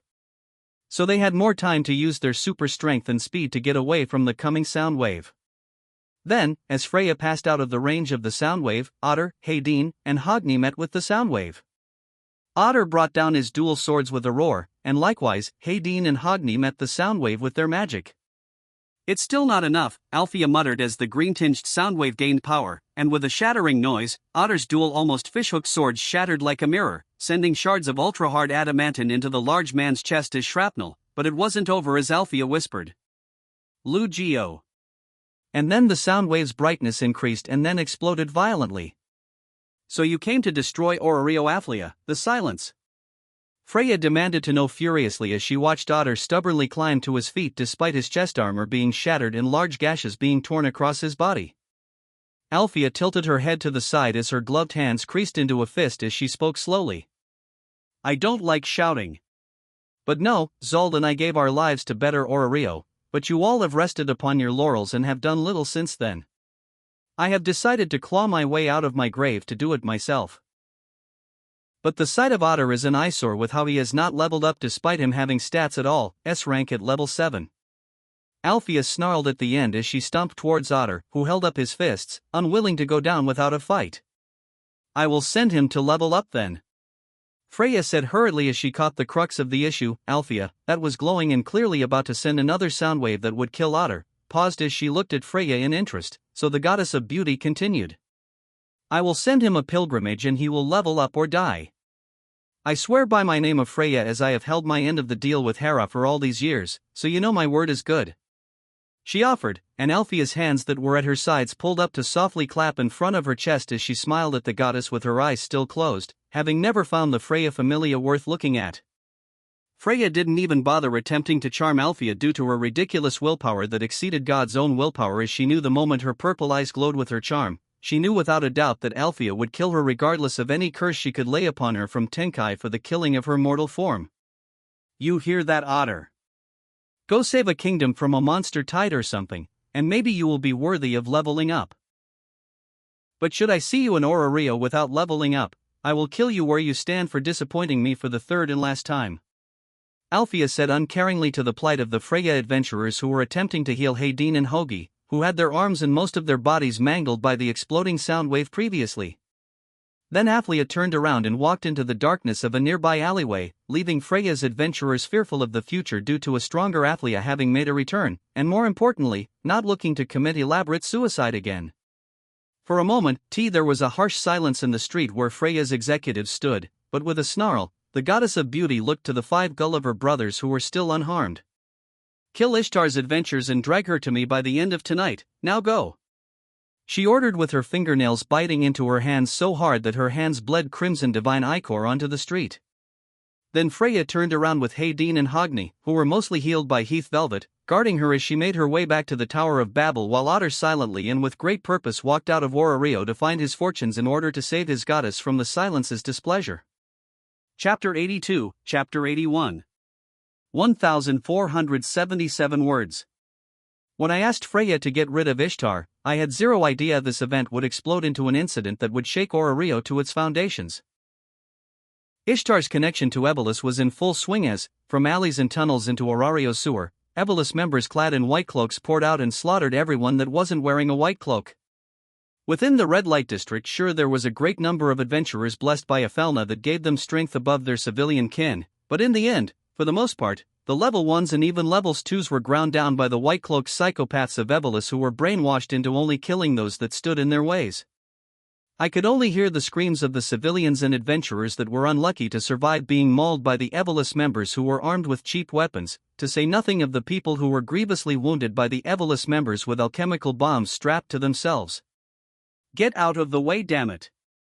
I snarled as I cut down any Evolus member I came across as I searched through the whorehouses for Harrowheim. I truly regretted telling Freya to flip the switch, as it were, as I had damn clue where the Renard Haroun was. While I was coming out of a whorehouse I cleared out, I heard someone scream from above me, and as I looked up I saw an Evolus member get kicked off the roof of the 4-story building I cleared and then collide with the ground to the right of me with a sickening crack as his neck and back probably broke, and then I looked back up and saw a thin silhouette with the person wearing what looked to be a white shirt and a green parka or something wrapped around her with a hood over her head. Rio? I muttered, wondering if the other girls within the hostess were out and about as I took in the form of the only person I knew that would go into combat with bloomers of all things, leaving their legs bare. So I just nodded to her and went next door to the next large whorehouse to clear it of Evolus and to try to find Harrowheim. Honestly, Evolus was so cartoonishly evil for evil's sake that even when I butchered them, I couldn't even see them as human, especially with how they covered up their entire bodies in the white hooded cloaks. I just treated them as monsters. I wasn't going to bother getting their monster stones out. So even as their blood boiled into steam off meteor armor, my mind and consciousness were clear of angst for killing these rabid animals. Where the hell do I find a fox girl in the red light district? I snarled, kicking what I hoped was a Paolum Evolus member through a wall, and pitched a grenade into his head to finish him off as the room he was kicked into was painted with his remains. Sir, the exotic girls are at the back right section of the red light district in the wealthiest sector. An Amazon nervously said as I looked scary as fuck with crimson mist from the blood boiling off my armor. I smiled at the Amazon, who paled at my helmeted visage swinging to her. Oh lovely, well, go north from here. I cleared a path, so Evolus members will likely be thinner in that direction, or just hide here as that should be the last Evolus member, I said, and the girl said she would hide here, so I shrugged, and as I exited the building I placed a couple of stone blocks in front of it so no one could enter the door through the front door. Jake, what the hell are you doing here? I heard someone shout, and I saw Tiona armed with her dual-bladed weapon striding through the wreckage of a collapsed building. I shrugged in answer to her question. I am here to aggressively adopt a fox, but I just need to find her, I said before smiling. She is supposed to be at the core of the red light district, and those Evolus pukes will probably be super concentrated there. Wanna come to help me clear it out? I asked, and Tiona wore a bloodthirsty grin as she nodded. Oh yeah, that would be awesome. I haven't gotten to fight with you since we made that tunnel into the dungeon, and I want to do that again as the sheer number of enhanced monsters made us get some good excelia. Tiona said happily as she spun her erga in the air to get ready to kill some more Evolus trash. With Tiona's help, I was able to use my magic weapons and my mini-shark to slaughter our way through the throngs of Evolus members, with Tiona keeping the Evolus members off my back, and as we reached the core of the red light district, I saw Aurario's backbone of strength was at war with Evolus. Wallenstein was fighting a sword fight against a voluptuous woman with red hair, along with a man with silver hair, while Finn was fighting that psychotic woman with pink hair with a cursed sword. It seemed that everyone that was at level 5 in Aurario, including a couple dozen people I didn't even know of, was locked in combat with Evolus people that seemed to match their numbers and level is if not exceed the native people of Aurario. Azu, I am coming. Tiona yelled as she cratered the ground she was standing on with the force she used to leap across the alleyway we used to enter the central area of the red light district, not far from Ishtar's tower.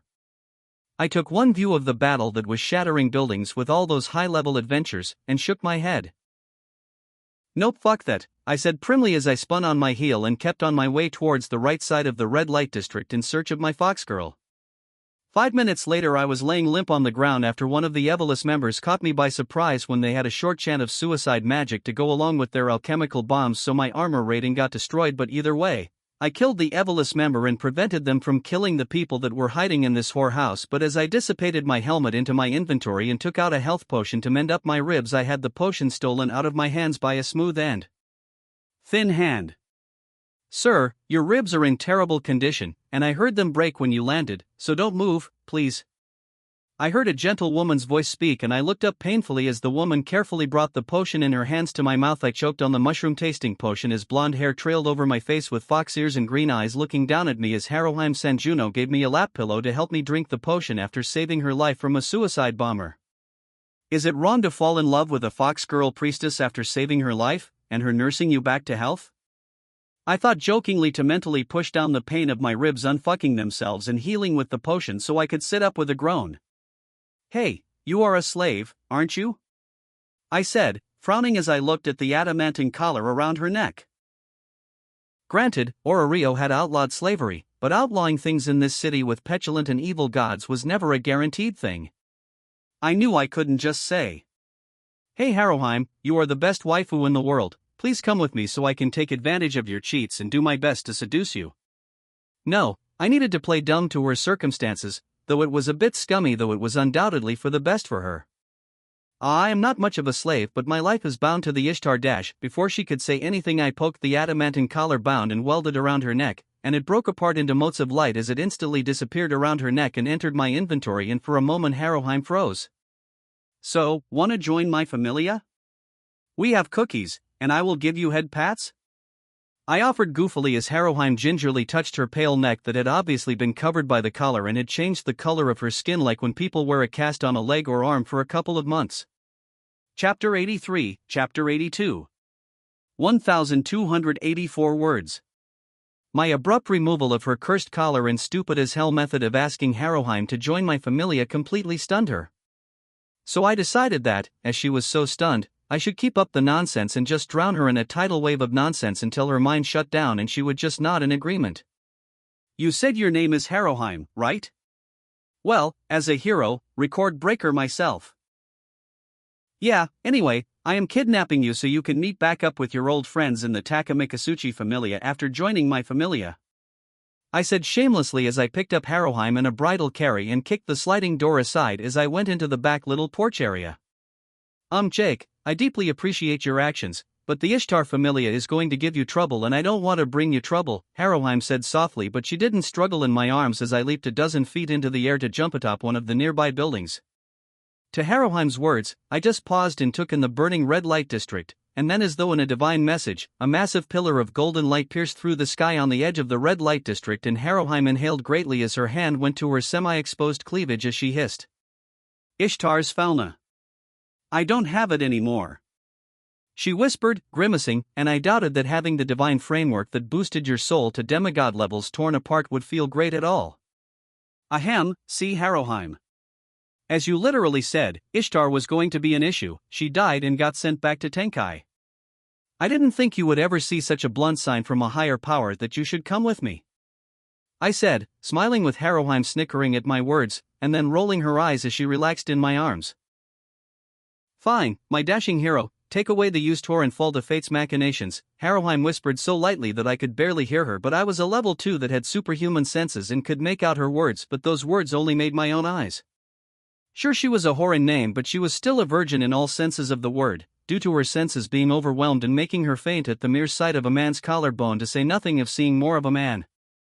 "Yeah. Anyway, let me teleport us back home," I said, popping my magic mirror into my hand, and I held it awkwardly so I could look into it with Haroheim still in my arms. But before I could look into the mirror, I heard a cough behind me and my entire body froze as a maleficent weight of power hung on my shoulder, with my neck popping under the pressure as I slowly turned to the side as a hand with an adamantine grip gently grasped my shoulder and I realized I was beyond fucked. "How may I help you, big sister?" I asked respectfully as the silver-haired beauty with her eyes closed held my shoulder in a tight grip. "Althea," the silence snorted, and I felt her grip on my arm loosen as she smiled ever so slightly as her other hand slowly came up and patted me on my head. "Good boy. Calling me onto your something to do with being any form of older address would have led me to send you flying out of Ororio with a sound wave," Althea said sweetly as her hand patted my blonde hair into place, as she almost maternally sorted out my hair as I stood stock still due to her arm that had locked my shoulder in place. "So, I hear you are the lover of Belcranel? Materia is looking for her, but with her being in the dungeon, I couldn't let her go into there." Althea said conversationally, and my mind stalled and broke as hundreds of questions ran through it. Like I knew the dungeon could bring people back to life if they died within it, and thus Althea could be brought back. But how in the hell did Materia, Belle's mother, get brought back to life? I thought desperately, but either way, I silently nodded to Althea as I could feel she was above Otter in strength, and unless I summoned the wall of flesh right here in the middle of Orario, I had no boss monster that could buy me more than a couple seconds. Harrowheim herself was stock still in silence as she barely was capable of shaking silently under the weighty gaze of the demon of talent Althea. Yes, I am the lover of Belle Crannel, I said simply, confirming her question, but I made sure to not stutter or show weakness despite both of us knowing she was far beyond my strength. Althea at my words smiled, chuckling softly as her hand holding my shoulder squeezed softly, making me grimace at a reminder of her strength as something above level 7, as I knew being reincarnated by the dungeon gave the person greater strength than they had in life, to say nothing of how they could also eat dungeon monster cores to gain even further strength regardless of the Falna. I won't bother saying anything about hurting her as she is strong and talented enough to be only below your own talents, having leveled up in less than a month. Nor will I bother with nonsense about you being worthy of her, as she is a young adult capable of fighting in the dungeon and making her own choices. But don't get between her and my little sister Materia, or we will have issues, Jake Barris. She warned me as she took a step back from me. Now go ahead and take your new pet back home. And welcome to the family, Jake Barris. We shall show this lower world of Genkai what the personification of talent is and take over this entire plane of existence. Althea said proudly as she walked away with her potent magic, casually keeping soot and smoke away from her form as she walked back into the flames filling the red light district. And you know what? Anyone who gets in her way can just bemoan their fate. Canon is fucked, and I have no idea how to feel about that. I thought wryly as I finally looked into the magic mirror, and with a swirl of spatial magic, I was teleported back home, and the moment I landed back in my room, I collapsed into the bed with Harrowheim landing on my chest with a grunt at the impact. But she said nothing as her hands tightened in my clothes as she panted at the simple bodily reaction of escaping from death. She was scary, Harrowheim stated, and I trailed my hand up from her back to gently pet her golden fox ears as I just stared at the ceiling. For a few moments, I just stared at the false night sky above me as my mind ran through that whole encounter, and as much as I was happy for Althea not giving me issues with Belle. But that whole showing the world the personification of talent in the family and taking of Genkai sounded like it was going to be a pain in the ass. At least if you marry me, she will be your sister-in-law. I joked, and Harrowheim looked up at me with horror, seemingly at the thought of sharing a Christmas dinner with the scary as hell Althea. Chapter 84, Chapter 83. 1056 words. So you really do have a beastkin fetish, huh? Seshet pointed out as I brought Harrowheim out of my room and into the living room, and I facepalmed at how Hestia just nodded at Seshet's words and threw me a look of blame. Oomph, you are being a playboy. Hestia spat, and I just rolled my eyes. Don't talk too big, Hestia, or I may try to NTR Belle from you into my own familia. I retorted, making Seshet cackle and the hearth goddess pale with her mouth flapping open and closed as, apparently, my words came out as true. Anyway, I said, changing the subject as I pulled Harrowheim in front of me. I picked up this lovely Harrowheim after her goddess was sent back to Tenkai due to Evolus burning down the red light district, I explained with Seshet and Hestia's eyebrows rising up in worry. Wait, who was her goddess? Seshet asked with a frown. Ishtar, I said flatly, and Seshet gave me a look that only said, "Are you fucking kidding me?" But I nodded to show I was serious, so Seshet just groaned, running her hands through her black hair. Huh, so the queen bitch was sent back to Tenkai. Then, in unison, Seshet and Hestia both loudly groaned as a commiserating look of despair came across their faces. Hestia and Seshet both shared a look, and at our confused looks Seshet spoke with a clear expression of annoyance. Sure, Ishtar was the queen bitch of Orario, but she was a jealous queen bitch and kept to herself in the red light district for the most part.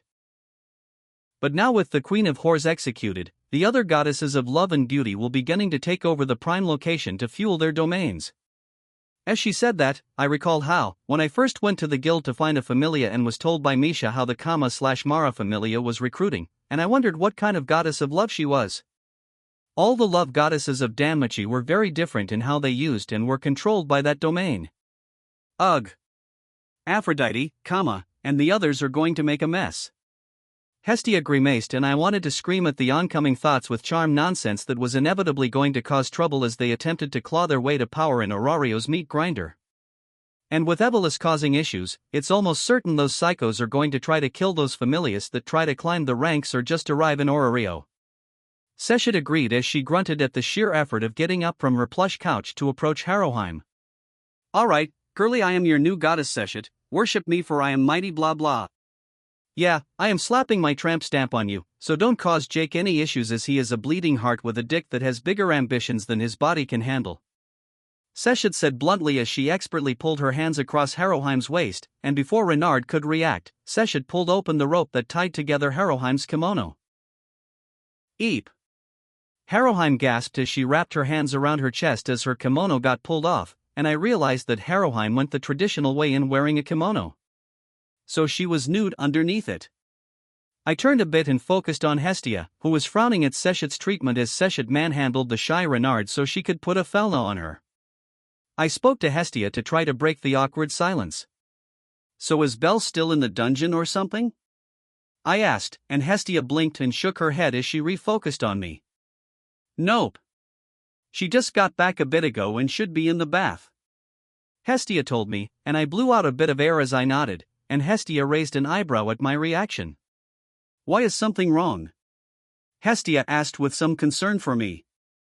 I nodded slowly before shrugging as honestly I had no idea what Althea's grand plan was, but just letting Belle walk into that clusterfuck without knowing anything was not going to go well, so I decided to explain a bit.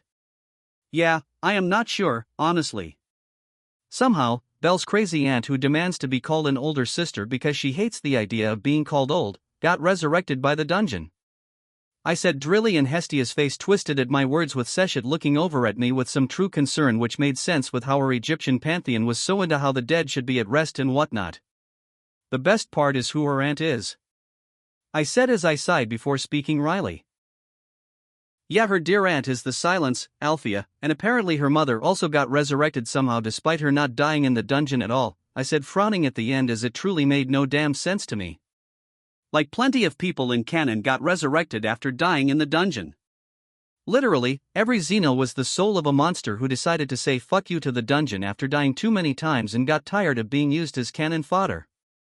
And there were a number of Evolus members that died during the old days, and even just people that died to the dungeon monsters that got resurrected by the dungeon as a creature like Philvis. But that didn't explain how Materia, Belle's mother, got resurrected at all. Hestia went pale at hearing how Belle's ever so slightly deranged aunt/big sister was looking for Belle, with her nervously giggling. Ha ha. So does she know where we live? She asked weakly, and I deadpanned at her. Hestia, I said slowly as though I was speaking to someone about to learn they had cancer or just telling them some horrible news. We live in a massive fucking dildo covered in lava. The whole world knows where we live, I said dryly, and Hestia tilted back and forth in place before her eyes rolled up into the back of her head and her tits smashed into my face as I hurriedly bent over to catch the goddess, who collapsed backward in a dead faint. Chapter 85, Chapter 84, commissioned by Lost Monk 28. 1,375 words. Hestia, although she fainted somewhat, she was still conscious enough to remember how her overdramatic fainting spell resulted in her being pushed into my face as I kept her from cracking her head open on the tile floor of the living room. So she quickly made herself scarce as she blushed heavily while I left her to be so I could focus on Harrowheim. That's an impressive spell, but in reality, we shouldn't really use it unless we are fighting something we cannot defeat at all, I said as Seshet explained how Harrowheim's spell would cut down the Excelia we would get after using it for a good while to allow the Felna to heal from being forcefully boosted to the next level without the needed high-quality Excelia needed to make up the framework of the foundation of a person's next level. So I took out an elemental staff and passed it to her. Just focus on walking the supporting mage path in the back while I fight up closer and Belle takes care of the mid-range stuff, I said, patting Harrowheim between her golden ears. But everyone wants to use my spell, Harrowheim almost whispered, but I rolled my eyes as I lifted Harrowheim's chin so she wouldn't just stare at the ground. Harrowheim, I said slowly as I smiled wryly. I mass-produce high-quality Excelia with my summoned bosses. The last thing I want is for my Felna to need to recover and slow down my growth. Our familias will only need your level boosting spell at the most grave of moments, like fighting higher level adventures, as we are very good at defending ourselves in the dungeon," I said, grinning as I thought that we more like bullied the dungeon with the impossible to bypass bunkers we would build in the dungeon. Though that cheat won't amount to much when the later monsters, like in the Water City floors, can summon and manipulate the endless amount of water on the floor, and using that water they could fill up our bunkers and drown us. That would be a terrible way to go. So don't worry, Harrowheim. We will not rely on you for your cheating spell. Instead, we will rely on you as a fellow compatriot within the dungeon that fights beside us," I said strongly, and she nervously giggled, looking shy, as for so long her level boosting spell was all she was seen as. Then Harrowheim cutely stared into my eyes as she tried to find some courage, and she asked with some steel in her spine, "So I will be able to make my own fate?" I patted her head again before I let go of her as I spoke. "Sure, why not? But you are behind us, so you will need to work hard," I said, grinning, and Harrowheim bravely nodded her head like she was trying to psyche herself up, to begin with. Before I could continue to seduce my new pet, I heard Belle coming downstairs, and I saw her wearing a fluffy robe with her long white hair flowing over her back as she wasn't wearing any kind of ponytail or bindings in order to let her hair breathe. "Oh, Jake, you are back already," Belle said excitedly and then blinked at seeing Harrowheim grasp a corner of my shirt. "Sue? Who is she?" Belle asked, tilting her head to the side slightly, and I chuckled as I pulled Harrowheim in front of me. "This adorable cinnamon roll is Sanjuno Harrowheim, the new member of my Seshet Familia," I said proudly as Belle pouted and looked over at Hestia. "Hestia? Why haven't we gotten any new members? Jake's Familia has 4 members now, and it's even younger than our Familia is." Belle whined and Hestia choked as she looked at Belle with a look of shock at her precious child's verbal betrayal and whining. "Belle Crannel!" she shouted, putting on a brave face as she tried to scold Belle for not being me and literally picking up people for her to put a felna on them. "Oh, so I just need to bring people for you to put a new felna on?" Belle asked, blinking in surprise and smiling as she clasped her hand in delight, as she came to some kind of realization. "Well, then I've got someone already. I found a supporter who helped me do some solo dungeon work, and she is a nice prum," Belle said, and my eye twitched as I put together that she somehow came across Lily Arcuardi, and actually, if my timeline is right, this was typically about the same time she was supposed to meet the troublesome midget. Nah, honestly, I didn't care about Lily as she wasn't going to be in my Familia, and if she caused Belle any trouble, she would learn real quick not to do so when I find her. Yeah, anyway, I sighed cutting off Belle's way too innocent thoughts and mumbled words on how she could go about corrupting her midget supporter into her Familia as Hestia stared at her child in horror and was whispering something about NTR, but I firmly ignored her as those thoughts led to madness. I decided to just rip the band-aid off and get it out in the open. "Belle. This is hard to say, but your mother and aunt have been brought back to life, and they want to meet you," I said with a straight face, and Belle's face turned flat, and if anything hurt as she looked at me for a second, and took a deep breath. "Jake, I don't even know who and what my mother looks like, let alone my aunt," she said firmly, and I nodded as that was fair to say, but I shrugged. "Belle, listen to me and Hestia herself. Your mother and aunt have come back to life, and I am sure they are the same, as you look a lot like your aunt with the same white hair and a similar facial structure," I said, looking to Hestia, and she nodded. "He is telling the truth, Belle," Hestia said softly, and Belle's face twisted before she took a deep breath. "So you want me to meet them or something?" she said softly and looking lost, and I kinda knew what she was going through as my home situation in my past life was messed up as well. I nodded as I pulled Belle into my arms before I sighed. "Belle, your mother Materia is fine and not much of an issue for you to meet as she literally died giving birth to you.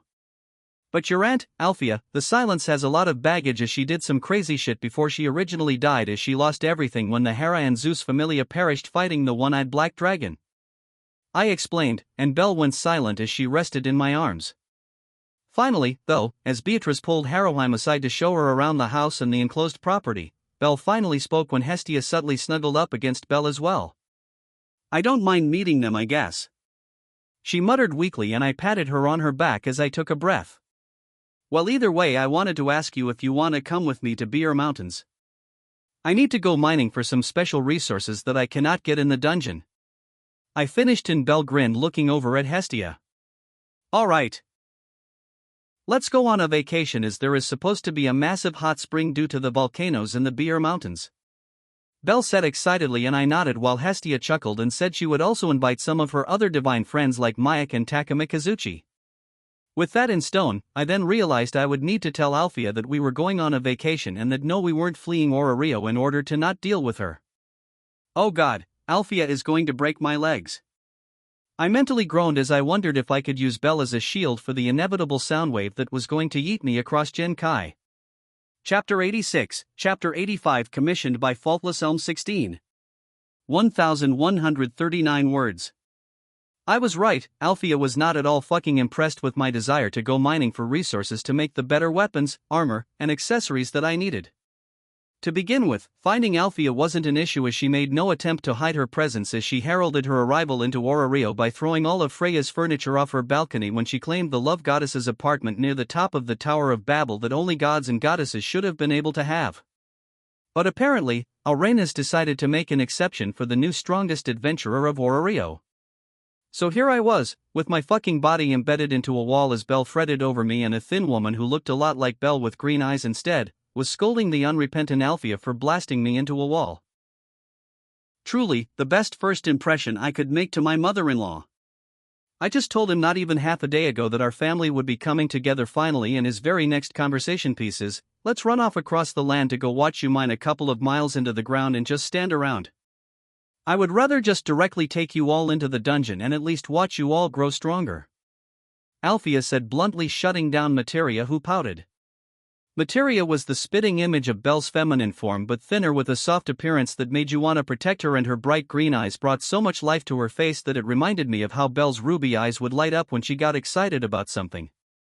Okay. Maybe that's true, but I need to get to the dragon vase floors to get lava-themed items. I groaned and Althea snorted as she eyed me as I stood up, but seeing me get back up, she smiled. At least your durability is pretty decent. That sound wave would have killed the new mediocre level 3s of this generation. Althea said with her closed eyes, tightening in distaste at how pathetic this generation had become, with how everyone chased their level ups rather than maxing out their stats. Either way, with you mining almost straight down to the different floors and myself killing the hordes of dungeon monsters that spawn, we can reach there in less than 6 hours and get back even sooner as you place those tracks and such. She said bluntly, and my face twisted as I wondered if we were in fact going to beat the Loki Familia down to those floors as they were still working their way down there the normal way. Auntie? Belle spoke up, and the metal chalice Althea was drinking out of loudly squealed and shattered under her superhuman strength. Althea slowly looked at the rabbit, who cowered behind me at the cold expression that Althea wore, even with her eyes still closed. Never call me auntie. I am not old, so call me big sister. She said with zero infection in her tone, and both of us nodded instantly as Materia giggled.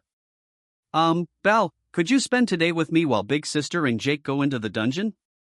Materia asked hopefully, and for a moment there was silence before Belle nodded with a small smile, but that went away as she glared at Althea fiercely with the eyes of a rabbit trying to intimidate a lion into bowing its head. Althea, I understand you want Jake to grow strong as well, but I won't forgive you if you let him die in the dungeon for some kind of test. Belle said strongly, and Althea just rolled her eyes. I won't allow your betrothed to die before making an honest woman out of you. Either way, let's get going, your noise is being too loud. Althea retorted before she spoke to Materia. Stay here with Belle and don't leave. I will be back by tonight for dinner.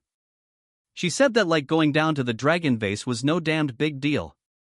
Then Althea casually walked to the end of the apartment, across its plush carpet onto the balcony, and with a flex of her heeled feet I saw her hop atop the banister.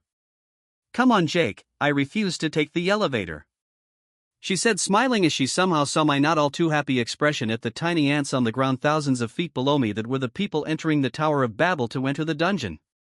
But as Althea did something magical to stop her drop as she all but slammed into the ground, I literally unleashed my inner fucking Mary Poppins as I hurtled down towards the earth, and as I came closer I used the Terrarian umbrella to cancel out all my momentum in a couple of seconds. So as I gently glided down to the ground with my shoes barely scraping the group, Althea looked at my landing and then at her own that shattered the tiles of the ground surrounding the Tower of Babel.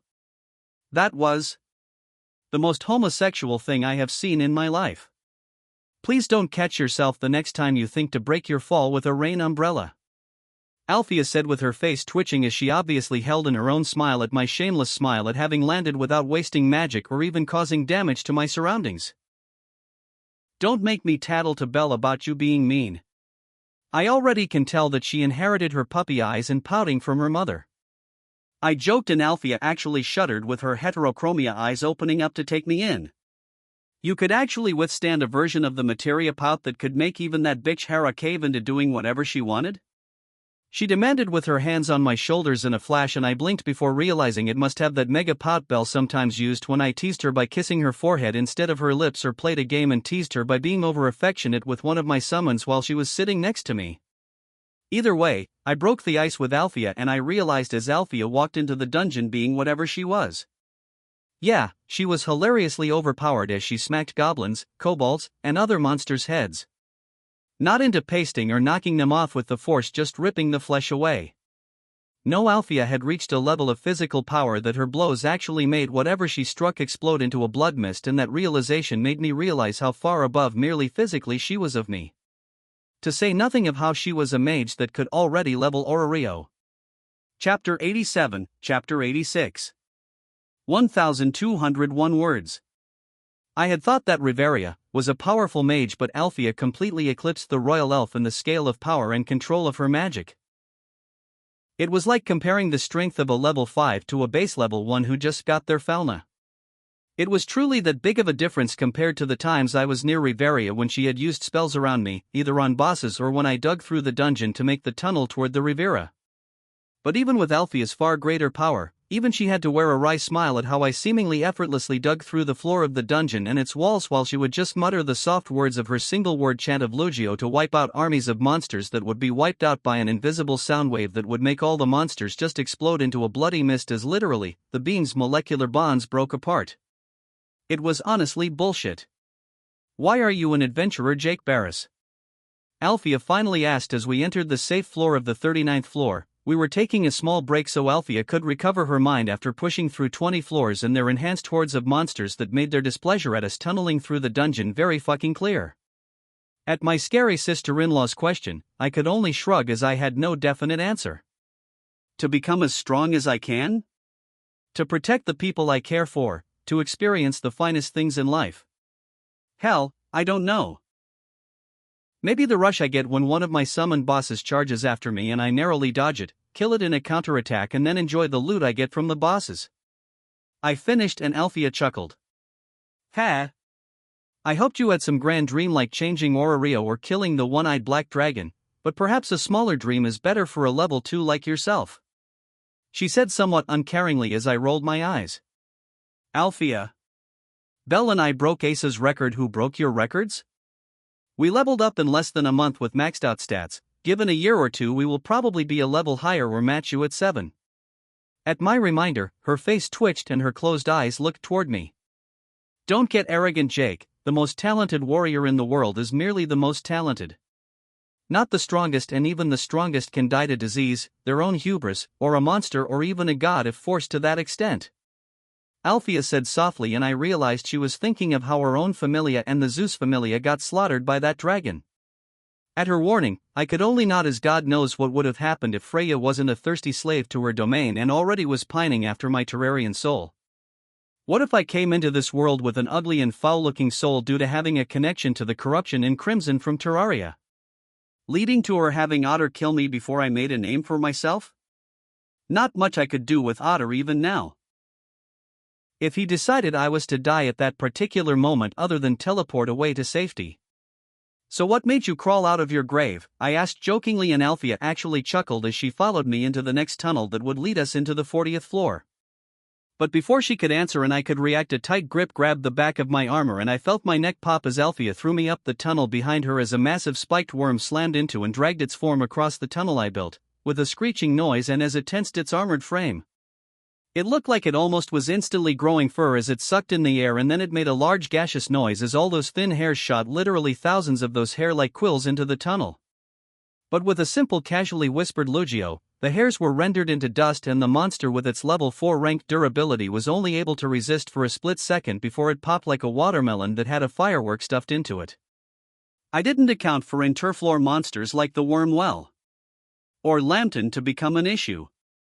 Althea muttered, frowning before she looked at the corners of the tunnel I made before snorting. But if your structures can resist my spells, then the Valgang dragons at the base of the dragon vase won't be able to break through it, she said as she took in how the massive worm thing that was the same size as the desert Scrooge I used to summon did nothing to the actual tunnel itself.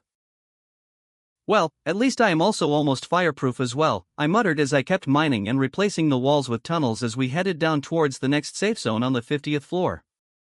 I understood that Althea was a woman of few words typically, so I didn't bug her as she was actually going above and beyond and hovering over me to make sure I didn't get munched on by the hordes of monsters between floors. As each floor we went down, the hordes got thicker in numbers, with the stronger monsters coming in their variant and aberrant forms, and it's seeing the solid gem bones of the aberrant Spartoi warriors that were super strong skeleton monsters. I knew I couldn't defend myself down at these levels at all, as even a stick of dynamite did nothing but blow the monsters away a good bit due to the force of the explosion. So what do you need in on the floor infested by Valgang dragons? She asked after another hour of digging and dealing with the hordes on each floor, and it had gotten to the point in which even she had to take a break after clearing a floor's horde each time. I chuckled as I mentally reviewed my mental list, and at that chuckle, Althea gave me a dirty look as she knew I was going to milk having a nanny keep the armies of massive dragons off my ass, as I was for damn sure not coming back down here without another level 6 or 3, because these monsters were just too dangerous for my pre-hard mode weapons, summons, and methods to deal with. So I need enough to make, let's say, a good 500 or so ingots of hellstone. I need a lot of obsidian, and lastly some of the vines that grow down here near the lava for some potions and magical stuff, I said, with Althea visibly taking a deep breath with her voluptuous chest rising and falling before she blandly told me to get to work as we broke into the floor. And with an irritated whisper of Lugio, the very dungeon shook as the invisible sound wave pulped the army of dragons and monsters that met us on the floor. Chapter 88, Chapter 87, commissioned by Jeff. 1,453 words. I think I was falling in love with Althea. Dragon materials rained down on the ground as Alfie's sound magic, which was a rip-off of Black Bolt's nonsense, just vibrated all the monsters on the floor into piles of broken down flesh, literally just vibrating them so fucking hard that the monster stones just fell out of their bodies, making their bodies disappear. The pure magical strength to do so to all those monsters wasn't the mind-boggling aspect, despite how our action should have been damn near impossible due to the dragon's inherent magic resistance and thick hide and scales. No, the mind-boggling thing was how she could control her sound waves to not only not hurt me or my summons at all, while I casually mine materials, but the fact that her sound waves didn't even fucking break the monster stones or materials of the Valgang dragons and other monsters she killed, allowing my summons to collect them for me. A small flying pig thing to collect monster stones and drops. You are weak, but your ingenuity and the casual ways you break the ways and needs of an adventure never cease to bring surprises to me, Althea said wryly as she took in the football-sized flying piggy bank that was sucking all the drops from my summons, collecting them into its own inventory that both I and Althea could access. Can you make this thing into a cat instead of a pig? She asked, smiling softly as she scratched the miniature flying pig under the chin, making it chuff in obvious joy. Do you want a flying pet or do you want the pocket dimension, Althea? I cannot tell? I joked as I wiped off some sweat and stretched from my hunched-over position from mining a bunch of materials out of one of the ridges on a hill. Althea snorted and then shrugged. A little flying pig is cute and all, but I prefer cats who are more independent, she said, not answering my question about the inventory, so I just shrugged. Nope, it needs the sympathetic connection to a pig that devours all, I made up, making Althea roll her eyes as she gently pushed the flying pig that wanted scratches away. Is that enough materials? Either way, we will need to move as the dungeon isn't happy with our actions of killing its monsters with impunity, along with mining its resources and dealing with the traps that spawned as a result, Althea stated, and I grunted in acceptance. And as we walked back towards our tunnel, a large pillar of ice magic shot across the dungeon's surface, making me blink as I recognized the spell.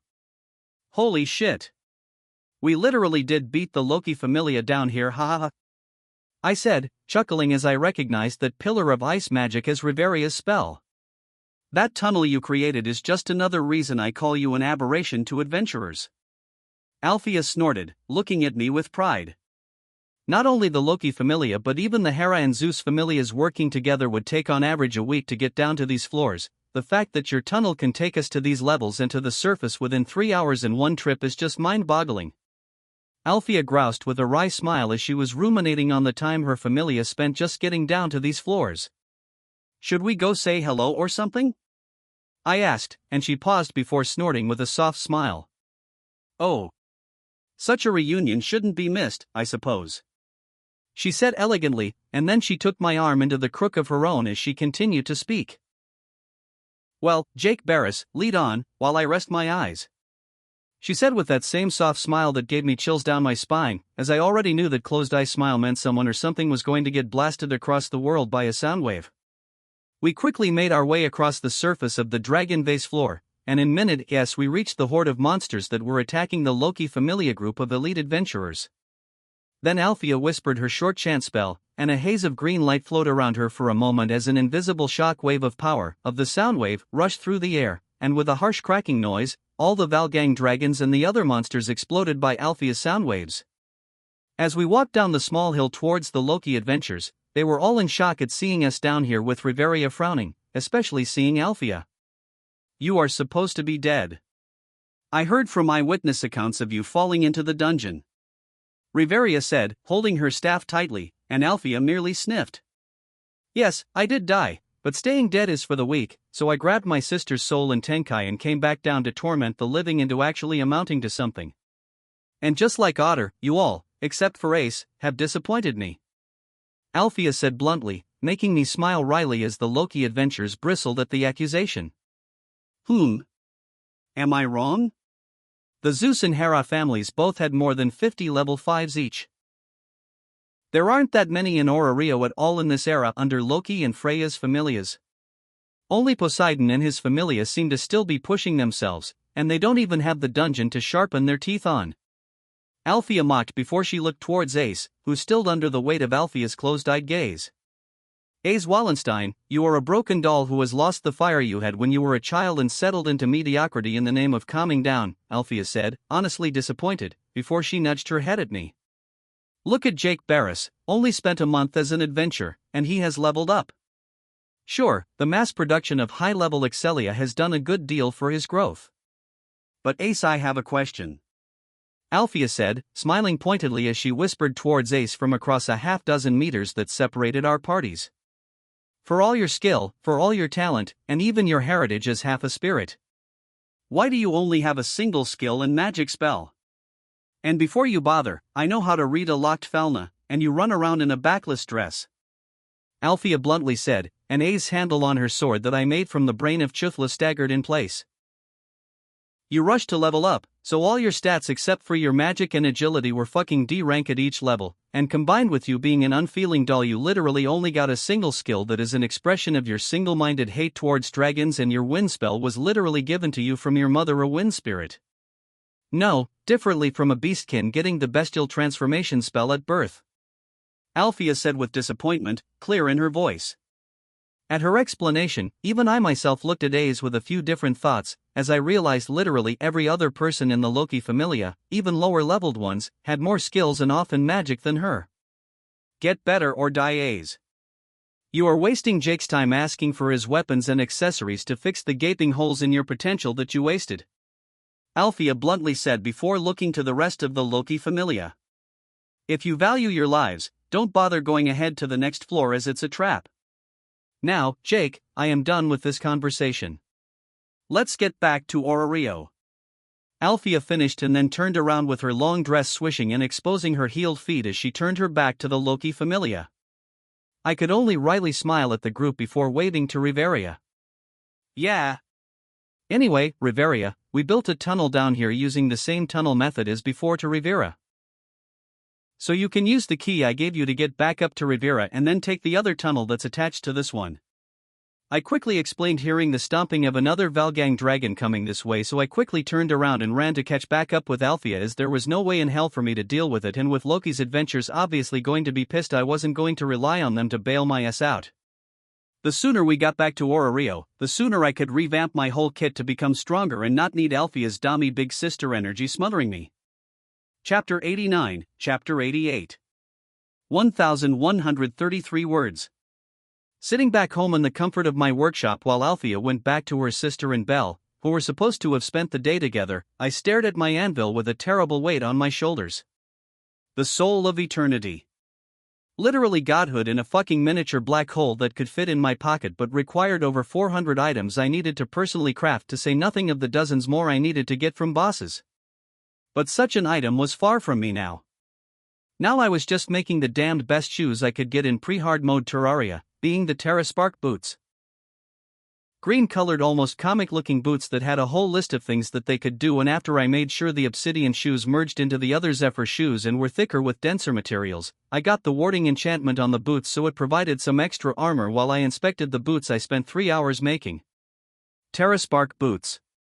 Allows flight, super fast running, and mobility on ice so I don't slip. Provides the ability to walk on water, honey and lava, as well as improves my body's natural resistance to high temperatures.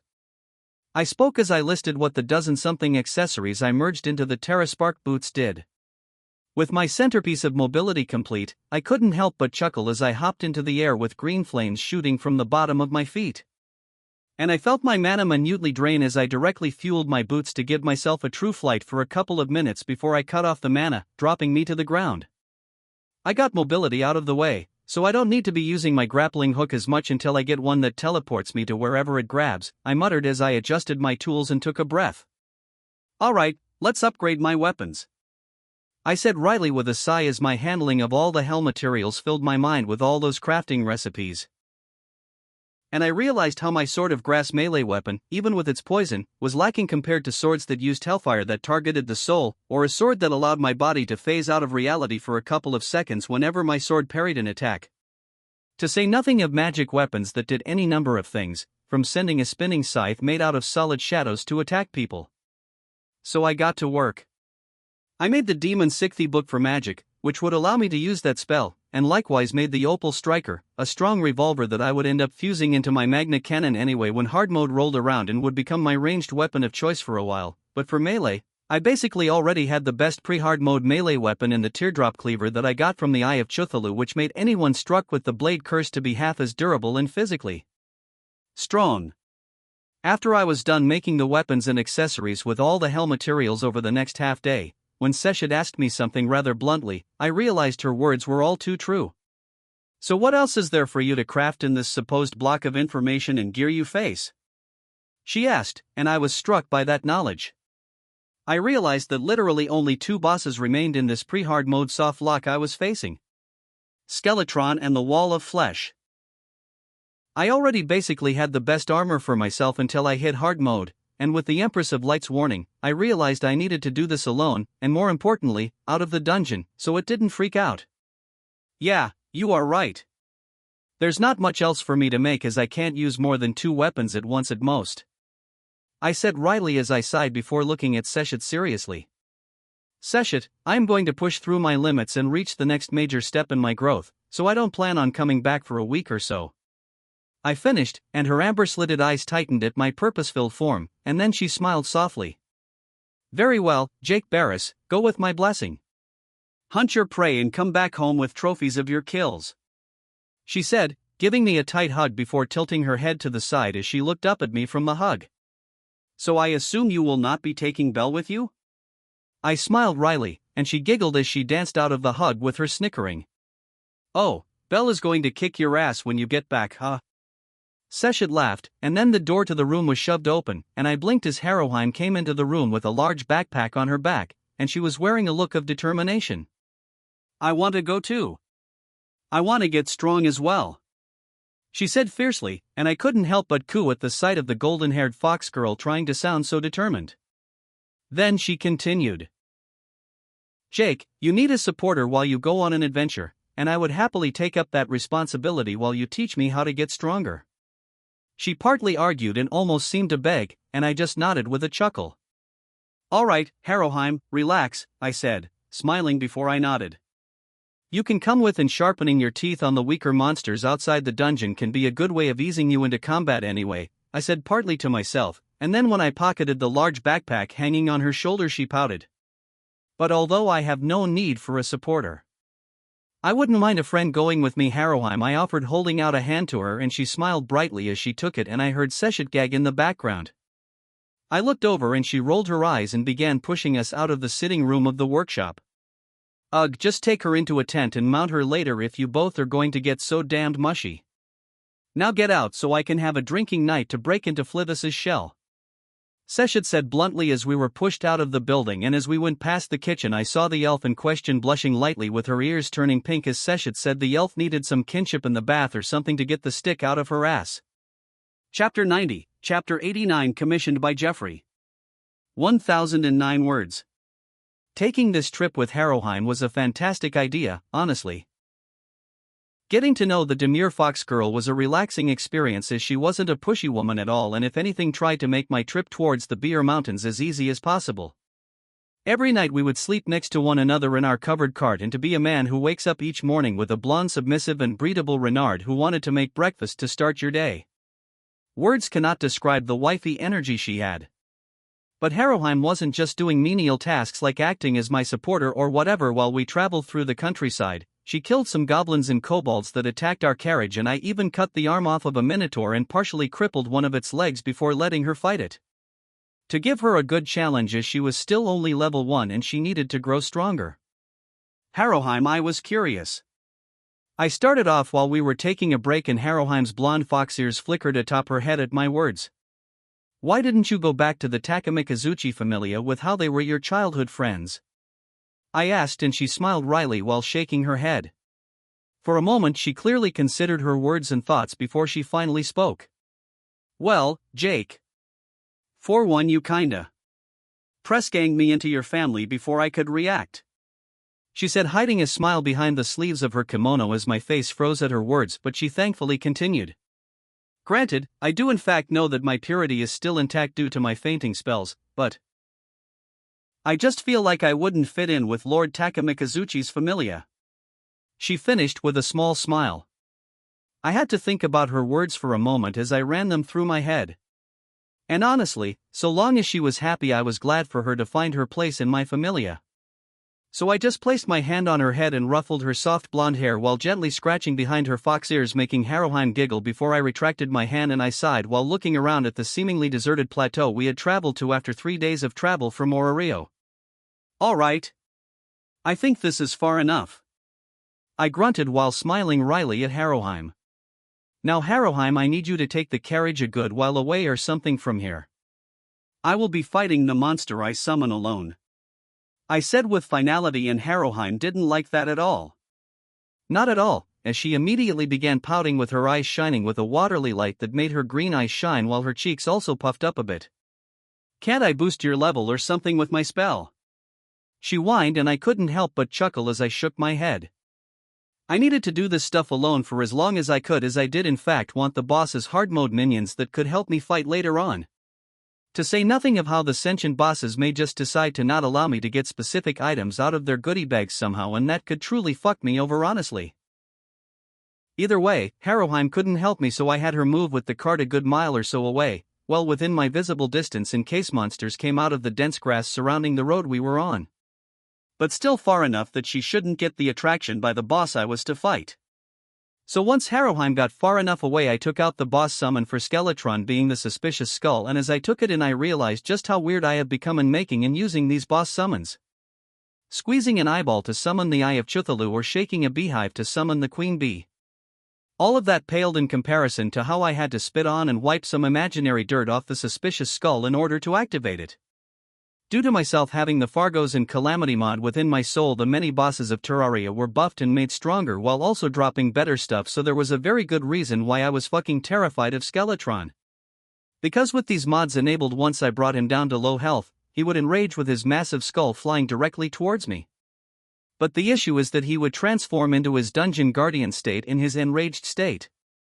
So I had to hit him 100 individual times as he took almost no damage, and he would have some kind of conceptual death bullshit probably that would instantly kill me. Yay! But rather than a living screech, groan, or hissing from the boss monster coming to life, I frantically dashed forward with my Terra Spark boots, making me shoot forwards and into the air as fucking Skeletron silently appeared behind my back, and I cursed as I took in the massive purple glowing skeleton that was Skeletron. Due to my mods making my life more difficult, Skeletron in this form was somehow purple of all things, with his previous dull eye sockets filled with dark crimson flames, and even as I flew through the air, the flying arms and hands that hovered beside Skeletron. The hands flew away from its body, and before I could react reached over and like a massive bonefly swatter, I was almost slapped out of the air. But I managed to use my grappling hook on Skeletron's head to pull me away from the arms, and as I landed feet first on Skeleton's head, I slashed it with my cleaver from the Eye of Cthulhu that would reduce its strength and defenses before I dived off the head and used my Terraspark's jet boots to break my fall on the ground. Chapter 91, Chapter 90. 1,374 words. For large purple bone arms with floating detached hands flew at me with zero mercy, and even as I dodged and flew around the swatting arms and hands that were detached and flying around the large flying skull of Skeletron, I noticed how, although it wasn't sentient, it, however, has some kind of intelligence, as after that one time I grapple hooked onto its head, it wouldn't let me do it anymore, as the skeletal boss would use its arms to block my form from flying in to hit its weak point. So with it using its flying arms and hands to mess with the chain of my grappling hook when I tried to fly at its head directly to do damage to its weak point with my more powerful sword, I instead switched over to my mini shark, as I already had an infinite musketball pouch, so I didn't need to worry about ammo with the minigun's insane fire rate. But when I clearly gave up on bullying it in close range and switched to just shooting the hell out of it from a distance, the purple skeleton's head had spikes piercing through its bone-like exterior, and at the sight, I groaned. Not this again. I cursed as I zipped away with my grappling hooks, speed augmented by my jet boots, increasing my speed as the large flying skull started rapidly spinning, and those crystalline spikes that grew from the bone surface were launched everywhere. Thankfully, with my time killing the desert scourge, I was well used to monsters with spikes just abruptly shooting them at me. And outside here in this mountainous valley, I truly had plenty of time to just carefully dodge said spikes out of the air, as my Terraspark boots and my Felna-boosted body gave me the speed to keep the bastard away, even with its hands started forming little biting bone mouths to throw at me.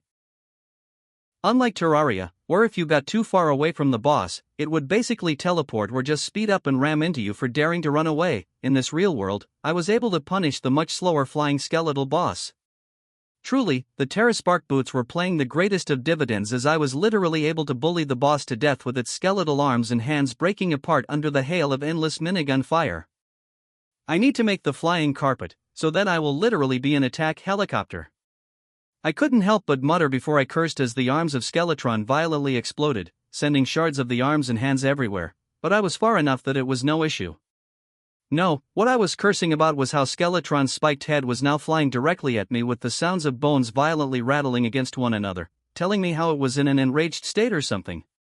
So I tried to use my magical items, but its enraged state made it even faster, seemingly due to the lack of the arms weighted down, and seeing as a single touch in the game would kill the character regardless of health or armor, I just kept far away, dropping down and shooting upwards to avoid the much faster Skeletron's head by a good few meters when it managed to catch back up with me. Thus, with its defense so high, I just switched to using jester arrows that went through the ultra-durable bone head of Skeletron with the Hellwing bow I made from the materials I got from my trip to the Dragon Base. So the jester arrows, due to the effects of the bow, were transformed from a simple arrow to instead a zipping bat-like silhouette of flames that burnt the interior of Skeletron with the passage of the arrow through the boss's head. Grappling to the ground, flying into the air, I did everything I could to stay away from the monster's spike-spinning head, and finally, after a whole 5 minutes of running around frantically while shooting the boss while my summons also did what they could, Skeletron died with a violent death rattle that left its gift bag dropping down onto the ground and making me backtrack to go collect it. "Good job, guys," I said, smiling as I patted Sir Flufflikens the first on his fluffy head while checking out my other summons, and confirmed that despite the hail of bone spikes and other stuff, for whatever reason they never seemed to get hurt. So with the boss clearly dead and my summons crowding around me, Harrowheim came back over to me, and as she did I decided to be nice and handed the gift bag to her. "Here, I am relying on you to be my lady luck and get me some good stuff," I said, grinning, and Harrowheim swallowed while holding the goodie bag that I got from killing the boss. But as she untied the bag I staggered in place while she opened up the bag. I got a confirmation on how I could get the stuff I would normally get from the dungeon in Terraria, with dozens more crafting recipes being flooded into my head with stuff like the water candle, swords, the ball on a chain, and of course the all-so-important Muramesa. An important sword that I would use to finally make the Knight's Edge, which is a powerful sword I can use in hard mode, before I basically immediately upgraded again into the true Knight's Edge. But even as my head's clogged up feeling went away as I pushed down the knowledge of the crafting recipes, I patted Harrowheim on her head as she unsurely held up the loot in her arms, unsure of what I even wanted from it. So once I took the necromantic brew from her and mentally slotted it into my soul's accessory slots, I couldn't help but chuckle as Harrowheim yelped in surprise as I realized I could almost perfectly control the two large bone arms and hands that the Skeletron boss drop gave me that belonged from the Fargo's mod that gave me all these boss accessories that made me so much stronger. At the cost of the bosses also getting stronger. I thought Riley before grinning and pulling Harrowheim to me for a quick hug as I chuckled at her luck in actually getting something I wanted from the goodie bag. "Good job, Harrowheim, I actually needed this," I said, making the fox girl flush at how affectionate I was being. But then as I relaxed on a fallen tree that got smashed during the fight, I sighed as I realized there was still one major adversary I needed to kill before I went to hard mode and things got crazy. "Wall of flesh, here I am," I muttered as I took out the foot-long doll that I had to make with the blood of someone that trusted me. Thankfully, the doll didn't require me to kill that person via some kind of sacrifice or something, but I needed blood given to me from someone that trusted me with their life specifically. So Belle's blood was used in its creation.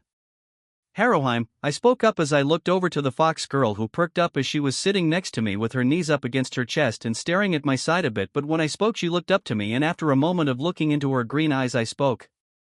"This boss is going to be different. After we eat and rest for a bit, I will give you a couple summons to protect you, but do not stop walking back towards Zora Rio until I resummon one of my summonses to me, and should they both disappear, well," I said Riley at the end, as I was pretty sure if I died that my summons would disappear.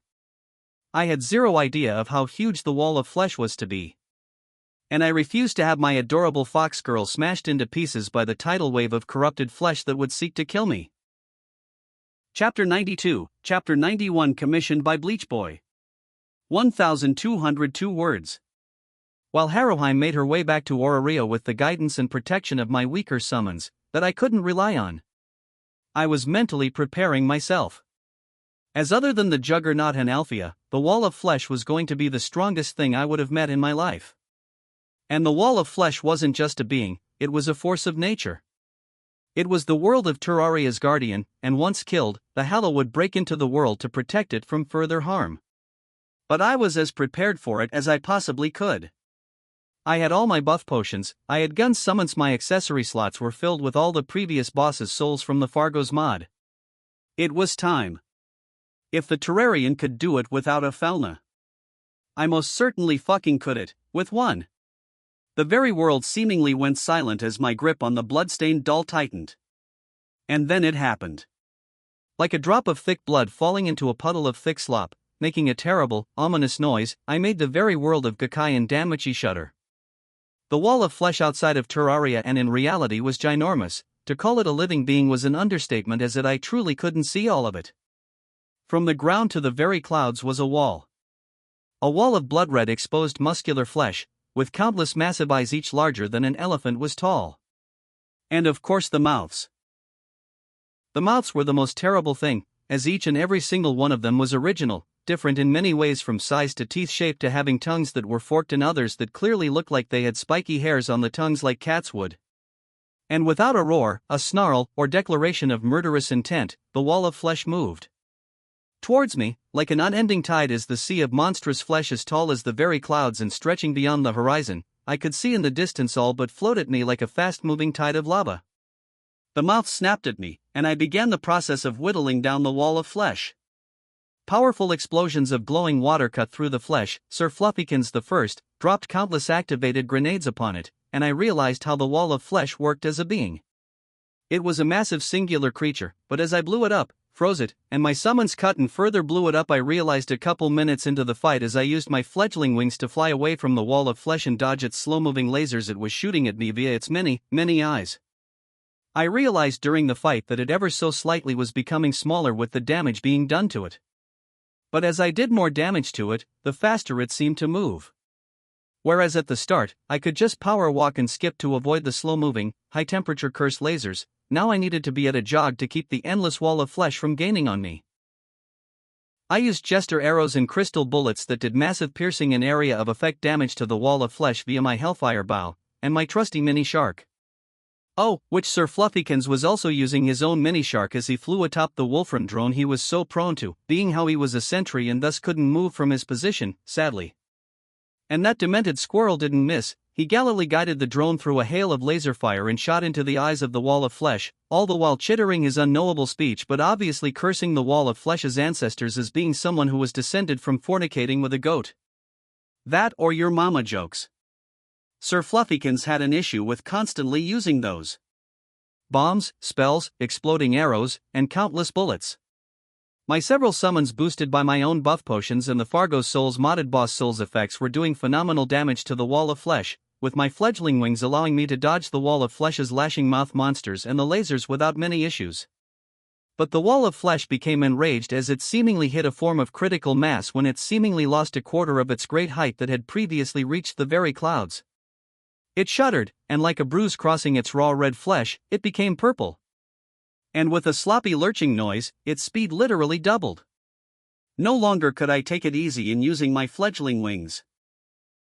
I was all but sprinting and flying at high speeds as I occasionally turned back to shoot spells or bullets into the boss. All the while, my summons honestly did the bulk of the work, as the wall of flesh and all the bosses honestly just seemed to ignore my summons. Their animalistic and instinctual desire to see me a splattered mess would render them all but blind to other entities, even other humans, unless I left their sight and senses. And thus, only then they would focus on and go after other humans and sentient beings. Finally, though the wall of flesh made a noise beyond its gurgling moans of pain that escaped its countless mouths, I grunted and I held a boulder in my arms to drop me out of the air instantly as a pillar of light screamed through where I just was, cutting through the surrounding forest and creating an after-effect explosion of smoke and flames, making a several-mile-long trench that was 50 meters wide. And that beam of death was seemingly the last splurt of its energy as it reverted back at its grasping fleshy chompers that grew endlessly from its flesh to soak up our attacks and, of course, the constant barrage of lesser bolts of lasers trying to pierce through me. But with that final death throes of an attack by the wall of flesh that would have killed me with doubt should it have landed, I was in the clear. With each bullet and attack, the wall of flesh became weaker, slower, and just less of itself until it reached the end. A box of hard flesh, harder than the stone of the dungeon, was all that remained of the wall of flesh that was still trying to bulldoze me over, and it was only when I took a pickaxe and broke the black box that a loud gurgling rang out before ending with a strangled whisper that told me the wall of flesh had died. The fight lasted more than 20 minutes. 20 minutes of a literal tidal wave of an eldritch flesh monster trying to crush, eat, vaporize, or tear me apart. As I stumbled into the box and grabbed my items from killing the wall of flesh, I literally just collapsed face first into the ground in sheer exhaustion, and my vision went dark, with the last thing I saw was Sir Fluffykins the first chittering loudly at me. Chapter 93, Chapter 92 commissioned by Rogue 5K Alt POV. 1085 words. The world of Gakkai itself shuddered as though a core part of it was awoken from its slumber, and such a shivering primal realization was more than correct as not even the very blighting cancer upon the world and the dungeon itself dared to scream and rage against the foul divinity that seemingly awoken across the world.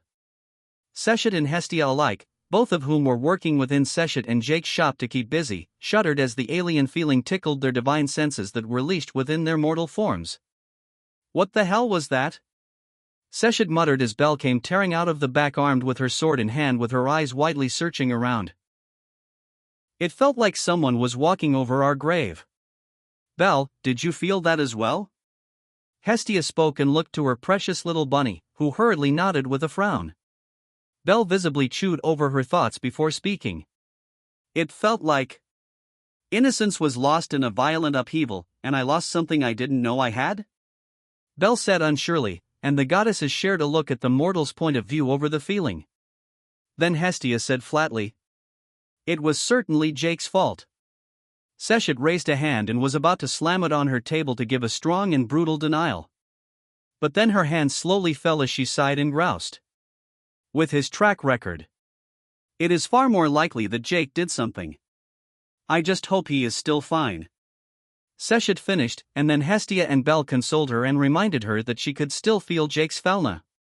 So it's not like he was lost to her in any way. Across the city, deep within the depths of Orario, a figure was cloaked, but its form still sent an indescribable pressure across the room that its form sat within atop a simple stone throne. The wizened face with its eyes closed hummed in thought before its dry voice broke the silence. Something has changed. The dungeon itself gave a deathly scream. Something is changing within its depths. Something even further and more drastic than before, with the aberrant and mutated monsters coming to be. Aurena's voice spoke out tiredly. From the shadows of the darkroom came a dark figure walking out of the shadows, and its hands were covered in a plate mail, but it couldn't disguise the bare bones that appeared within sight. Even more creepily was the fact that the cloaked figure had no facial features to be seen, as the cloaks had seemed to merely be a pool of darkness with nothing to be seen or made out. That very thin figure then spoke aloud. "Things are always changing, Lord Aurenas. But such violent and widespread change so quickly is a portent of great change, that will not be good for Orario as a whole." The strongest god nodded slowly as he saw beyond his temple that he rested with to lull the dungeon into a slumber so it wouldn't continue to grow to devour Gakkai. As he saw beyond Orario itself, he located the epicenter of the divinity that pulsed that sent the dungeon into such a fretful rage and silence. As Aurenas' eyes finally landed on the source, he couldn't help a small snort from escaping his mouth at what he saw. "That boy. He has caused more issues, Fells," Aurenas said with steel in his voice as he looked at his single familia member. "Find out what Jake Barris has done. See what nonsense he has gotten up to and keep an eye on him. He is a chaotic element with his ability to topple the city of Orario should he choose," Aurenas said with finality in his voice as his head dipped lower to obscure his face under his thick hooded cloak so he could return to his dozing slumber. He would force upon the dungeon. Fells then silently dipped their head in a show of understanding and acceptance before they merged back into the shadows and disappeared from the room. In contrast to Aurenas, who rested in the depths of the Tower of Babel, at the tallest point of Orario, in the peak suit was a wonder of a woman clad in naught but plucked rose petals that coated her bed's surface. "Ah! You have done so well, my otter," Freya said breathily as she watched with all due care as her beloved fell unconscious and was surrounded by the summons that moved him to safety and some relative comfort. Her every waking moment that wasn't spent fearing Althea coming to finish her familia out of some kind of spiteful boredom was done watching over her otter Jake Barris, and there were no words to be spoken at his great feat, slaying the very world's innocence and bringing about cruel reality unbowed by the sheltering of the gods. Freya shivered in utter delight as already she could feel it down to her very domains. So much death was coming, so much magic on a massive scale was in the future. And most importantly, the brightest of heroes would be shining to life and dying with a beautiful splutter as their fires went out in the coming strife coming to this world. HAAA. "Jake, whatever can I do to earn the same passionate gaze you looked upon that monster you so slew?" Freya whispered, shivering at the thought of her beloved giving her such attention. She adored how he was immune to her charm. She loved his soul, which was both beautiful and terrifying. "Maybe I can sneak into his bed in the middle of the night. He is not the type to press down into bed and forget after all," she muttered before pouting as she realized Jake had 3 lovers always in his bed in Belle, Sechet, and that cow beastkin pet Beatrice he adopted out of some fetishistic desire for her stupidly large breasts. "Ha! Maybe he will accept a threesome with me and Heath Velvet, or maybe even Rio to break his reluctance to lay with me. They are both virgins after all?" Freya muttered as she pondered how to earn Jake's affection through the most primal and effective manner in draining his balls to the point he would become addicted to her touch and love. She was well aware her colored past of pleasure was biting her in her perfectly purred heart-shaped behind, despite the hypocrisy. Chapter 94, Chapter 93. 1013 words. I got literally so many items from the wall of flesh that as I collapsed and my summons dragged me into the fleshy box that held all the items after the wall of flesh's death, I honestly thought that I was back home on Earth and I fell asleep on a bag of chips that spilled everywhere along with a stack of clothes. But as I awoken from my rest, I realized that, no, I was still in the world of Danmachi in fact, and I needed to make a fucking squirrel cap out of Sir Fluffykins the first due to him bonking me in the side repeatedly with a fist-sized goat emblem while loudly chittering. "Oh yeah, the goat skull is a thing," I said wryly as I saw the mount that only had a 25% drop chance, and I groaned as I looked around the dark and the damp fleshy interior of the room I was in and saw with the room's natural glow and the light leaking in from the doorway, all the drops placed in a nice array by my summons. "Good job guys," I said thankfully and then moaned out in joy as I chugged a large jug of water out of my inventory to finally rehydrate myself after the battle while I considered what I needed to do now. First of all, Like all people who killed the wall of flesh, I took the smaller watermelon-sized purple demon heart and I grimaced as I reviewed my mental information on this damn thing, and I realized I had to literally eat the demonic heart. Like I was doing this cinnamon challenge all over again back in high school. I just dug in, and after a couple bites, I paused as I looked down at the heart and muttered, "Grape drink? Why the hell did my demonic and eldritch tainted heart taste like a grape drink?" Eating the demon heart made my soul kinda tickle, as it stretched a lot like when I leveled up with Seshet's help, but instead, it was my soul stretching and growing so it could hold another accessory slot, which was instantly filled with the wall of flesh, Fargo's boss accessory in the pungent eyeball. Unlike the other previous accessories I used, this one actually hurt slightly as my eyes filmed over and I hissed as a mental dump of its effects reached me, and I blinked as its effects came to me mentally. Pungent eyeball grants immunity to blindness and petrification or other status effects by ocular effects. Locking your vision upon an enemy causes enemies to take increased damage, and intensifies the longer you track them without losing complete visual focus on them. All of Fargo's boss accessories were strong, which is why I actually spent a level ups mod retrieval on getting a mod that gives me more accessory slots with each level. And it was totally worth it. Beyond the Fargo's items, I obviously got the basic unmodded clockwork assault rifle, laser rifle, breaker blade, firecracker, and then the normal emblems that always dropped for classes like the melee, mage, ranger, and the other emblems. Then there were the modded weapons from Calamity I got. How the fuck do I burn monsters to death with something called the Meow Thrower that makes obscenely loud meowing noises as it shoots blue and red flames? I muttered blankly before my lips twitched even harder as I got it. No freaking way. I snorted as I held up the Black Hawk remote, which was one of the best summonses in early to even mid-hard mode. But with a button press, an extremely loud thrumming roar rang out and I blankly looked outside. And yup, there was a much smaller fighter fucking jet flying loudly in front of the fleshy little box I was within. I stared at the hovering fighter jet, and a loud snicking noise rang out as the drone's camera blinked and I facepalmed. How do I tell Hestia and Seshet I have a literal fighter's jet? I muttered before I looked back up to the fighter jet, and I continued. Are you sentient? I asked, and it did nothing and gave a noticeable reaction, but then Sir Fluffykins got my attention and he shook his head and pointed at the thing several times. And after a couple questions I learned that the fighter's jet was just a mechanical summon without sentience, a lot like the Wolfram drone. Oh god, Sir Fluffykins is going to upgrade to using a flamethrower from atop the fighter jet. I cannot wait to take him into the dungeon, I thought while holding in a giggle at the thought. But either way, with the knowledge that the summon wasn't sentient, I desummoned him with another button press and then stood up with Sir Fluffykins giving me over the goat skull so I could summon the mount. The goat skull was a good mount, as with a ghostly grunt of exertion from the mist within the eyes of the goat emblem formed a large horse with a goat's head. But it wasn't just a normal horse-shaped and sized goat, it looked straight out of Ghost Rider with how it was a clearly animated skeleton filled with demonic dark red flames that filled its eyes and were left behind its every step. And like a ghost as I rode it back towards where Harrowheim was supposed to be. The goat skull mount could double jump as well as glide through the air. Wait, aren't you just a rip-off of Best Boy Torrent but made emo like a Ghost Rider mount? I muttered to myself, but thankfully the mount didn't seem to care about my words at all as I made my way back towards Harrowheim and Orario, as I was assuredly ready for a level up with killing the wall of flesh. And I wanted to do depraved things to my waifus to celebrate just surviving this experience that I was in no damned hurry to repeat. Chapter 95, Chapter 94. 1,265 words. After picking up Harrowheim, we quickly made our way back to Orario in record time compared to the day-and-a-half trip we made previously via my new mount. Oh. I muttered wryly, seeing the long line to enter the city of Orario. Typically the line to enter the city was as streamlined as possible, but for there to be a stagnant line that meant something screwy had happened. I could feel an earthquake shake the world after that wall of flesh died. Maybe the earthquake reached Orario and some buildings got knocked over? Harrowheim offered, and I wryly shook my head.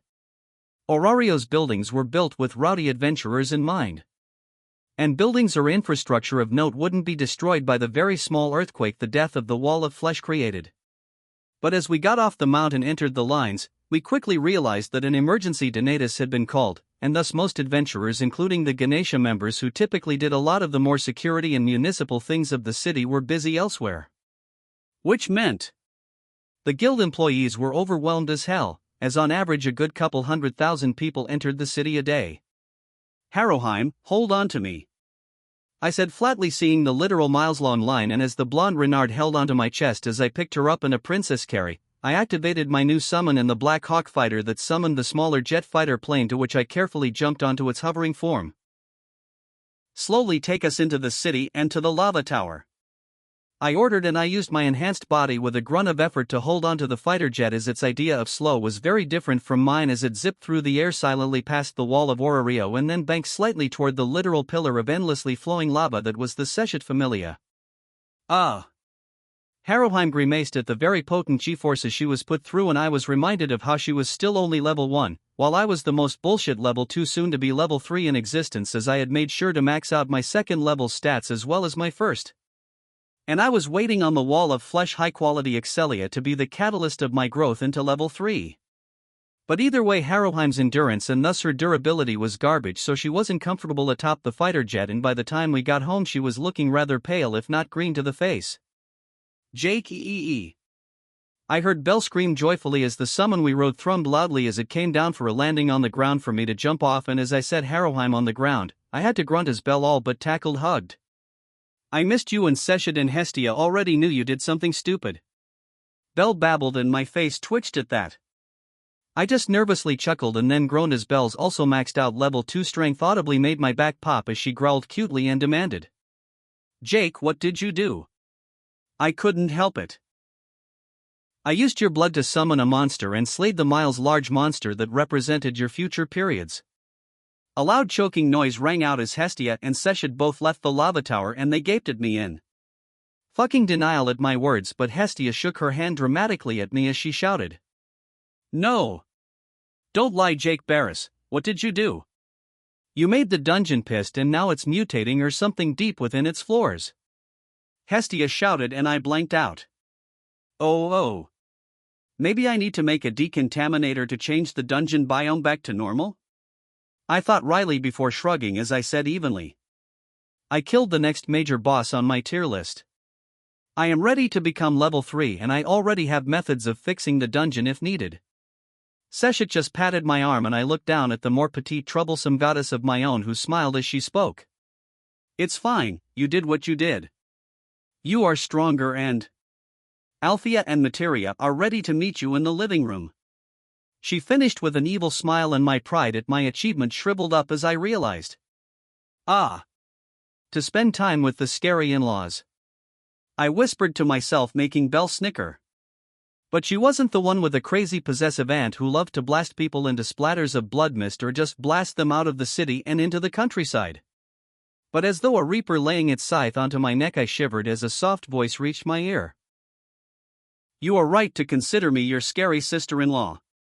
Althea spoke from behind me, and I heard Materia coming up behind Althea with a more gentle smile as she spoke. "Welcome back, Jake. I hope your expedition went well?" She spoke, and I nodded with a smile while Althea snorted at my avoidance of her. Althea then clapped her hands together, making a loud cracking noise that made everything flinch, as she then smiled with her eyes as per usual closed before she spoke. "Yes, congratulations, Jake Barris, on your expedition. Now let's get into the meat of things. It's time for you to level up." Not even a couple minutes later, Althea had dragged Sechet and I into a side room with myself, taking my shirt off so my goddess could update my Felna and give me my level up. Why are you here, Althea? You aren't even part of Sechet's familia." I grumbled, and she snorted at my question before there was a moment of silence, as Sechet was having her mental seizure at the bullshit I got up to in killing Skeletron and the Wall of Flesh. Finally, though, Althea responded. "Because I am going to guide you and Belle to reach beyond the level of that annoying Empress who is the captain of the Hera Familia. And who is to say I am not part of your familia?" she said with a hint of teasing, and I looked at her horrified as she giggled heavily and continued. "Oh yes, you little adorable level 3, try being a proud captain when everyone looks up to me as the level 8 of the familia." Althea then leaned in close as Sechet twitched, meaning she was coming out of her stupor at reading the tale of my adventures. Either way, Althea continued. "Better get strong, Jake, as I will be in charge of driving both the Hestia and Sechet familia, and I will have the best of you and Belle," she said ominously. Any further words were cut off as Seshit grumbled. Jake, you are bullshit, dammit. Now what main mod do you want for your level 3 mod retrieval? It seems like a number of new mods were added for getting to level 3 as well, like the Spirit, Starlight River, and a bunch more. She explained. For a bit we discussed things and after a moment I decided to go for broke as I spoke. Is the Stars Above mod there? I asked and Seshit read through the exhaustive list of mods I could get before she answered flatly. Yes. But why does the mod warn of a voice in your head and have eldritch themes? Seshit demanded. Chapter 96, Chapter 95. 1217 words. Jake Barris. Level 3. Strength 0. Endurance 0. Dexterity 0. Agility 0. Magic 0. Skill. The Terrarian/Starfarer enforces Terrarian world logic upon the user, restricts acquisition of development abilities and Falnaback spells in order to host mods. Mods may not be taken/disabled/traded for another mod. The user's alien logic to the world prevents mental status effects from affecting user. King's Fall, killing of all monster Rex tier opponents for the first time encourages potential growth with each subsequent kill of monsters already killed, only providing high quality Excelia to fuel growth. Guardian Slayer will not be immediately declared an enemy of a world once you land upon it. Development mod Calamity and all add-ons. Allows the creation and summoning of Calamity mod objects. Fargo's Souls and other add-ons.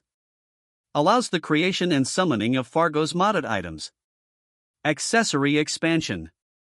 Expand the soul container to host more accessories. Stars Above. Take with the user's soul a wisp of one of 2 Starfarer and they will become your partner, allowing you to become one with their essence and become a Starfarer in turn, which upgrades your Terrarian skill further.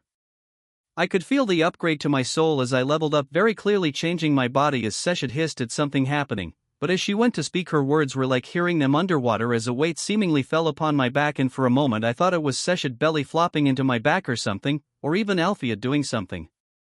But no, I felt 2 hands fall on my shoulders, and in the corner of my vision on both sides was a woman. On my right side was a woman with vibrant purple hair and ample breasts that pushed out her armored robes that had stars seemingly woven into the dress that came down into a short skirt. On my left side was another woman, but this one was more petite and having dark blue hair that was almost like the night sky, and her clothes had a lot more stars studded into their outfit.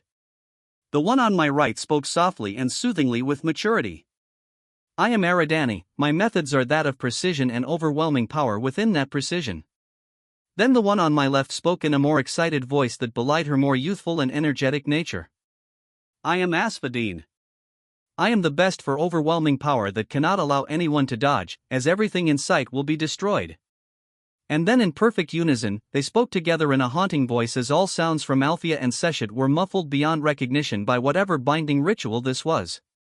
You will choose one of us now.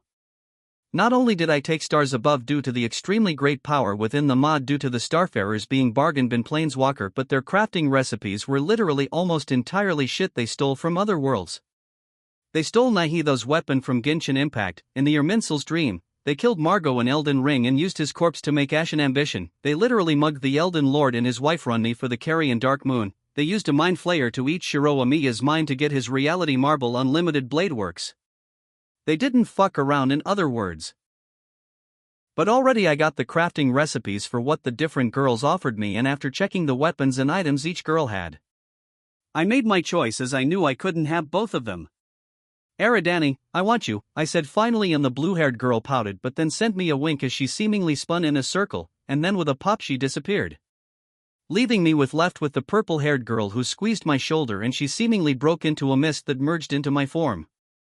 And she disappeared with but a single whisper reaching into my mind as she spoke. And we are partners now until you become a true Starfarer and the multiverse is your playground.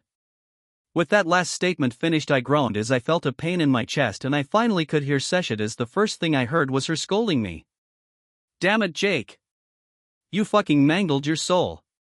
Stars Above, Calamity, Fargo's are all super heavy mods apparently, and your soul cannot take any more main mods. She yelled and I just groaned in reply as the burning in my soul settled down to a dull ache, and I knew it was Aradani making me into a budget planeswalker. But the news about my soul being full to the bursting due to the power of the mods I had. Honestly, I wasn't too surprised actually, being completely frank. I had more than enough stuff to work with. I was already more dangerous and physically stronger than a level 5, and besides the dungeon itself and my Terraria bosses, what other challenges did I have? Unbidden I peeked over at Althea, who raised an eyebrow at my action as Seshet rolled off my back and I finally sat up without my tanned goddess straddling my back. Is Althea, my in-law, supposed to be the big boss of this world of Danmachi? I thought wryly and then I spoke out. It's fine. Even if I cannot get another main mod, I already literally have a roadmap for immortality and godhood. So long as the bosses I fight don't kill me, obviously. I finished with a wry smile, and my goddess and Althea shared a look, allowing me to know perfectly well how they felt about my confidence. But fuck em, I was becoming a literal planeswalker, or more akin to an old-school Keyblade warrior who could go to different worlds. I was no longer locked to Danmachi and its dungeon. If I wanted to go somewhere else I could. Actually, with how the items from stars above are from different worlds, could I use those items as beacons to more easily get to those worlds? I wondered before shaking the thought aside as Althea spoke up. Good, with you being level 3 and being equal to a mid-level magically inclined adventurer, you and Belle will be going down with me to the Dragon Vase to fight the Valgang dragons while we make sure the tunnel down there is still secure. Althea ordered, but I shook my head. Althea's eyes tightened on me and I felt a pressure on my shoulders as her ire was raised at my refusal, but I bluntly said, I got a new major mod and need to kill old bosses again to get the new materials. I explained and she paused at that knowledge and then nodded. Very well. Even your weaker bosses are still classified as monster rexes and thus are potent suppliers of high-quality excelia. Althea then hummed as she looked at Seshet and I saw her smile as she then chuckled and continued. This is actually a decent idea anyway, the city is abuzz with whatever nonsense you have performed. So let us all leave the city and go into the country to kill the bosses, and you can get to know materia better as well during the vacation. Chapter 97, Chapter 96. 1162 words. I was the strongest level 3 in history. I killed literal kingdom-destroying monsters regularly. Why is my aunt/sister-in-law the fucking last boss of the world? I thought, mentally screaming all the while as Althea was beating Belle's ass into the ground. We had left Orario soon after my level up and we were currently out in the northern forests of Orario, which could lead us to the elvish forests that Riveria and Lafia came from. Or if we head further northwest we could hit the Dwarves Mountains. Literally, in fact, she was using a heavily padded paddle-like sword and using the flat side of it to literally play whack-a-mole on Belle's head, with the weaker white-haired girl was helpless under the onslaught and was being actually beaten into the ground, with how the ground cratering under Belle's feet due to Althea's overwhelming strength.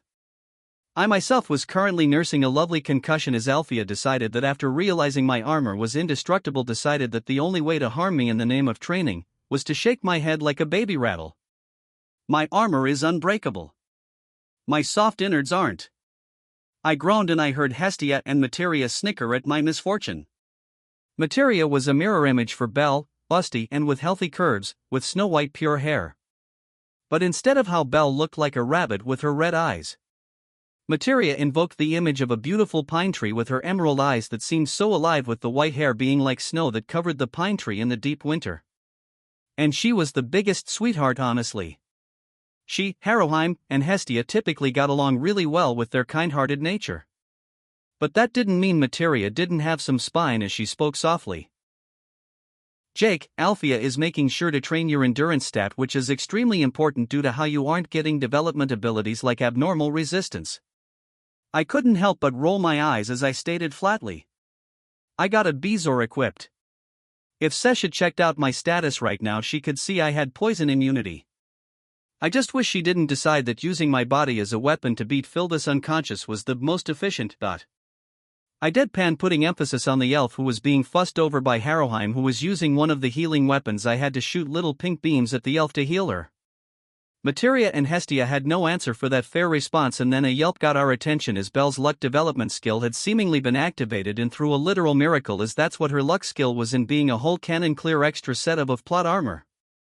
I blinked as Belle fell forward under her aunt/big sister's swing of the paddle, and as Althea naturally took a step back to avoid Belle's tripping dive, through the miracle Belle's hands that shot outwards to catch herself caught hold of something. And with a tearing and thumping noise that rang out through the large camp, the miracle bore fruit. Those are cute. Oh fuck. I mentally screamed as Belle had somehow in her fall with both hands grabbed onto the edge of Althea's cutout in her dress and ripped the top section which covered her breasts, as well as somehow breaking the pins on her bra and taking it off her as she fell, allowing Althea's bountiful pale breasts topped with small delicate pink nipples to bounce through the air as the level 8 just gapped at the side of her tits, bouncing in the air comically far more than should be possible. There was a silence and I slowly, as though the movement wouldn't catch the level 8's eyes, covered my eyes with both hands as Hestia called out, "Belle, do the Dejizet and beg for forgiveness," and Jake, "You already covered your eyes." I only dryly stated to the short goddess, "I like living." Then Seshet, who had been napping on a hammock in the shade of the courtyard I made with my stone walls, finally spoke up tiredly. "Alfie is cool, open your eyes, Jake. It's just a bit of titty, don't make a big deal about it." And as though to confirm Seshet's words, Althea's amused voice spoke out, "Indeed, it's not as though you haven't seen breasts before, Jake. Besides, within the dungeon, it's not uncommon for clothes to be ruined. In fact, Belle, you yourself can be considered lucky with Jake's assistance, as I cannot list the number of times that one of the acid or fire-spitting monsters ruined my clothes. And I had to come up to the surface in naught but my underwear before I reached level 5. I opened my eyes and bam! Titty in the face as Althea, careless of her top nudity, was dragging Belle's defeated limp form by a boot across the ground before dumping her into my lap, with Althea saying with some happiness in her voice, "I am proud of both your progress, Jake, Belle. You are monsters that don't at all fit in the bounds of a level 3 and are better found in the levels of levels 5 or even 6. Then, even as I looked past her breasts, I saw a wistful look of almost regret on her face as she sighed. "Truly, the growth rate of the two of you are utterly ridiculous. If the Zeus and Hera Familia was made up of the same quality of monsters as yourself and had Haroheim boost all our levels up by 1. Althea drew off and I could see the energy leave her frame as she shook her head. Seeing even Materia look a bit sad at Althea's spiral into PTSD via one-eyed black dragon angst that killed everyone from their familia, I cut in to change the subject. "Belle, I would appreciate your help killing some bosses for me to fill out and upgrade my new mod," I spoke out, and she gleefully nodded, as the pre-hard mode bosses weren't a challenge anymore, so it was just going through the motions. But then Belle asked tentatively, "Jake, can we kill the Queen Slime yet? I really want to get the materials so we can help Ina get her eyes back." Belle asked earnestly, and after a moment of thought I looked over at Althea, and after a moment she subtly nodded without Belle noticing. So with the safety net of the scary last boss of the world in our corner, I smiled naturally and said bravely, "Of course, Belle. But first, I need to make us both wings so we can fly." The squeal of joy from Belle as she flew across the sky on wings would fill my memories for the rest of my life, as Althea and Materia looked on in unmistakable jealousy at the sight of Belle's joy. Chapter 98, Chapter 97. 958 words. You wish to acquire more of our power, I see. I heard Eridani, my companion part of the Starfarer mod, speak into my soul, and I responded mentally, "Yes. Although the lesser gear won't be that useful, but the abilities you offer are very potent, to say the least." I said that killing bosses would basically give me passive skills I could have up to 5 of at once. All I got was a mental hum. So Belle over the next hour systematically killed all the pre-hard mode bosses as well again, and with me having made and having gotten hard mode quality mode weapons from the Wall of Flesh, the prior bosses weren't too much of an issue. And the Stars Above mod didn't make the previous bosses any harder, unlike with Fargo's, so we were able to deal with them without issue.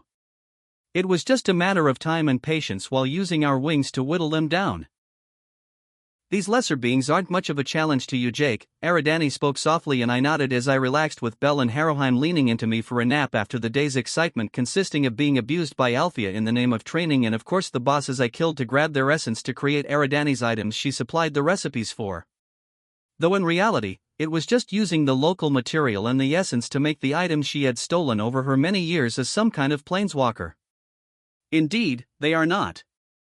And neither are the common monsters of this land worth much compared to the time it takes me to get to the stronger monsters. I replied mentally, and I could feel Eridani's nod as she then spoke again, but more seriously. "Jake, you are a starfarer now. This world, this Gakai, is a tiny realm attached to the larger realm of Tenkai. To say nothing of the monsters and gods filling Tenkai, in truth, you are already physically and magically powerful enough to make the Tier 2 stelliglyph to reach alternate worlds. She spoke and I raised an eyebrow at that news. Did I even want to leave the world of Danmachi? I thought, but then again as I thought more on the scenario I could already see how my actions had brought a great deal of instability to the world, to say nothing of whatever I had done to the dungeon with killing the wall of flesh. But with my max stats leveling strategy, farming monsters wholesale, killing thousands of them every minute with traps, and using my full power and skill to kill them, had become trivial, and although there was certainly growth in doing so.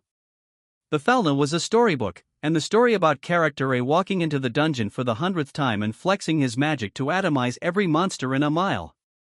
Well, that got boring, frankly. I thought I needed a Celestiad route to craft the stelliglyph to chart to different worlds? I asked Eridani and she scoffed with her voice filling my ears with impatience. You have already slain the world guardian Jake. You were ready for it when you chose me. So rather than using it as a crafting component to keep your sanity from eldritch elements, I replaced your spine and heart with it. So you are now ageless. So long as this particular universe exists in any case. She said easily, and I froze at her words. How could you? How am I immortal now? I demanded, and she chuckled, but it was a tired old thing as she responded flatly. Jake. We are both aware of the countless realities beyond this one, this world of Danmachi. Is interesting, I admit, with the gods running around, but for one it's got a low power ceiling for the mortal races, and really, how many methods in the countless realities and worlds you would tentatively call fiction have methods of agelessness? And don't call yourself immortal, for you are not at all. She warned me sternly. I went silent at Eridani's words, and having finished the conversation I twitched, making Belle's red eyes open to lazily look at me as my mind filled with the crafting recipe of the Tier 1 and 2 stelliglyph. Which worlds does the stelliglyph lead to? I asked Eridani, and she groaned mentally within my soul, and I couldn't explain the utterly alien feeling of the fragment of the planeswalker shifting within my soul. But with some impatience at being kept awake longer, she said tiredly, after she herself was tired after unlocking so many abilities and being glutted on the essence I gave her from killing the bosses. Countless worlds. Many you could recognize, but the closest ones you can reach safely and have challenges and items of value that you could steal are the worlds of Teyvat, its alternate world, and the realms that are attached to it. And some other versions of Earth following the timelines you would recognize as Toho, Destiny, or the Naciverse. Which is a major pain to do anything in, by the way. Eridani groaned, and I could feel her desire for sleep as she sleepily muttered. Still, there are other worlds as well that my items act as easy beacons to head towards. Elden Ring, League of Legends, and other places. But regardless, tomorrow you need to fight the vagrant of space and time if you want to unlock the beginning of your true power as a starfarer. She finished, and no matter how I asked mentally, she wouldn't respond, leaving me to snuggle with Belle and Harrowheim with entirely too many thoughts in my head. Chapter 99, Chapter 98. 1042 words. The power system of Danmachi had one major issue. It was to find an appropriate challenge for your level that wasn't just an elaborate plan to commit suicide. Otherwise, the uniform power system of Danmachi was damned near perfect with its fauna. It could give any mortal human chump magic that scaled with their level and oftentimes reflected what they needed and were like as a living being.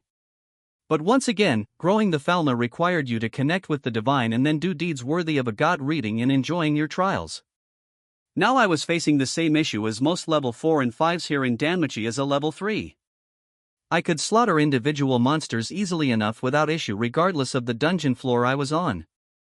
But in the end, it takes even me with my cheating railcart system through the dungeon a whole hour to get down to Rivera. Growing the fauna through typical dungeon monster farming, unless I wanted to do long multiple day expeditions into the dungeon, just wasn't as efficient as fighting my pre-hard mode Terraria bosses. No wonder the Loki Familia always loved fighting my pre-hard mode bosses, even with them being much stronger than the bosses were. I thought as I looked over the status sheet Seshet handed me for my Felna's growth that came from training under Althea's harsh care and the bosses we killed. You both have gotten a whole letter grade in your endurance and strength stats after my training. That's good, though we will be focusing on dexterity and agility next. Althea spoke as she leaned over Belle and my shoulders to read our faunas. I mentally groaned as I knew this was going to be even more painful training as Althea spoke. The stat of dexterity focuses on the scale of how you can control your body, or in other words, how graceful you are. On the other end, agility is the stat that controls how fast you can react to things and process those events while moving at high speed. Her explanation about agility was understating things as a level 3 who leveled up to my level in the last few months. I was well aware of how in fights now, my sense of time was slowing down with my fast growth, so I had an even better idea of how a slow civilian punch could be slapped away while using my other hand to send a text if I wanted to. To say nothing of how my boss souls were also enhancing my own soul and body with their presence. Althea, I got an important question, I spoke up with a slight frown as Aridani's words last night had stuck with me very closely even into the new day. At Alepha raising an eyebrow and waving for me to continue, I did so. With my level up, I was given the ability to seek out great challenges beyond this world that don't rely on me trying to kill a boss monster that could easily be above my level, and likewise through an adventure on those new worlds I would obviously gain amazing excellia for the resounding deeds I could accomplish. But before Althea could respond, Belle grabbed my arm and quickly spoke. Wait, you are bringing me to right. I paused as that had never crossed my mind, as I was already going to need to fight some of the Terraria bosses on my own, but clearly listening, and Aridani spoke within my mind solemnly. Jake, she doesn't have the essence of a starfarer, she will die in the void between worlds without a question, even if she has the blessing of this world. I grimaced at that news and shook my head, with Belle's hand tightening around my wrist as I explained that she would die after leaving the bounds of the world. Then just stay here then. We are gaining plenty of strength, and I know that you want to get stronger faster to help Ina and other people. But we can take our time, Jake. Belle tried to console me, but there was no hiding the fact that she simply didn't want me to leave without her. Seshet from her perch of lazily laying across the laps of Harrowheim and Philvis then piped up. To be honest, Jake, I don't care how you grow. I just want you to grow as swiftly as you can, she said with a shrug, and as everyone looked at her with awe at her disregard of me taking off, she made sure to clarify. We gods know of the other worlds, even if we very much prefer stay away from their constant issues that pop up. But Jake, if you can go on a quest worthy of stories being sung in your name. Seshet drew off her words while Hestia frowned as she then spoke with a frown. Seshet, you know, if he goes to another world's domain, his soul could be snapped up by their reincarnation system and you could lose him. I coughed and bluntly retorted. I have no inclination to die, thank you very much, Hestia. Seshet's face twisted up thought at Hestia's words, and for a long moment I could see her clearly reconsidering her words before she snorted and then said bluntly. That's a risk I am willing to take. In either case, I just want my chosen to grow as best as he can. Whether he grows here under my gaze or outside my gaze, I will be happy for him. So Belle wanted me to stay with her, Hestia wanted me to simply be careful, and Seshet only wanted to grow stronger as efficiently as I could. Either way, I coughed and then spoke up. Regardless, I have a special boss I need to kill on my own today. Belle, then I think we can take the chance to kill the Queen Slime, I said with some confidence at the beginning. But towards the end, I was a bit nervous about fighting the Queen Slime with Calamity and Fargo's making it a great deal stronger. However, at this point, I needed to just get down to it. Chapter 100, Chapter 99. 987 words. With Belle protecting our goddesses, I went ahead to get ready to fight the Vagrant of Space and Time boss. Alright, Aridani. I am ready. I spoke as I took out the Frigid Bolt book as my magical weapon of choice in my left hand, and in my right I held the Celestial Claymore. I heard a mental grunt of affirmation from my guide to being a starfarer. And then a pulse of energy emanated from her form as a signal. A signal outwards into the very void, and it responded. A Terran reality formed, and as it opened, Aridani whispered, "The trial is here."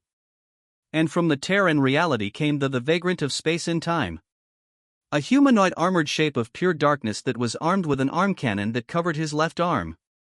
And his right arm held a black blade that had stars seemingly gliding over it that made my senses scream at me in warning. Without a word spoken, we both dashed towards one another.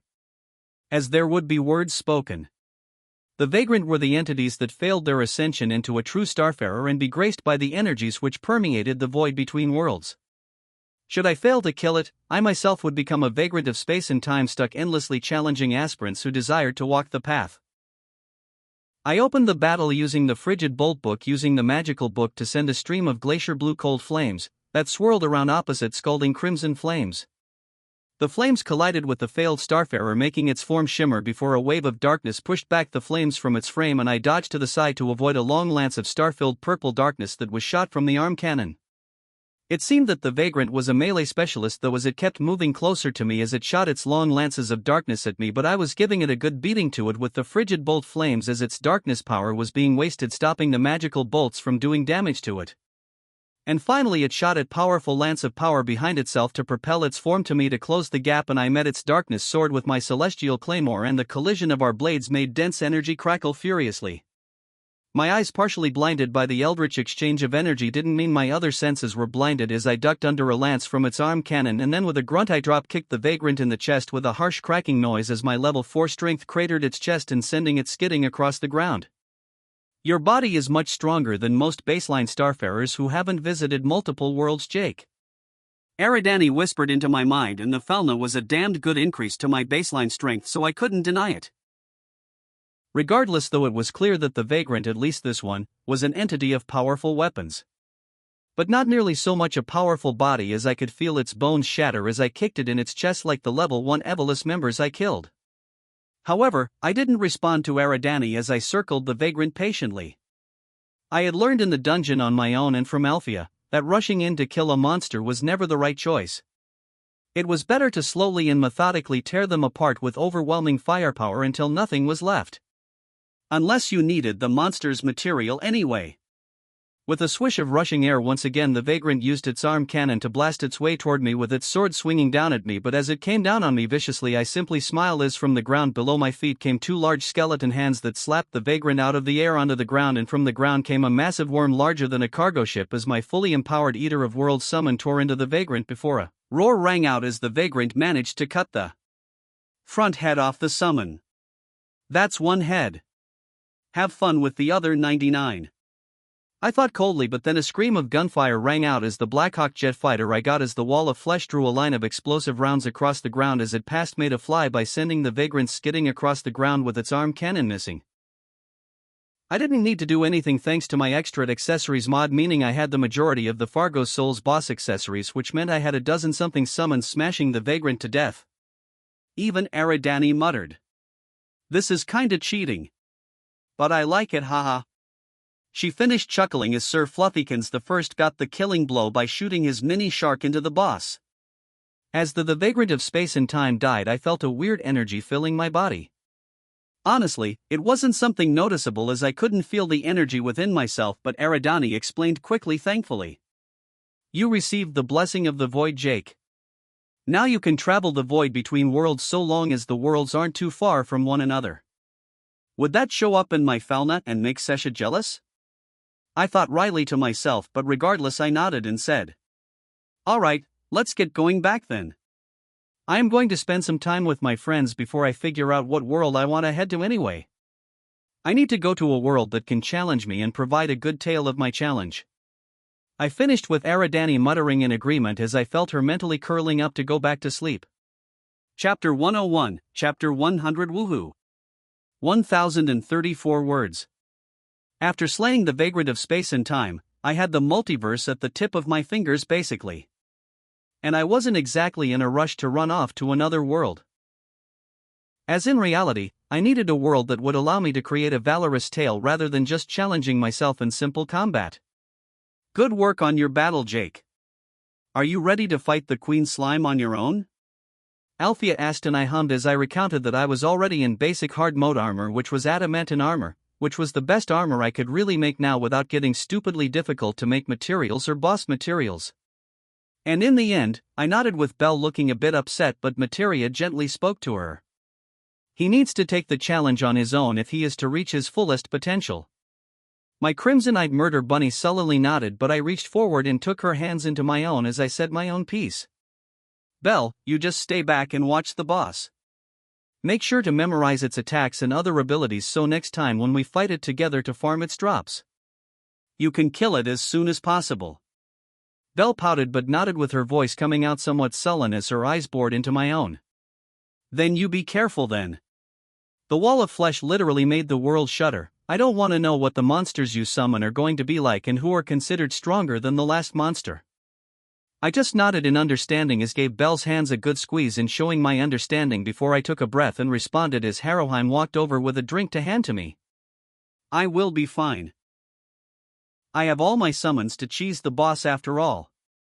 I joked slightly as I took the drink with a gentle thank you to Haroheim, who smiled as she sat down beside me and her tail went around my side as she subtly leaned against me slightly. Anyway, with Belle pacified, Althea and Materia being supportive, Hestia just being happy I wasn't throwing Belle into a super dangerous fight, and my own goddess Sechet pacified, that only left Haroheim and the other members of my familia in the Elfvilbus, and the cow beastkin Beatrice to follow along with Alpheus training as I went ahead and ate, drank, and dealt with other stuff as I readied myself to fight the Queen Slime. In the game world of Terraria, summons weren't really that powerful unless you fully kit yourself out for that style of combat, which kinda sucked when the game was 2D and you had a lot less freedom of movement to avoid bosses and their attacks. But in the real world, even without making my kit focused on my summons to make them stronger, they did plenty of damage as they could actually wield the weapons I make. Like Sir Fluffykins, for example. He was a weak as hell summon who could normally only pelt people with acorns, but he had upgrades himself to riding atop one of my summons with a literal minigun in his arms that he could shoot explosive rounds out of. So in this world, even if the Empress of Light bitched about me cheating and using higher-leveled adventurers, she couldn't complain about my own mob of summons using more powerful weapons to make themselves stronger, thrashing her while I just dodged her bullshit. After finishing up spending some time with Belle and the rest, I had moved out as I knew the Queen Slime was something I needed to deal with, as I wanted the pink slime it dropped so I could make potions to help Ina regrow her eyes after those twins ripped them out. I took out the gelatin crystal, which felt like an oversized gummy bear in the shape of a crystal, and with a flex I heard a squishing noise before a watery screech hit my ears as the boss answered my demand for her presence. The Queen Slime was, in one word, beautiful in its form, even in a gelatinous blob form. As in the center of her purple slime body that had glowing stars seemingly streaking through it, was an astoundingly beautiful, massive, multifaceted crystal even larger than myself, acting as the core of her slime body. There was a moment of silence as I stared at the Queen Slime, and like the Empress of Light spoke before, the Queen of Slimes was just as sentient as any person as she jiggled with her crown that was larger than a semi-truck, bowing in my direction as she gave a bow in my direction as a greeting. "Queen Slime, I will be fighting you now. Give me your best, as the Empress of Light has given me the challenge for the loyalty of you two royals." I spoke calmly as my mana thrummed around me as I tapped into all my foully enhanced strength and even sunk into the otherworld energies that was being a starfarer. And the Queen Slime answered in kind with dozens of crystal cores that hovered in the sky, forming in the air, and my lips twitched seeing a thick laser grid forming between the cores. She is trying to limit my mobility, huh? I thought wryly, and then I dashed forward at high speeds as the Queen Slime teleported above my head by a good couple meters and slammed down onto the ground where I previously was, like a meteor hitting the ground. I responded instantly in beams of magic striking her slime form, which her slime body rippling with the effects of my magic hitting her body, all the while my summons with to work with the constant drone of my Sir Fluffykins minigun filling the surroundings as more cores formed from the Slime Queen's power, but instead of the static ones in the air above us, these were much smaller and were moving around with their conjoined lasers trying to carve through me and Sir Fluffykins and his flying mount. Chapter 102, Chapter 101. 1007 words.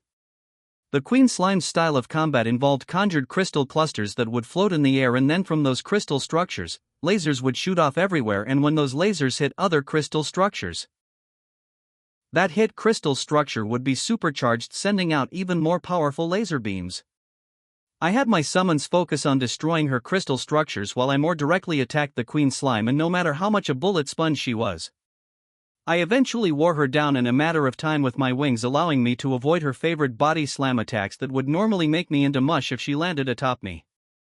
But even though I preferred to fight at range with either magic or guns, the powerful boss souls in my own accessories system and my soul boosted my physical might up greatly, so my sword swings carved through her gelation body as she tried to teleport above me to do her ground slams. And that is actually how I killed her. She tried to do another body slam over my head.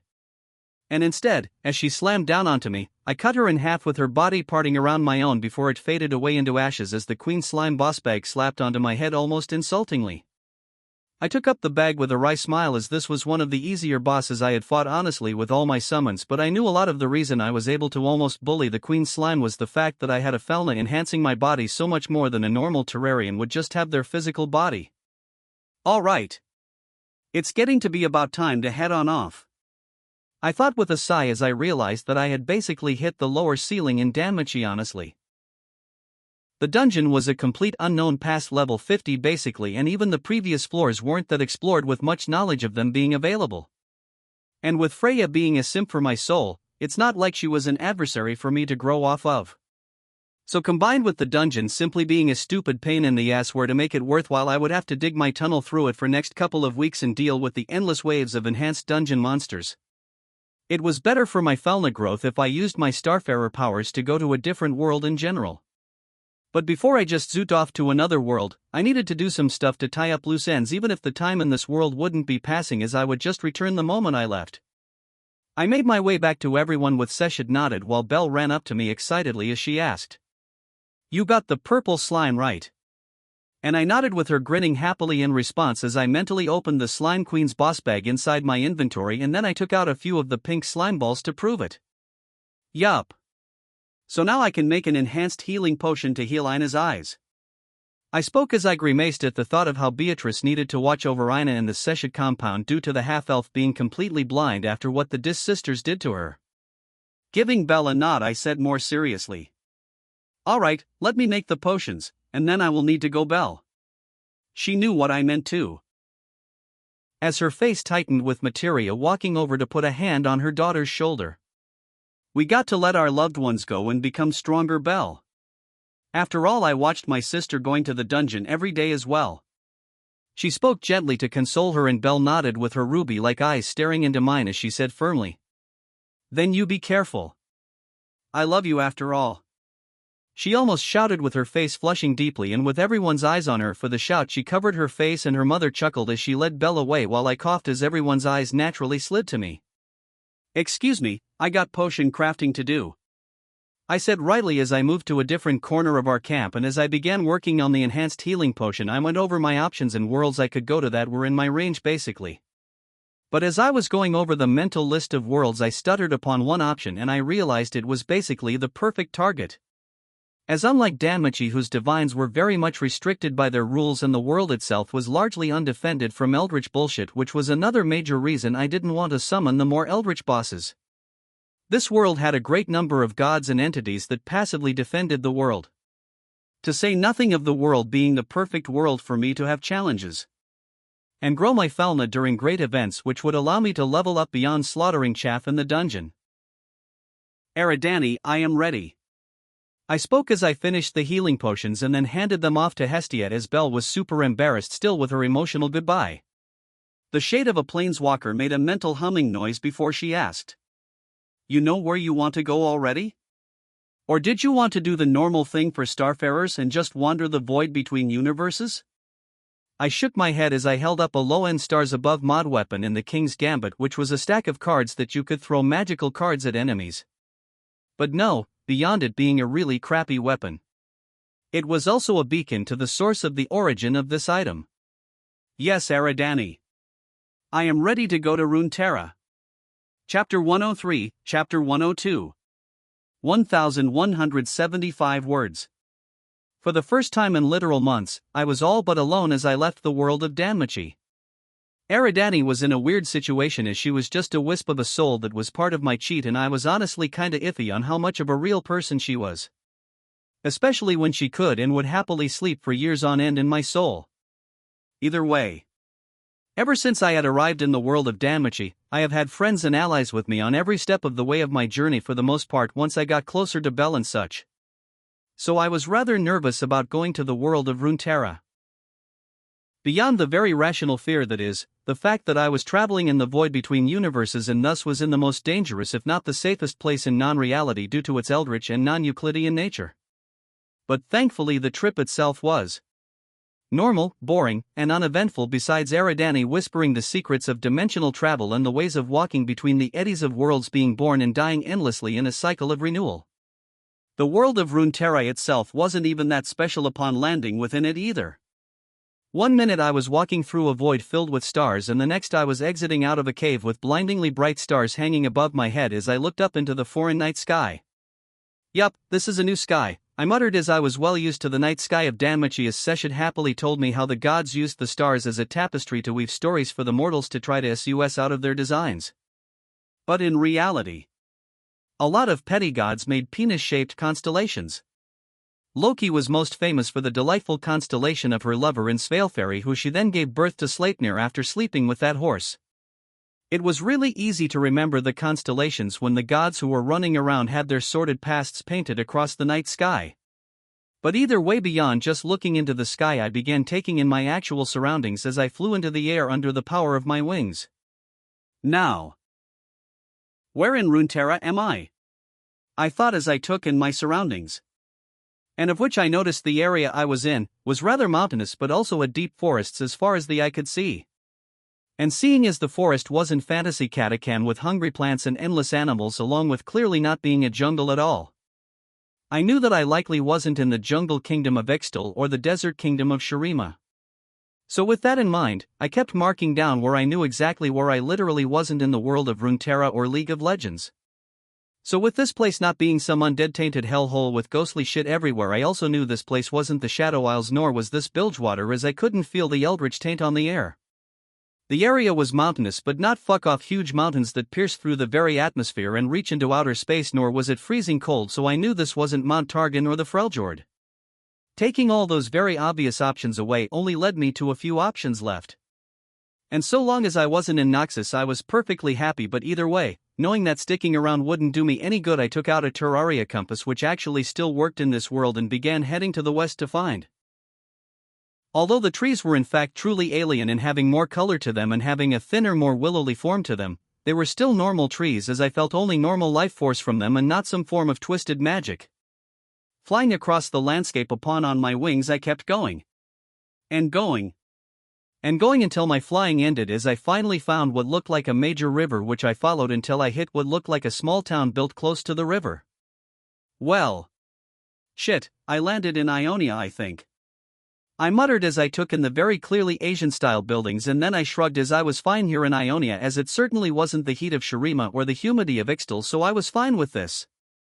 Knowing this world was well aware of magic, I didn't attempt to hide myself as I landed a good ways away from the small town, and I could see the simple folks looking at me in undisguised suspicion as they clearly wondered who the hell I was.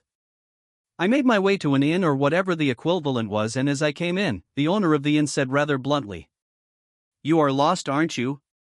I couldn't help but raise an eyebrow at that, and I nodded as it was true. "Yeah, got into some issues and I washed up here. Could you tell me what settlement this is and where I can purchase a map and some supplies?" I asked. The inn owner raised an eyebrow before shrugging and saying, "This town is called Kairos, in the Navori province." He then turned and pointed towards the wall and is quiet and empty, and except for some older gentleman eating some food. Old Zhao down the road runs the town's general goods store along with selling more specialized things for adventurers and pilgrims. I took out a small silver coin and the man's eyes widened as I pushed it towards him with a shrug as I said, "Thank you for the information then, excuse me." I spoke as I turned around and headed out of the inn towards the store to get myself his map. Going outside of the inn I stilled as I smelt something on the wind. A burning smell made me tilt my head to the side in confusion, as there very clearly weren't any fires when I was flying around previously.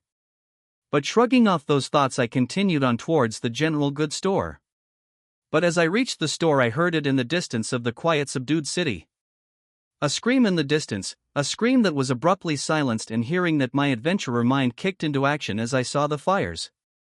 No, they were torches of flame running towards the town's two roads, and through the dim light of the torches' light I frowned as I saw men and women in thick armor wielding large weapons running to obviously butcher the townspeople with the bloodlust pouring through their every step. Noxians? I thought as I drew a sword, and then filling my lungs with air and reinforced my body with magic I roared out, "Noxian Raiders! Get into cover!" Chapter 104, Chapter 103. 2,237 words. Noxians. Soldiers of the kingdom/empire of Noxus, and the people lived with only one creed to follow from that rough land to live within. The strong ruled. It wasn't a land of might makes right, no, they still had some honor and respect for others based on their achievements. But in the end, the strongest of the Noxians ruled and were worshipped for their strength. Their weapons were blunt, as was their armor thick, and their visages terrible. There was no beauty or craftsmanship in their weapons, only tools of war that were clearly mass-produced via casting metal, and with the sharp angle of their armor plating, I had no doubt their armor was any different as well.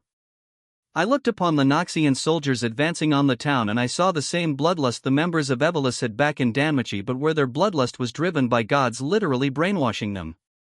These men and women wanted to slaughter this town in the name of glory and to show their strength. Violence. Well, it's good that I am one of the best in that. I muttered as I snapped my fingers, and then in front of me came two of my summons. One of my oldest summons in the Wolfram drone, and standing proudly atop the drone was my oldest and most faithful summon, Sir Fluffykins the First. With the demented squirrel sentry mounted atop the drone and carrying his new favorite weapon in a clockwork assault rifle that I got from killing the wall of flesh. Deal with the raiders, Sir Fluffykins.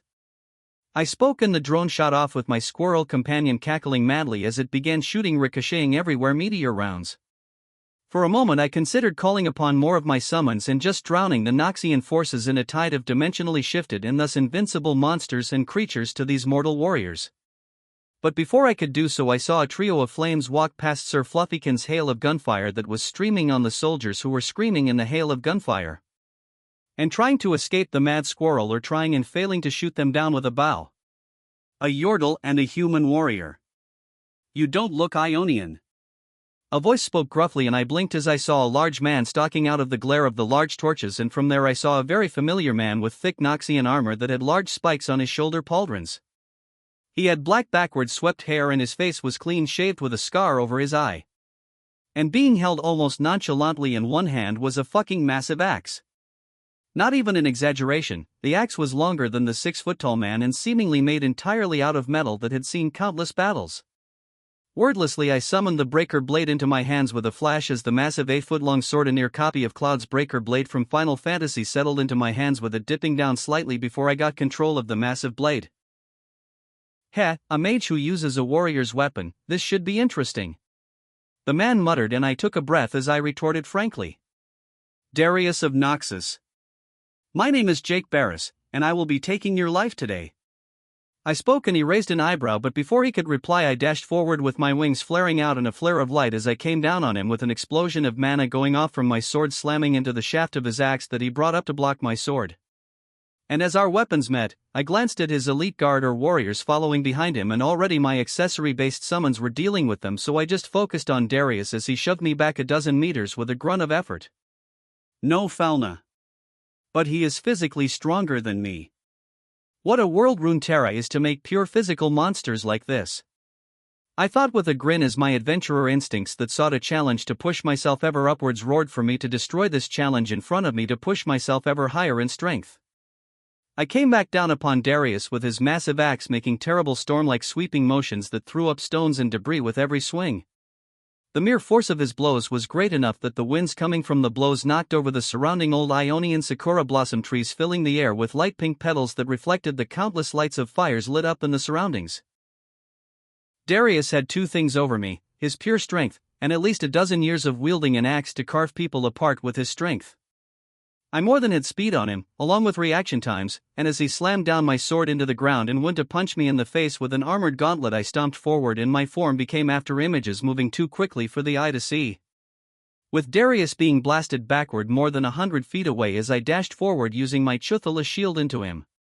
He got up all but instantly with a grunt of effort, but there was no real harm upon his form, and I blitzed towards him again, but seeing a smile inch on his face I instinctively flew up into the air, and for good reason, as where I was standing two spinning axe blade like swords smashed into the grounds and somehow bounced off the gown and back into the tree line. And from the tree line came another man who shared a bit of similarities with Darius but was a bit thinner and not a fuck-off huge gym rat-like physique that Darius had. But his dark black hair was so pointy and sharp I realized who it was even without the spinning axes, as that hair reminded me so much of Vegeta. The Noxian brothers. This can be a bit much, I thought, but then a loud rumble came through the forest and Darius cursed and looked at Draven his brother with a glower as he growled. We weren't to release Shaun until after the Ionians responded with an army. To which Draven replied almost flippantly, but it was clear he was annoyed as well as he retorted. You try to make the big monster stay in its cage. Unless you chop off its limbs, you can't stop that undead freak of nature. And Darius's face curdled before he snarled and said, Where are the mages then? What were they doing? And even Draven was looking annoyed as he said flatly, Playing at making new monsters with the corpses they collected, of course. All this bullshit was just ignoring me. And I was fine with that, as it let me cycle through my options in hearing that Shaun the mad undead giant was here, and I had no illusions that should Darius be more than my physical match, then Shaun would be far more physically strong and durable, so I needed to be ready, switch to magic and attrition tactics to wear him down. I took a deep breath, and then with my sword popping back into my inventory, I switched to an adamantine rifle I made with base damagey materials after I entered hard mode. And with a loud clanging noise, Darius, by pure instinct after seeing me summon the rifle into my hands, raised the blade of his axe in front of his head with the loud clanging noise ringing out as my bullet collided with the blade of his axe. It's rather rude to ignore me. And seeing as you think so little of me, how about you play with my friends then?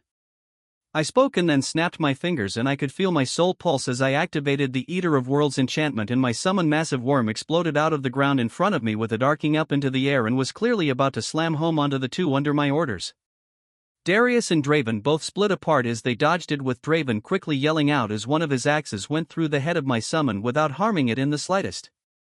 The monster is an illusion or a ghost of some kind, my axes go through it, so kill the brat. How well, in the absence of dimensional magic that can affect my summons. Killing me is certainly the right choice, I thought blandly, but as they charged towards me I flared out my mana to activate my Brain of Cthulhu summons ability, and both of them dashed past me as I projected an illusion of myself flying backwards and shooting magical bolts at them. With both of them running past me, I turned around slowly and I summoned my Magna Cannon, one of my favorite magic weapons due to it being in the shape of a gun and thus very easy to aim. I pulled the trigger, sending a blue and red bolt of swirling magic towards Draven. Only when the magical bolt was manifested was my invisibility broken, with the illusion fading, but at that point, my magical bolt had reached Draven, and with a loud burning and crunching noise, his side was burnt and flash frozen under the temperature of the sun, and an insanely low temperature violently met with his flesh being the canvas for the meeting to take place. Darius, seeing Draven carefully collapse while holding his charred side, didn't yell out or anything, he just gave me an odd look, and then as a series of loud thumping rang out from behind me, I mentally cursed as I flew up into the air as a roar rang out as Shaun exploded onto the scene with trees, boulders, and nothing standing up for a minute under his undead mana-filled might as he charged towards me. Wow! Darius, Draven, and Shaun. I think this calls for a bit of a tactical retreat, I muttered to myself as while I flew up into the air. I could see a mile-wide column of seemingly endless torches moving this way, and I realized that this wasn't just a simple raiding party. This was a literal invasion of Ionia. And for all my power, unless I decided to summon a bunch of bosses in which I had no control over, I didn't have an answer to wiping out an entire fucking army. Not yet, at least, as I hadn't been able to get true hard mode weapons. I looked down at the town that was engulfed in fire as my summons did their best to slaughter the raiding Noxians, but there was just simply not enough of them, despite my summons being for the most part far more dangerous than any individual Noxian. And seeing the people flee, I bit my lip as I realized that if I was going to put my life on the line to fight these three, which I really shouldn't honestly, I needed to be more smart about it. So I took a breath and then exhaled as I naturally took back out my breaker blade, knowing that Draven wasn't going to be an issue for now. Shaun, I called out, making the 5-meter-tall zombie monster who made Solomon Grundy look tiny as Shaun had this massive glowing fire in his chest that kept his body animated. And just below his chin and seemingly welded or wired into his jaw was a large pointed crown. The undead monster looked at me with glowing red eyes filled with hatred for all life, and without a shred of hesitation I shot at him in the face with my Magna Cannon. His large dark gray hand snapped up and blocked the exploding magical bolt, and my face twitched seeing his unharmed flesh that resulted from that, affirming my decision as I called out, "Come and face me, monster of Noxus." Shaun chuckled loudly with his terribly deep gravelly voice rumbling in my chest like a firework going off entirely too close despite the distance between us. I do not bleed, little mage. What challenges do you pose me? To which I responded by squeezing something I really didn't want to. I activated the multi-boss summon for the Eater of Worlds. And in an instant, I felt the world go silent before multiple howls of madness rang out as 10 Eater of Worlds bosses that made my full-size summon of its form pale in comparison to their true size bloomed from the surface, with the ground rumbling and both Shaun and Darius both shuddering in place. As I was reminded that the reason Orario got into a good bit of trouble was the fact that I had no control of my massive boss summons. Good, then if I am no challenge, then you fuckers can have fun with these, haha. I laughed as I took out a star-shaped bottle from my inventory. And under Darius and Shaun's hate-filled eyes I drank the random teleportation potion and I was automatically teleported 50 miles away with a loud crackle of energy being left behind from my teleportation. Chapter 105, Chapter 104. 945 words. I was teleported a good 50-something miles away, and with that distance I had more than enough time to flee deeper into the lands of Ionia, putting my back to the invading Noxian army with the hopes that they couldn't trace my teleport while they were busy dealing with the Eater of Worlds. Alright, the boss monsters should buy those villagers and townspeople more time to escape. Unless the townspeople manage to get their attention, but I doubt it. I muttered to myself as I took a breath, and then recalling the information the inn owner gave me about the local area, I took in the dim glow of fire in the distance where the town previously was, and I flew to the east deeper into Ionia. Though as I was flying I began thinking, what did I want to get out of coming to the world of Runeterra? What powerful items could I get that I couldn't simply make a powerful weapon or item that could outmatch it from modded Terraria? Or who did I want to fight, kill, or even just meet and talk with? In the end, in terms of beings, I could and should kill without any hesitation. There was Zed and his Order of Shadow, which was filled with immoral assassins who caused a lot of issues. Not to mention Cain, who wielded a sentient Darkin weapon in Ross that could lead on a slaughter across the world. Beyond them, honestly, I wanted to meet with Wukong and Yasuo to just have a drink together and talk. Swiftly flying away from the town of Kairos, I made my way to the next town of Vestae, and by the time I arrived there the sun was rising, and I came in with the sun gracing my travel-worn form as I landed inside the slightly larger, more lively town, with the early rising inhabitants looking at me slightly wearily. Hello? I called out and continued as I looked to a local-looking man. Can you lead me to the leader of the town? I have important news that I have to share. The young man startled before nodding and saying quickly, Alright, when a man flies into town who doesn't look like Vastia with wings, you obviously got something important to share, right? The young man quickly led me to town's chieftain, who oversaw the minor bits of lawkeeping and making sure the small town that had at most a few hundred people living within the town nice and functional. The chieftain was rather old, with his body covered in a blanket as he sat on a rocking chair on his porch looking at me with tired milky eyes as he spoke. Well, young man, please share the good news. My lips twitched as I asked with an odd expression, Why do you think I carry good news? To which the old man said sagely, Ah, the wisdom of the elderly, my young friend. All news can be good news, as even hearing of future troubles from you means that we will have time to react to such news. I gave the old man a long look before I bluntly said, A large Noxian army heralded by at least 3 Noxian heroes raided the town of Kairos before I bought the townspeople time to escape in this direction, hopefully. They will obviously be heading this way and be here within the next 2 days with their marching speed. And in turn the chief went quiet for a moment before he coughed and said with some amusement, Well, I stand corrected, that is indeed some bad news, haha. He chuckled at the end before looking at me more seriously. Well, young man, seeing as you have the ability to slow an entire army down and even fly from Kairos here to Vestae, would you mind doing this old man one favor before you leave us to our fates? He asked calmly.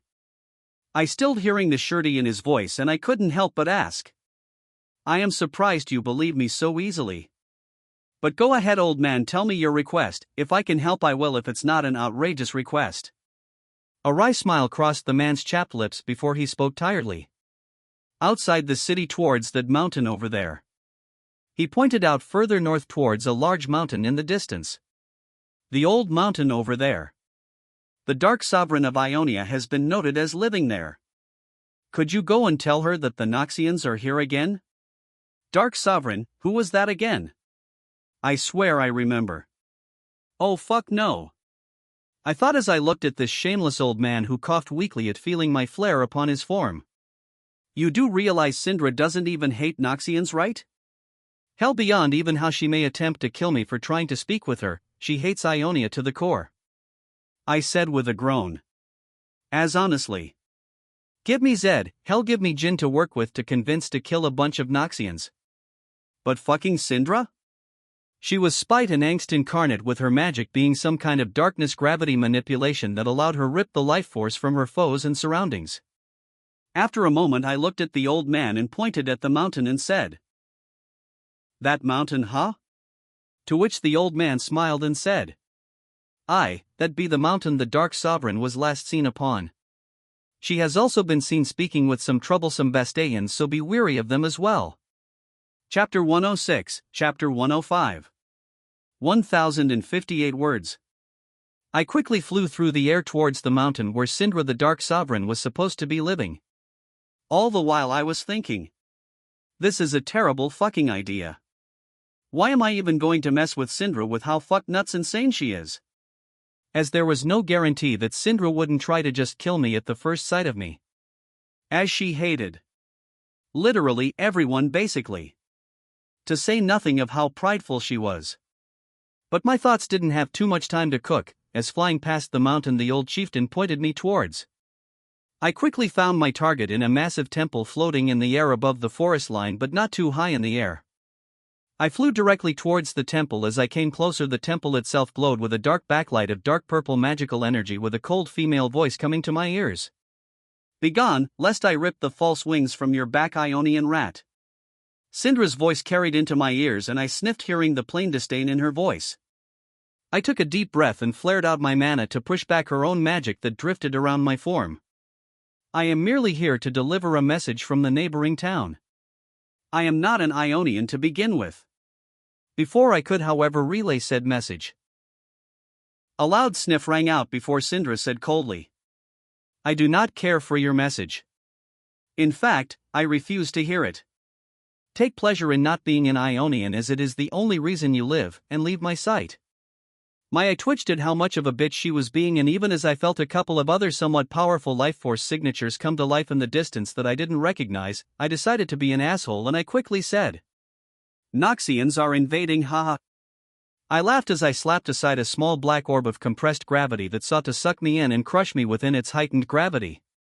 The world itself seemed to rumble as the temple glowed with heavy dark magical energy, and as though Syndra was right next to my ears, I heard her hiss furiously, "You rat!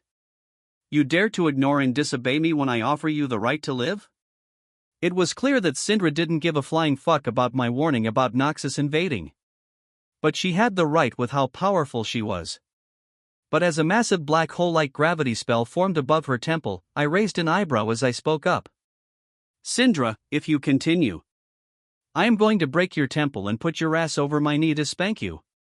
I was a fucking adventurer. Defeating and humiliating Syndra would literally make me stronger. If she wanted to fuck around, she was going to find out real quick. As Terraria gear and weapons were very much on the divine slaying side, and I was stupidly magic resistant at this point with all the abuse Althea had put me through. Syndra's most enlightened response to my warning to her future ass abuse to be delivered by my pimp's hand was her snarling, with the sky turning darker purple as she filled with surrounding area with her mana so she could manifest her miniature ghetto black holes wherever she wanted. And she has chosen the ass whooping. I muttered to myself as my eyes tightened onto the temple. I focused on the temple, and as I flew carefully around to avoid the swirling balls of compressed gravity that sought to crush me into paste, I took my Rod of Discord out of my inventory, and as I found the open front entrance, I poured mana into the Rod of Discord. And with a crackle of power, I teleported instantly inside the main hall of the large temple. I didn't even get to inspect the temple as I staggered slightly as gravity itself seemingly doubled and then tripled as I met Syndra's actual gaze as she sat imperiously on a throne of all things. "You dare to look upon me?" she snarled, and honestly, I steadied my form even as gravity grew heavier, and I said with annoyance in my tone, Yes, I do, Syndra. I then did the worst thing in Syndra's eyes. I walked towards her. And the worst part of it was my uncaring face as I walked towards her. I relied on my armor, which was meant to overturn eldritch effects and were conceptually indestructible. Not to mention my own magic resistance to swat aside the sphere of magical power that sought to rip a great amount of life force from my body. Syndra's eyes widened as I walked towards her, and I idly noted how beautiful she was. Which was to be expected out of her matching her League of Legends appearance. But her beauty was just a small note as eventually Syndra's magic became a beam of unregulated destructive might that sought to simply push and destroy me as it tried to push me back. But my boots shattered the floor as I steadfastly walked through the beam of destruction, even as I tilted my head downwards to hide the pain of the constant magical blasé. Just die. Don't touch me, I won't be caged again. Syndra screamed as she stood up and abandoned her throne to make space away from me, but before she could fly into the air I grabbed her by the foot as she flew upwards, and then I used my superhuman strength to smash her flying form face first into the stone floor of the temple.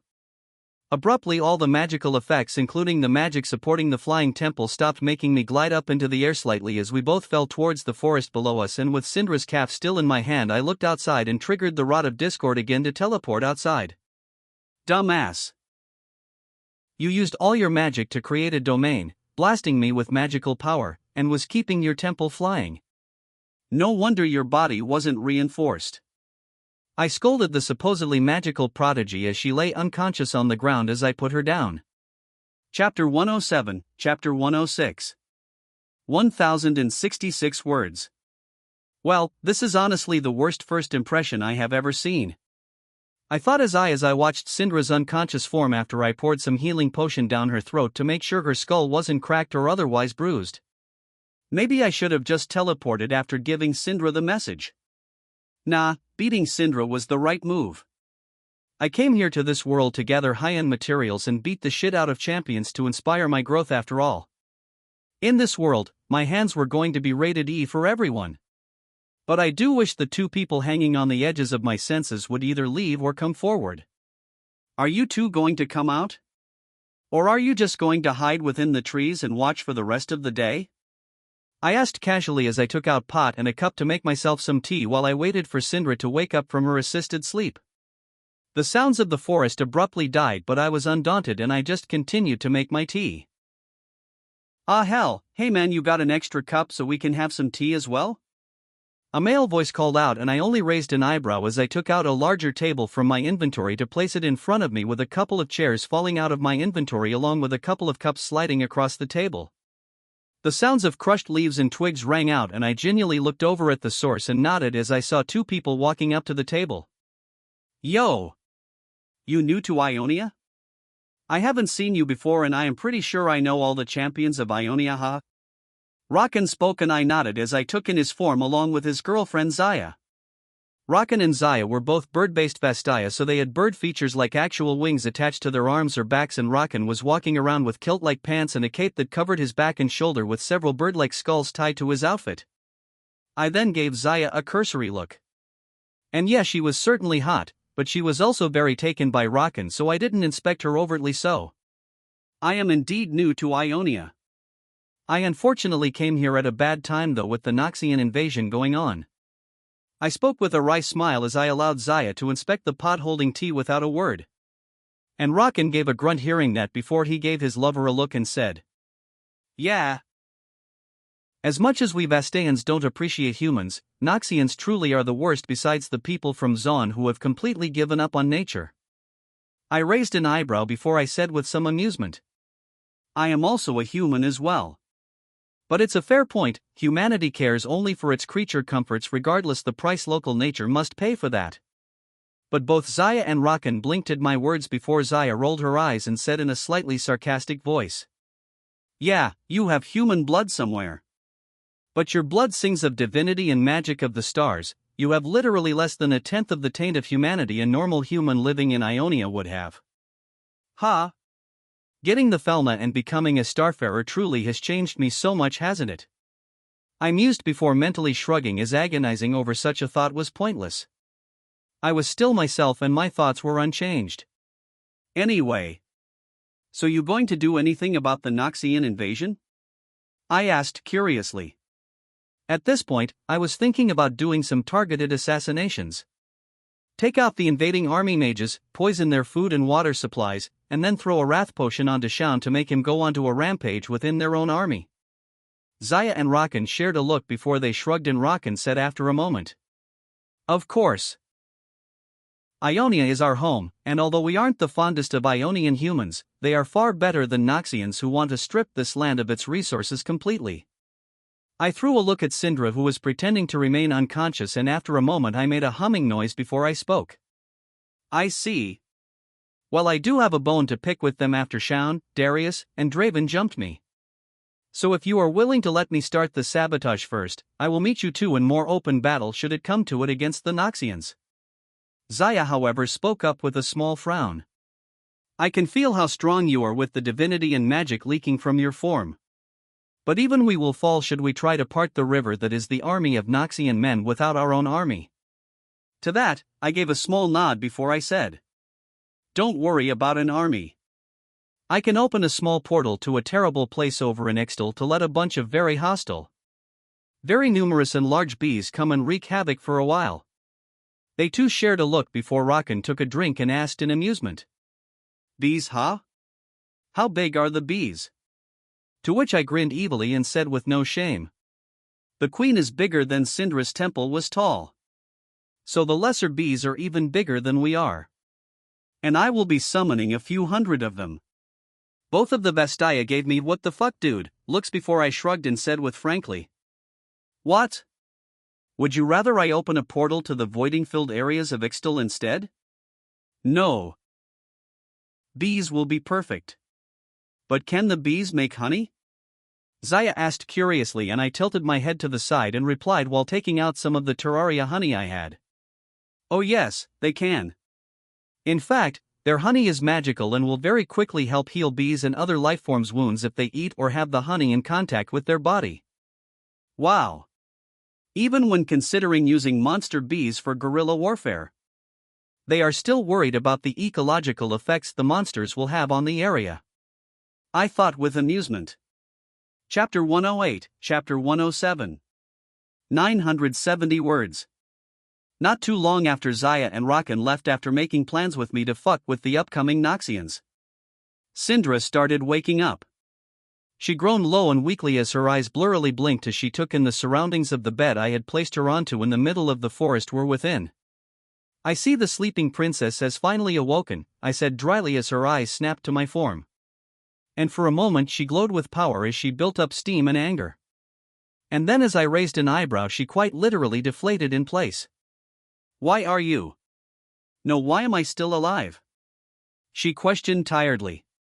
I gave her a queer look before I realized she was still so damned angsty. So I took a deep breath and spoke slowly as though I talking to a fool. "Syndra, I truly couldn't give a shit about your power, your potential, or even about Ionia itself. I am not from Ionia and I don't plan to spend more than a couple of months here at most."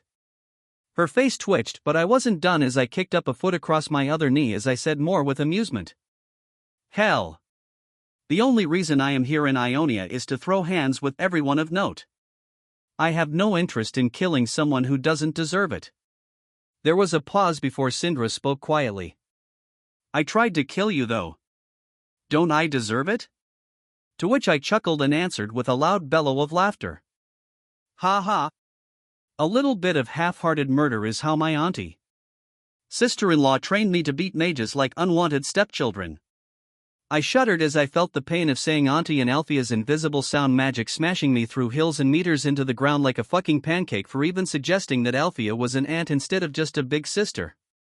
Althea was literally damn near 40 years old. Even though she was going to live for a few centuries with her Felna, that didn't mean she could avoid anything that suggested she was over the age of 30. Anyway, I refocused on Syndra, who definitely looked offended that I basically called her an unwanted stepchild. So I stood up with a chuckle escaping me as I spoke. "Welp, you are alive. Your brain isn't internally hemorrhaging or whatever. So see ya later, Syndra. I am going to fuck with the invading Noxian army." A buzz rang out as I teleported away from the flummoxed Syndra, and I could only imagine what she had thought of our interactions. A messenger comes, pisses her off, humiliates her, beats the tar out of her into unconsciousness, heals her, dumps her in a random-ass bed, waits for her to wake up, taunts her and then leaves. With a series of teleports and some bursts of flying, in another half an hour I had found the Noxian invading party and I had a thought strike me. Is this an actual full Noxian invasion? Or is this just a particularly large raiding force?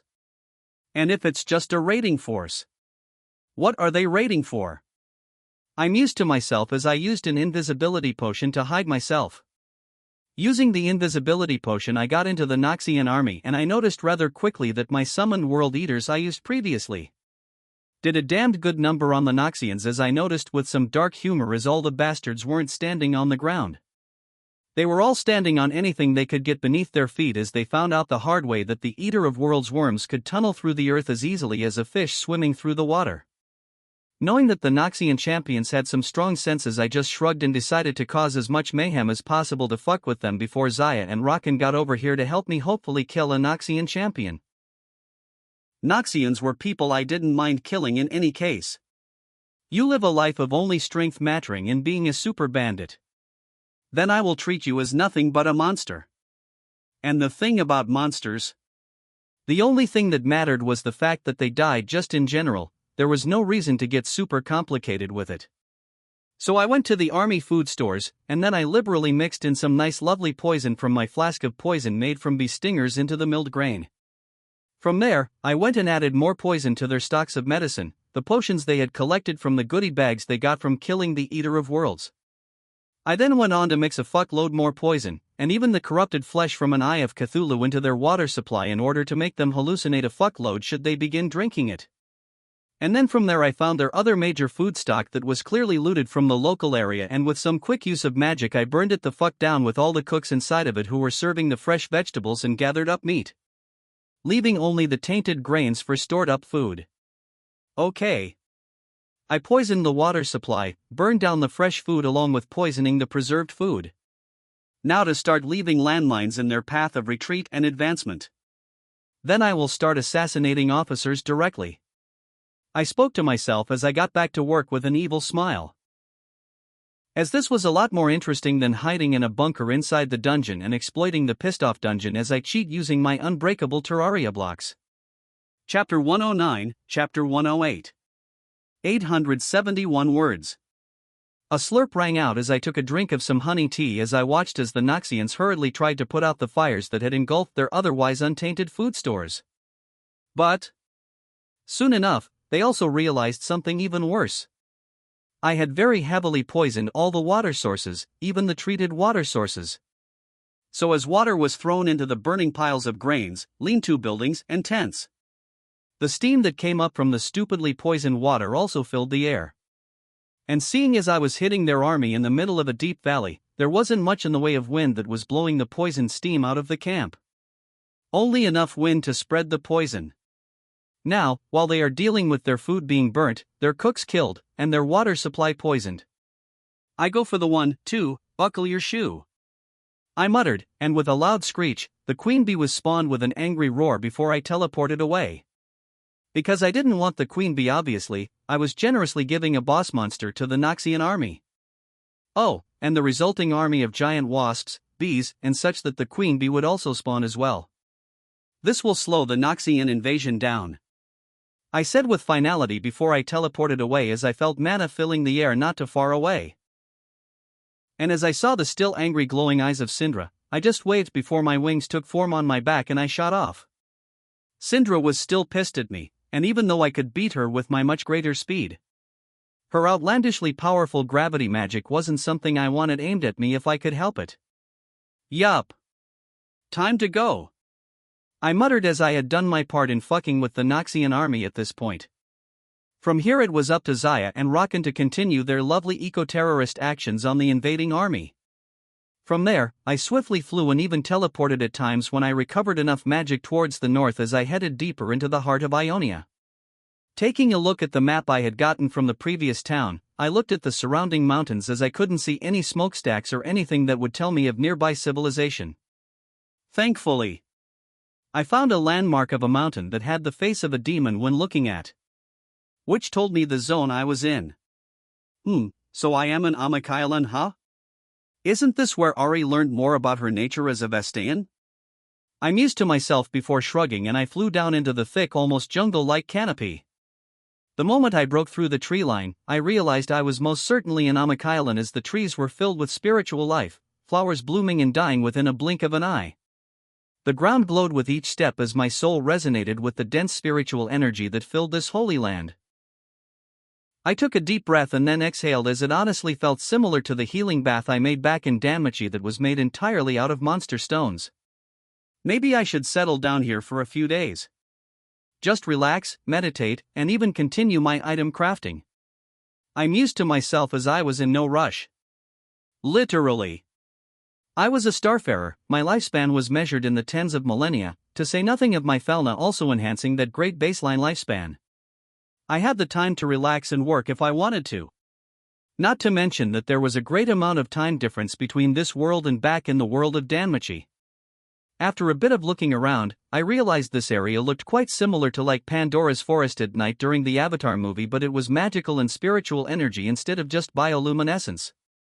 I walked a good ways until I found a small clear river, and then with that, I took out a bunch of materials and quickly used my Terrarian building skill to just slap down a comfortable single-bedroom house so I didn't need to worry about the elements. As I relaxed on the porch of the house I slapped down, I looked out upon the almost overwhelming life and spirituality of Amokailan that laid before me, and I whispered, "This will be a good little retreat before I go find some trouble." Hell, maybe if I was lucky, trouble would instead come to me. But just as I had that idle thought, the sounds of leaves being pressed into the ground but not crunched rang out. And gently stepping past the thick tree view was an utterly massive fox spirit. Close to 50 feet tall and having countless tails behind it.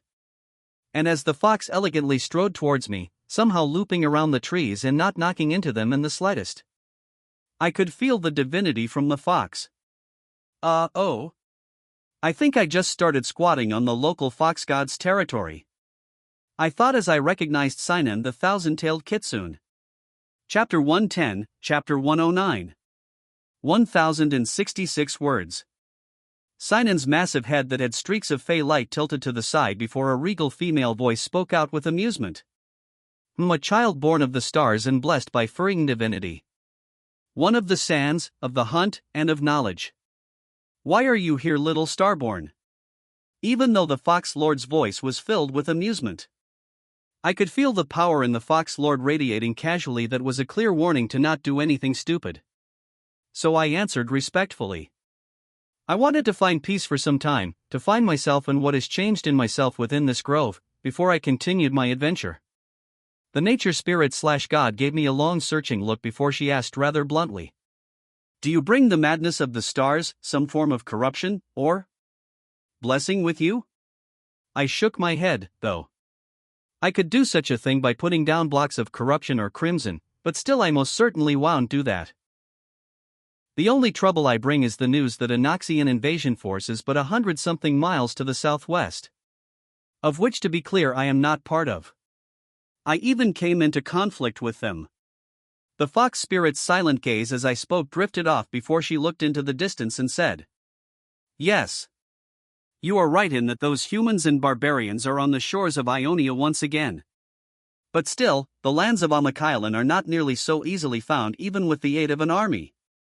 Which was fair enough.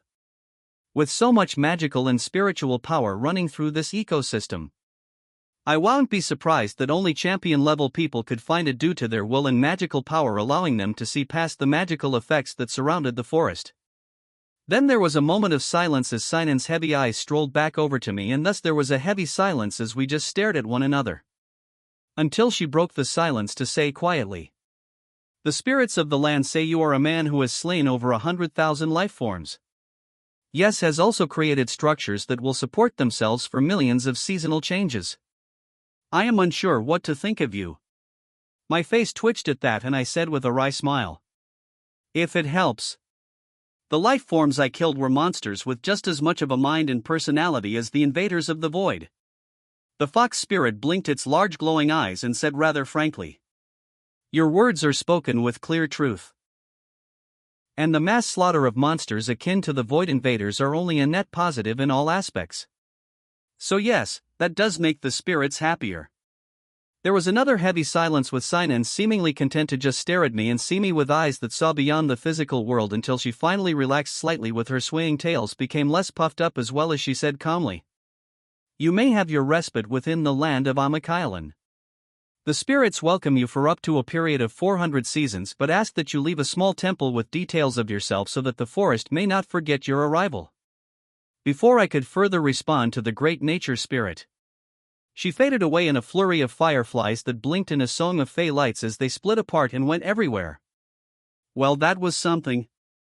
I muttered, blinking before I sagged into a rocking chair. Then I took out a large jug of Soma-made wine back from Danmachi that was not his divine Soma wine that would fuck people up. And I just began sipping it as I rocked back and forward on my porch as I stared at the wonderful duality of spirituality and actual life that were in perfect concert in front of myself. The entire multiverse is open to me, the Hoyoverse worlds of Genshin, DC, Marvel, DxD, and so much more is open to me. Yet I am so content here sitting in a rocking chair as I stare out into a forest filled with too much life. I mused to myself. Sure, my goal was to get strong so that I could roll over Danmachi more fully. But what was my ultimate goal, honestly? Kill the enhanced bosses and making super accessories from my Terrarian skill? Why? Why did I need that power even in Danmachi, honestly? As with Althea saying that dying is cringe and dragged her sister from the afterlife. And accepted me as her son-in-law basically. What did I need to fear in the world of Danmachi? The one-eyed black dragon? If that bastard came near me, even if it sent them back up to Tenkai, I knew that Hestia would flip her shit and blast the dragon into ashes to protect Belle. And I felt something let go as I chuckled at a new realization. I gain strength because it feels good to be strong. I get stronger because strength allows me to reach for new things. It's such a simple thing, really.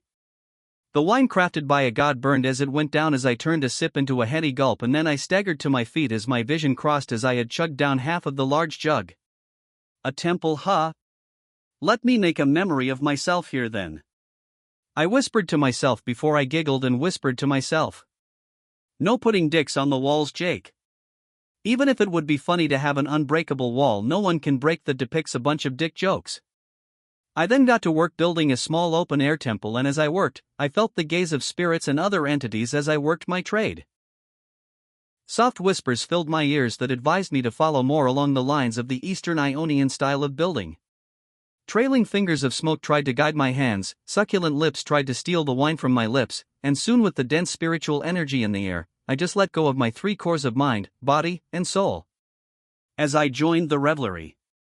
Chapter 111, Chapter 110. 1,754 words. You know that feeling after drinking too much and it felt like you had like a cotton ball in your mouth to follow along with a throbbing headache? Yeah, that was my awakening. Oh, and the heavy feeling of weight at my side, and as I blinked awake, I just stared at the exposed tits of who was certainly Ari, whose loose kimono had come loose as she snuggled up to me. Then I woke up more with my mind filling with the drunken memories of last night as Ari had come to watch me doing my building, and I freely shared Soma's divine wine and we had both gotten plastered, though we didn't do anything. So, the very first thing I did was chug down some water, and then mixed together a healing and mana potion, which would help get rid of the migraine even as Ari shifted slightly on the hammock we were sleeping in, with her resting her head on my stomach as she rolled around a bit. Well, this is something. I mused as I blinked tiredly as I wondered if this was actually Ari and not some other spirit who would steal my soul through nibbling on my toes or some bullshit. And after hearing me chugging down some water along with the healing potion mix, Ari whispered, "Give me a drink as well." So I offered the cup to Ari, rolled off of my partly so she could drink the water, and then I was welcomed to the sight of Ari's gleaming slit yellow eyes as she took me in a whole new way. I am surprised you didn't handsy with me," she said a bit flirty as she pulled her robe back together and tucked big ol' titties away. I gave a wry smile to that and replied calmly, I at least like to have dinner with a girl before anything happens." Ari just sniffed and said with amusement, "Truly a man of the ages. Now, seeing as you are no longer completely drunk, and the spirits aren't dancing in our minds, what is your name, my hammock partner?" "Jake Barris." "And I am to assume you are the oh-so-famous fox woman, Ari?" The advantage of the League universe was that most people of note already knew one another. Especially champion-level people. Ari tilted her head to the side slightly with her ears twitching before she hummed and said calmly. That is correct. Would I be correct that you are on some form of spiritual journey or something to that effect? I shrugged. Honestly, I am just a traveler looking for new sights. New things to experience and just looking for a challenge to make myself grow. There was a pause before Ari placed a small hand on my stomach to steady herself as she climbed out of the hammock, and then she stretched with her beautiful white tail stretching as well before she sagged a bit in place. Fine then. Let's go catch some fish for the morning meal. I also got out of my hammock then and followed behind Ari. How long do you think you will be here in the land of Amakailan? Where did you come from before you arrived here? You do not look to be from Zon or Piltover? Ari patiently listed a few questions. 3 questions so quickly, huh? I said with a bit of teasing. Then I hummed and said quietly. I will be here for as long as I feel like, as the spirits let me remain for some 100 years, which I will not likely stay that long. As for where I came from previously? I shrugged as Ari looked over her shoulder at me thoughtfully. I am not from this world. So any details dash. Ari cut me off as she said with teasing amusement. Oh Jake, I am very aware you are not of this world. Your life force tastes of the stars, of divinity, and the countless slain monsters that covers your aura like a great hunter's mantle. Most people tend to freak out about the being from another world bit. I said a bit sheepishly. But Ari just snorted and retorted. Maybe for some worlds and their people. But here in Ionia? We have Bard the Starcaller who can speak to other worlds, we have the invading voidlings. And I have heard plenty of the star god Aurelian's soul over in Targan. Honestly, I didn't exactly have a response to that. Still, we made our way to the lake, and as we looked into the lake, Ari gave a small exhale before speaking quietly. Now, we quiet down. The fish in the river are blessed by the potent magic running through the land, as you may guess. Relaxing my own form, I realized that despite Ari being a special kind of Kitsune Vestaya with access to her own magic, she wasn't going to use her own magic, hence why I didn't do that either. I waded into the water with the water parting around my body with no noise, oddly. Despite clearly feeling the water around me, however, in a rushing chilly wave of force. Despite the odd feeling of water rushing through my clothes, the water was also completely crystal clear. This allowed us to easily see the fish ahead of us. But as we settled in to attempt to catch the fish that were going to swimming past us as they followed the light current, with my mind clearing away, I remembered more of last night. But although me and Ari didn't do anything besides Ari climbing into my hammock as we passed out, I still remember Ari joining in to help me move some stuff around as I built the small temple. I relaxed in the fey-like water that was washing past us. And with a snap of motion, my hand smacked into the head of a fish, stunning it as I smacked back the way it came before my other hand snaked forward and I grabbed the fish by its back fin. I pulled the fish out of the water and my lips twitched as I saw how the spines running along its back had tiny lights at the very end of the spines. Yeah. Those spines have to have some kind of super poison or something, right? I mused to myself. Then I heard a light chuckle as Ari said in amusement. You successfully grabbed the only fish that is completely inedible even for beings like ourselves. A soft exhale of a snort left me, and I just let the fish go, who quickly swam away as Ari explained how the fish I caught was used to make poison arrows and tinctures by the local warriors and monks. Oh, this is a good one, Ari said with a small smile as she grabbed a larger fish by hooking her hand in its mouth, and she pulled the large fish out of the water. That's a good find. I agreed and I followed the fox woman who just waved a hand at me as she strode out of the river. And as we left the river, I couldn't help but note how my clothes lost all the water that came from the river. As though the water in the river didn't want to leave where it was from. Yeah.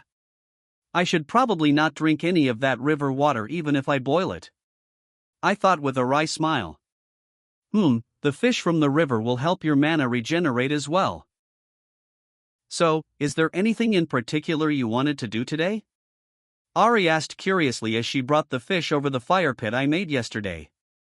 And as I began helping gut and clean the fish, without a word about it, I instead thought thoughtfully. I have no major plans. The whole point of settling here for a small period was that I myself had no greater plans that needed my attention. Ari gave a soft hum of agreement. Finding yourself a moment of peace can be a good thing. Still, if you don't mind, perhaps we could walk the valleys of Amakailan, and you may take in its beauty. Is Ari flirting with me directly? I mused to myself before I shrugged and said with an easy smile. Sure. I certainly have the time for it. And thus our conversation turned outwards as we talked about to best cook the fish, as although Ari just wanted to bake it while hanging it next to the fire from a stick. I, however, wrapped up mine in foil that had some garlic and lemon butter that would flavor the fish as I cooked it. A product of man. So what was the world you were from like? As I have never seen metal so thin, she said with a raised eyebrow as she messed with the aluminum foil that I had from Danmachi. I chuckled and said easily. The last world. It was certainly something. It is a world blessed by what some would say would be too many foolish and meddlesome gods. Gods who find it the most entertaining to bless the mortals and live vicariously through us and the blessing they give us. Sounds almost like Shurima then. Then are the world's problems born of your too many gods' actions or inaction? Ari asked quietly, and I sighed as that was a good question. It's complicated. I started with a rueful smile of consideration crossing my face before I continued in a soft tone. They are gods for sure. Beings of great power that could do so much, but just as there are gods of fire, justice, marriage, harvests, and other good things, there are gods who are bound by their domains to be naught but evil. For better or worse. The gods have all but their powers as they interact with the lower world I was from. So although the evil gods could have their actions influence others through the people they brainwash or bless, the evil gods can't directly act, while in a lot of cases, a god of healing, even with their powers sealed, can still aid in the recovery of others and such. Our conversations continued with Ari lowering her outwardly flirty husky tone, and I quickly realized that when she was relaxed that she was a lazy fox girl in reality. Don't forget to like and subscribe to KUMO-AUDIOBOOK, eh?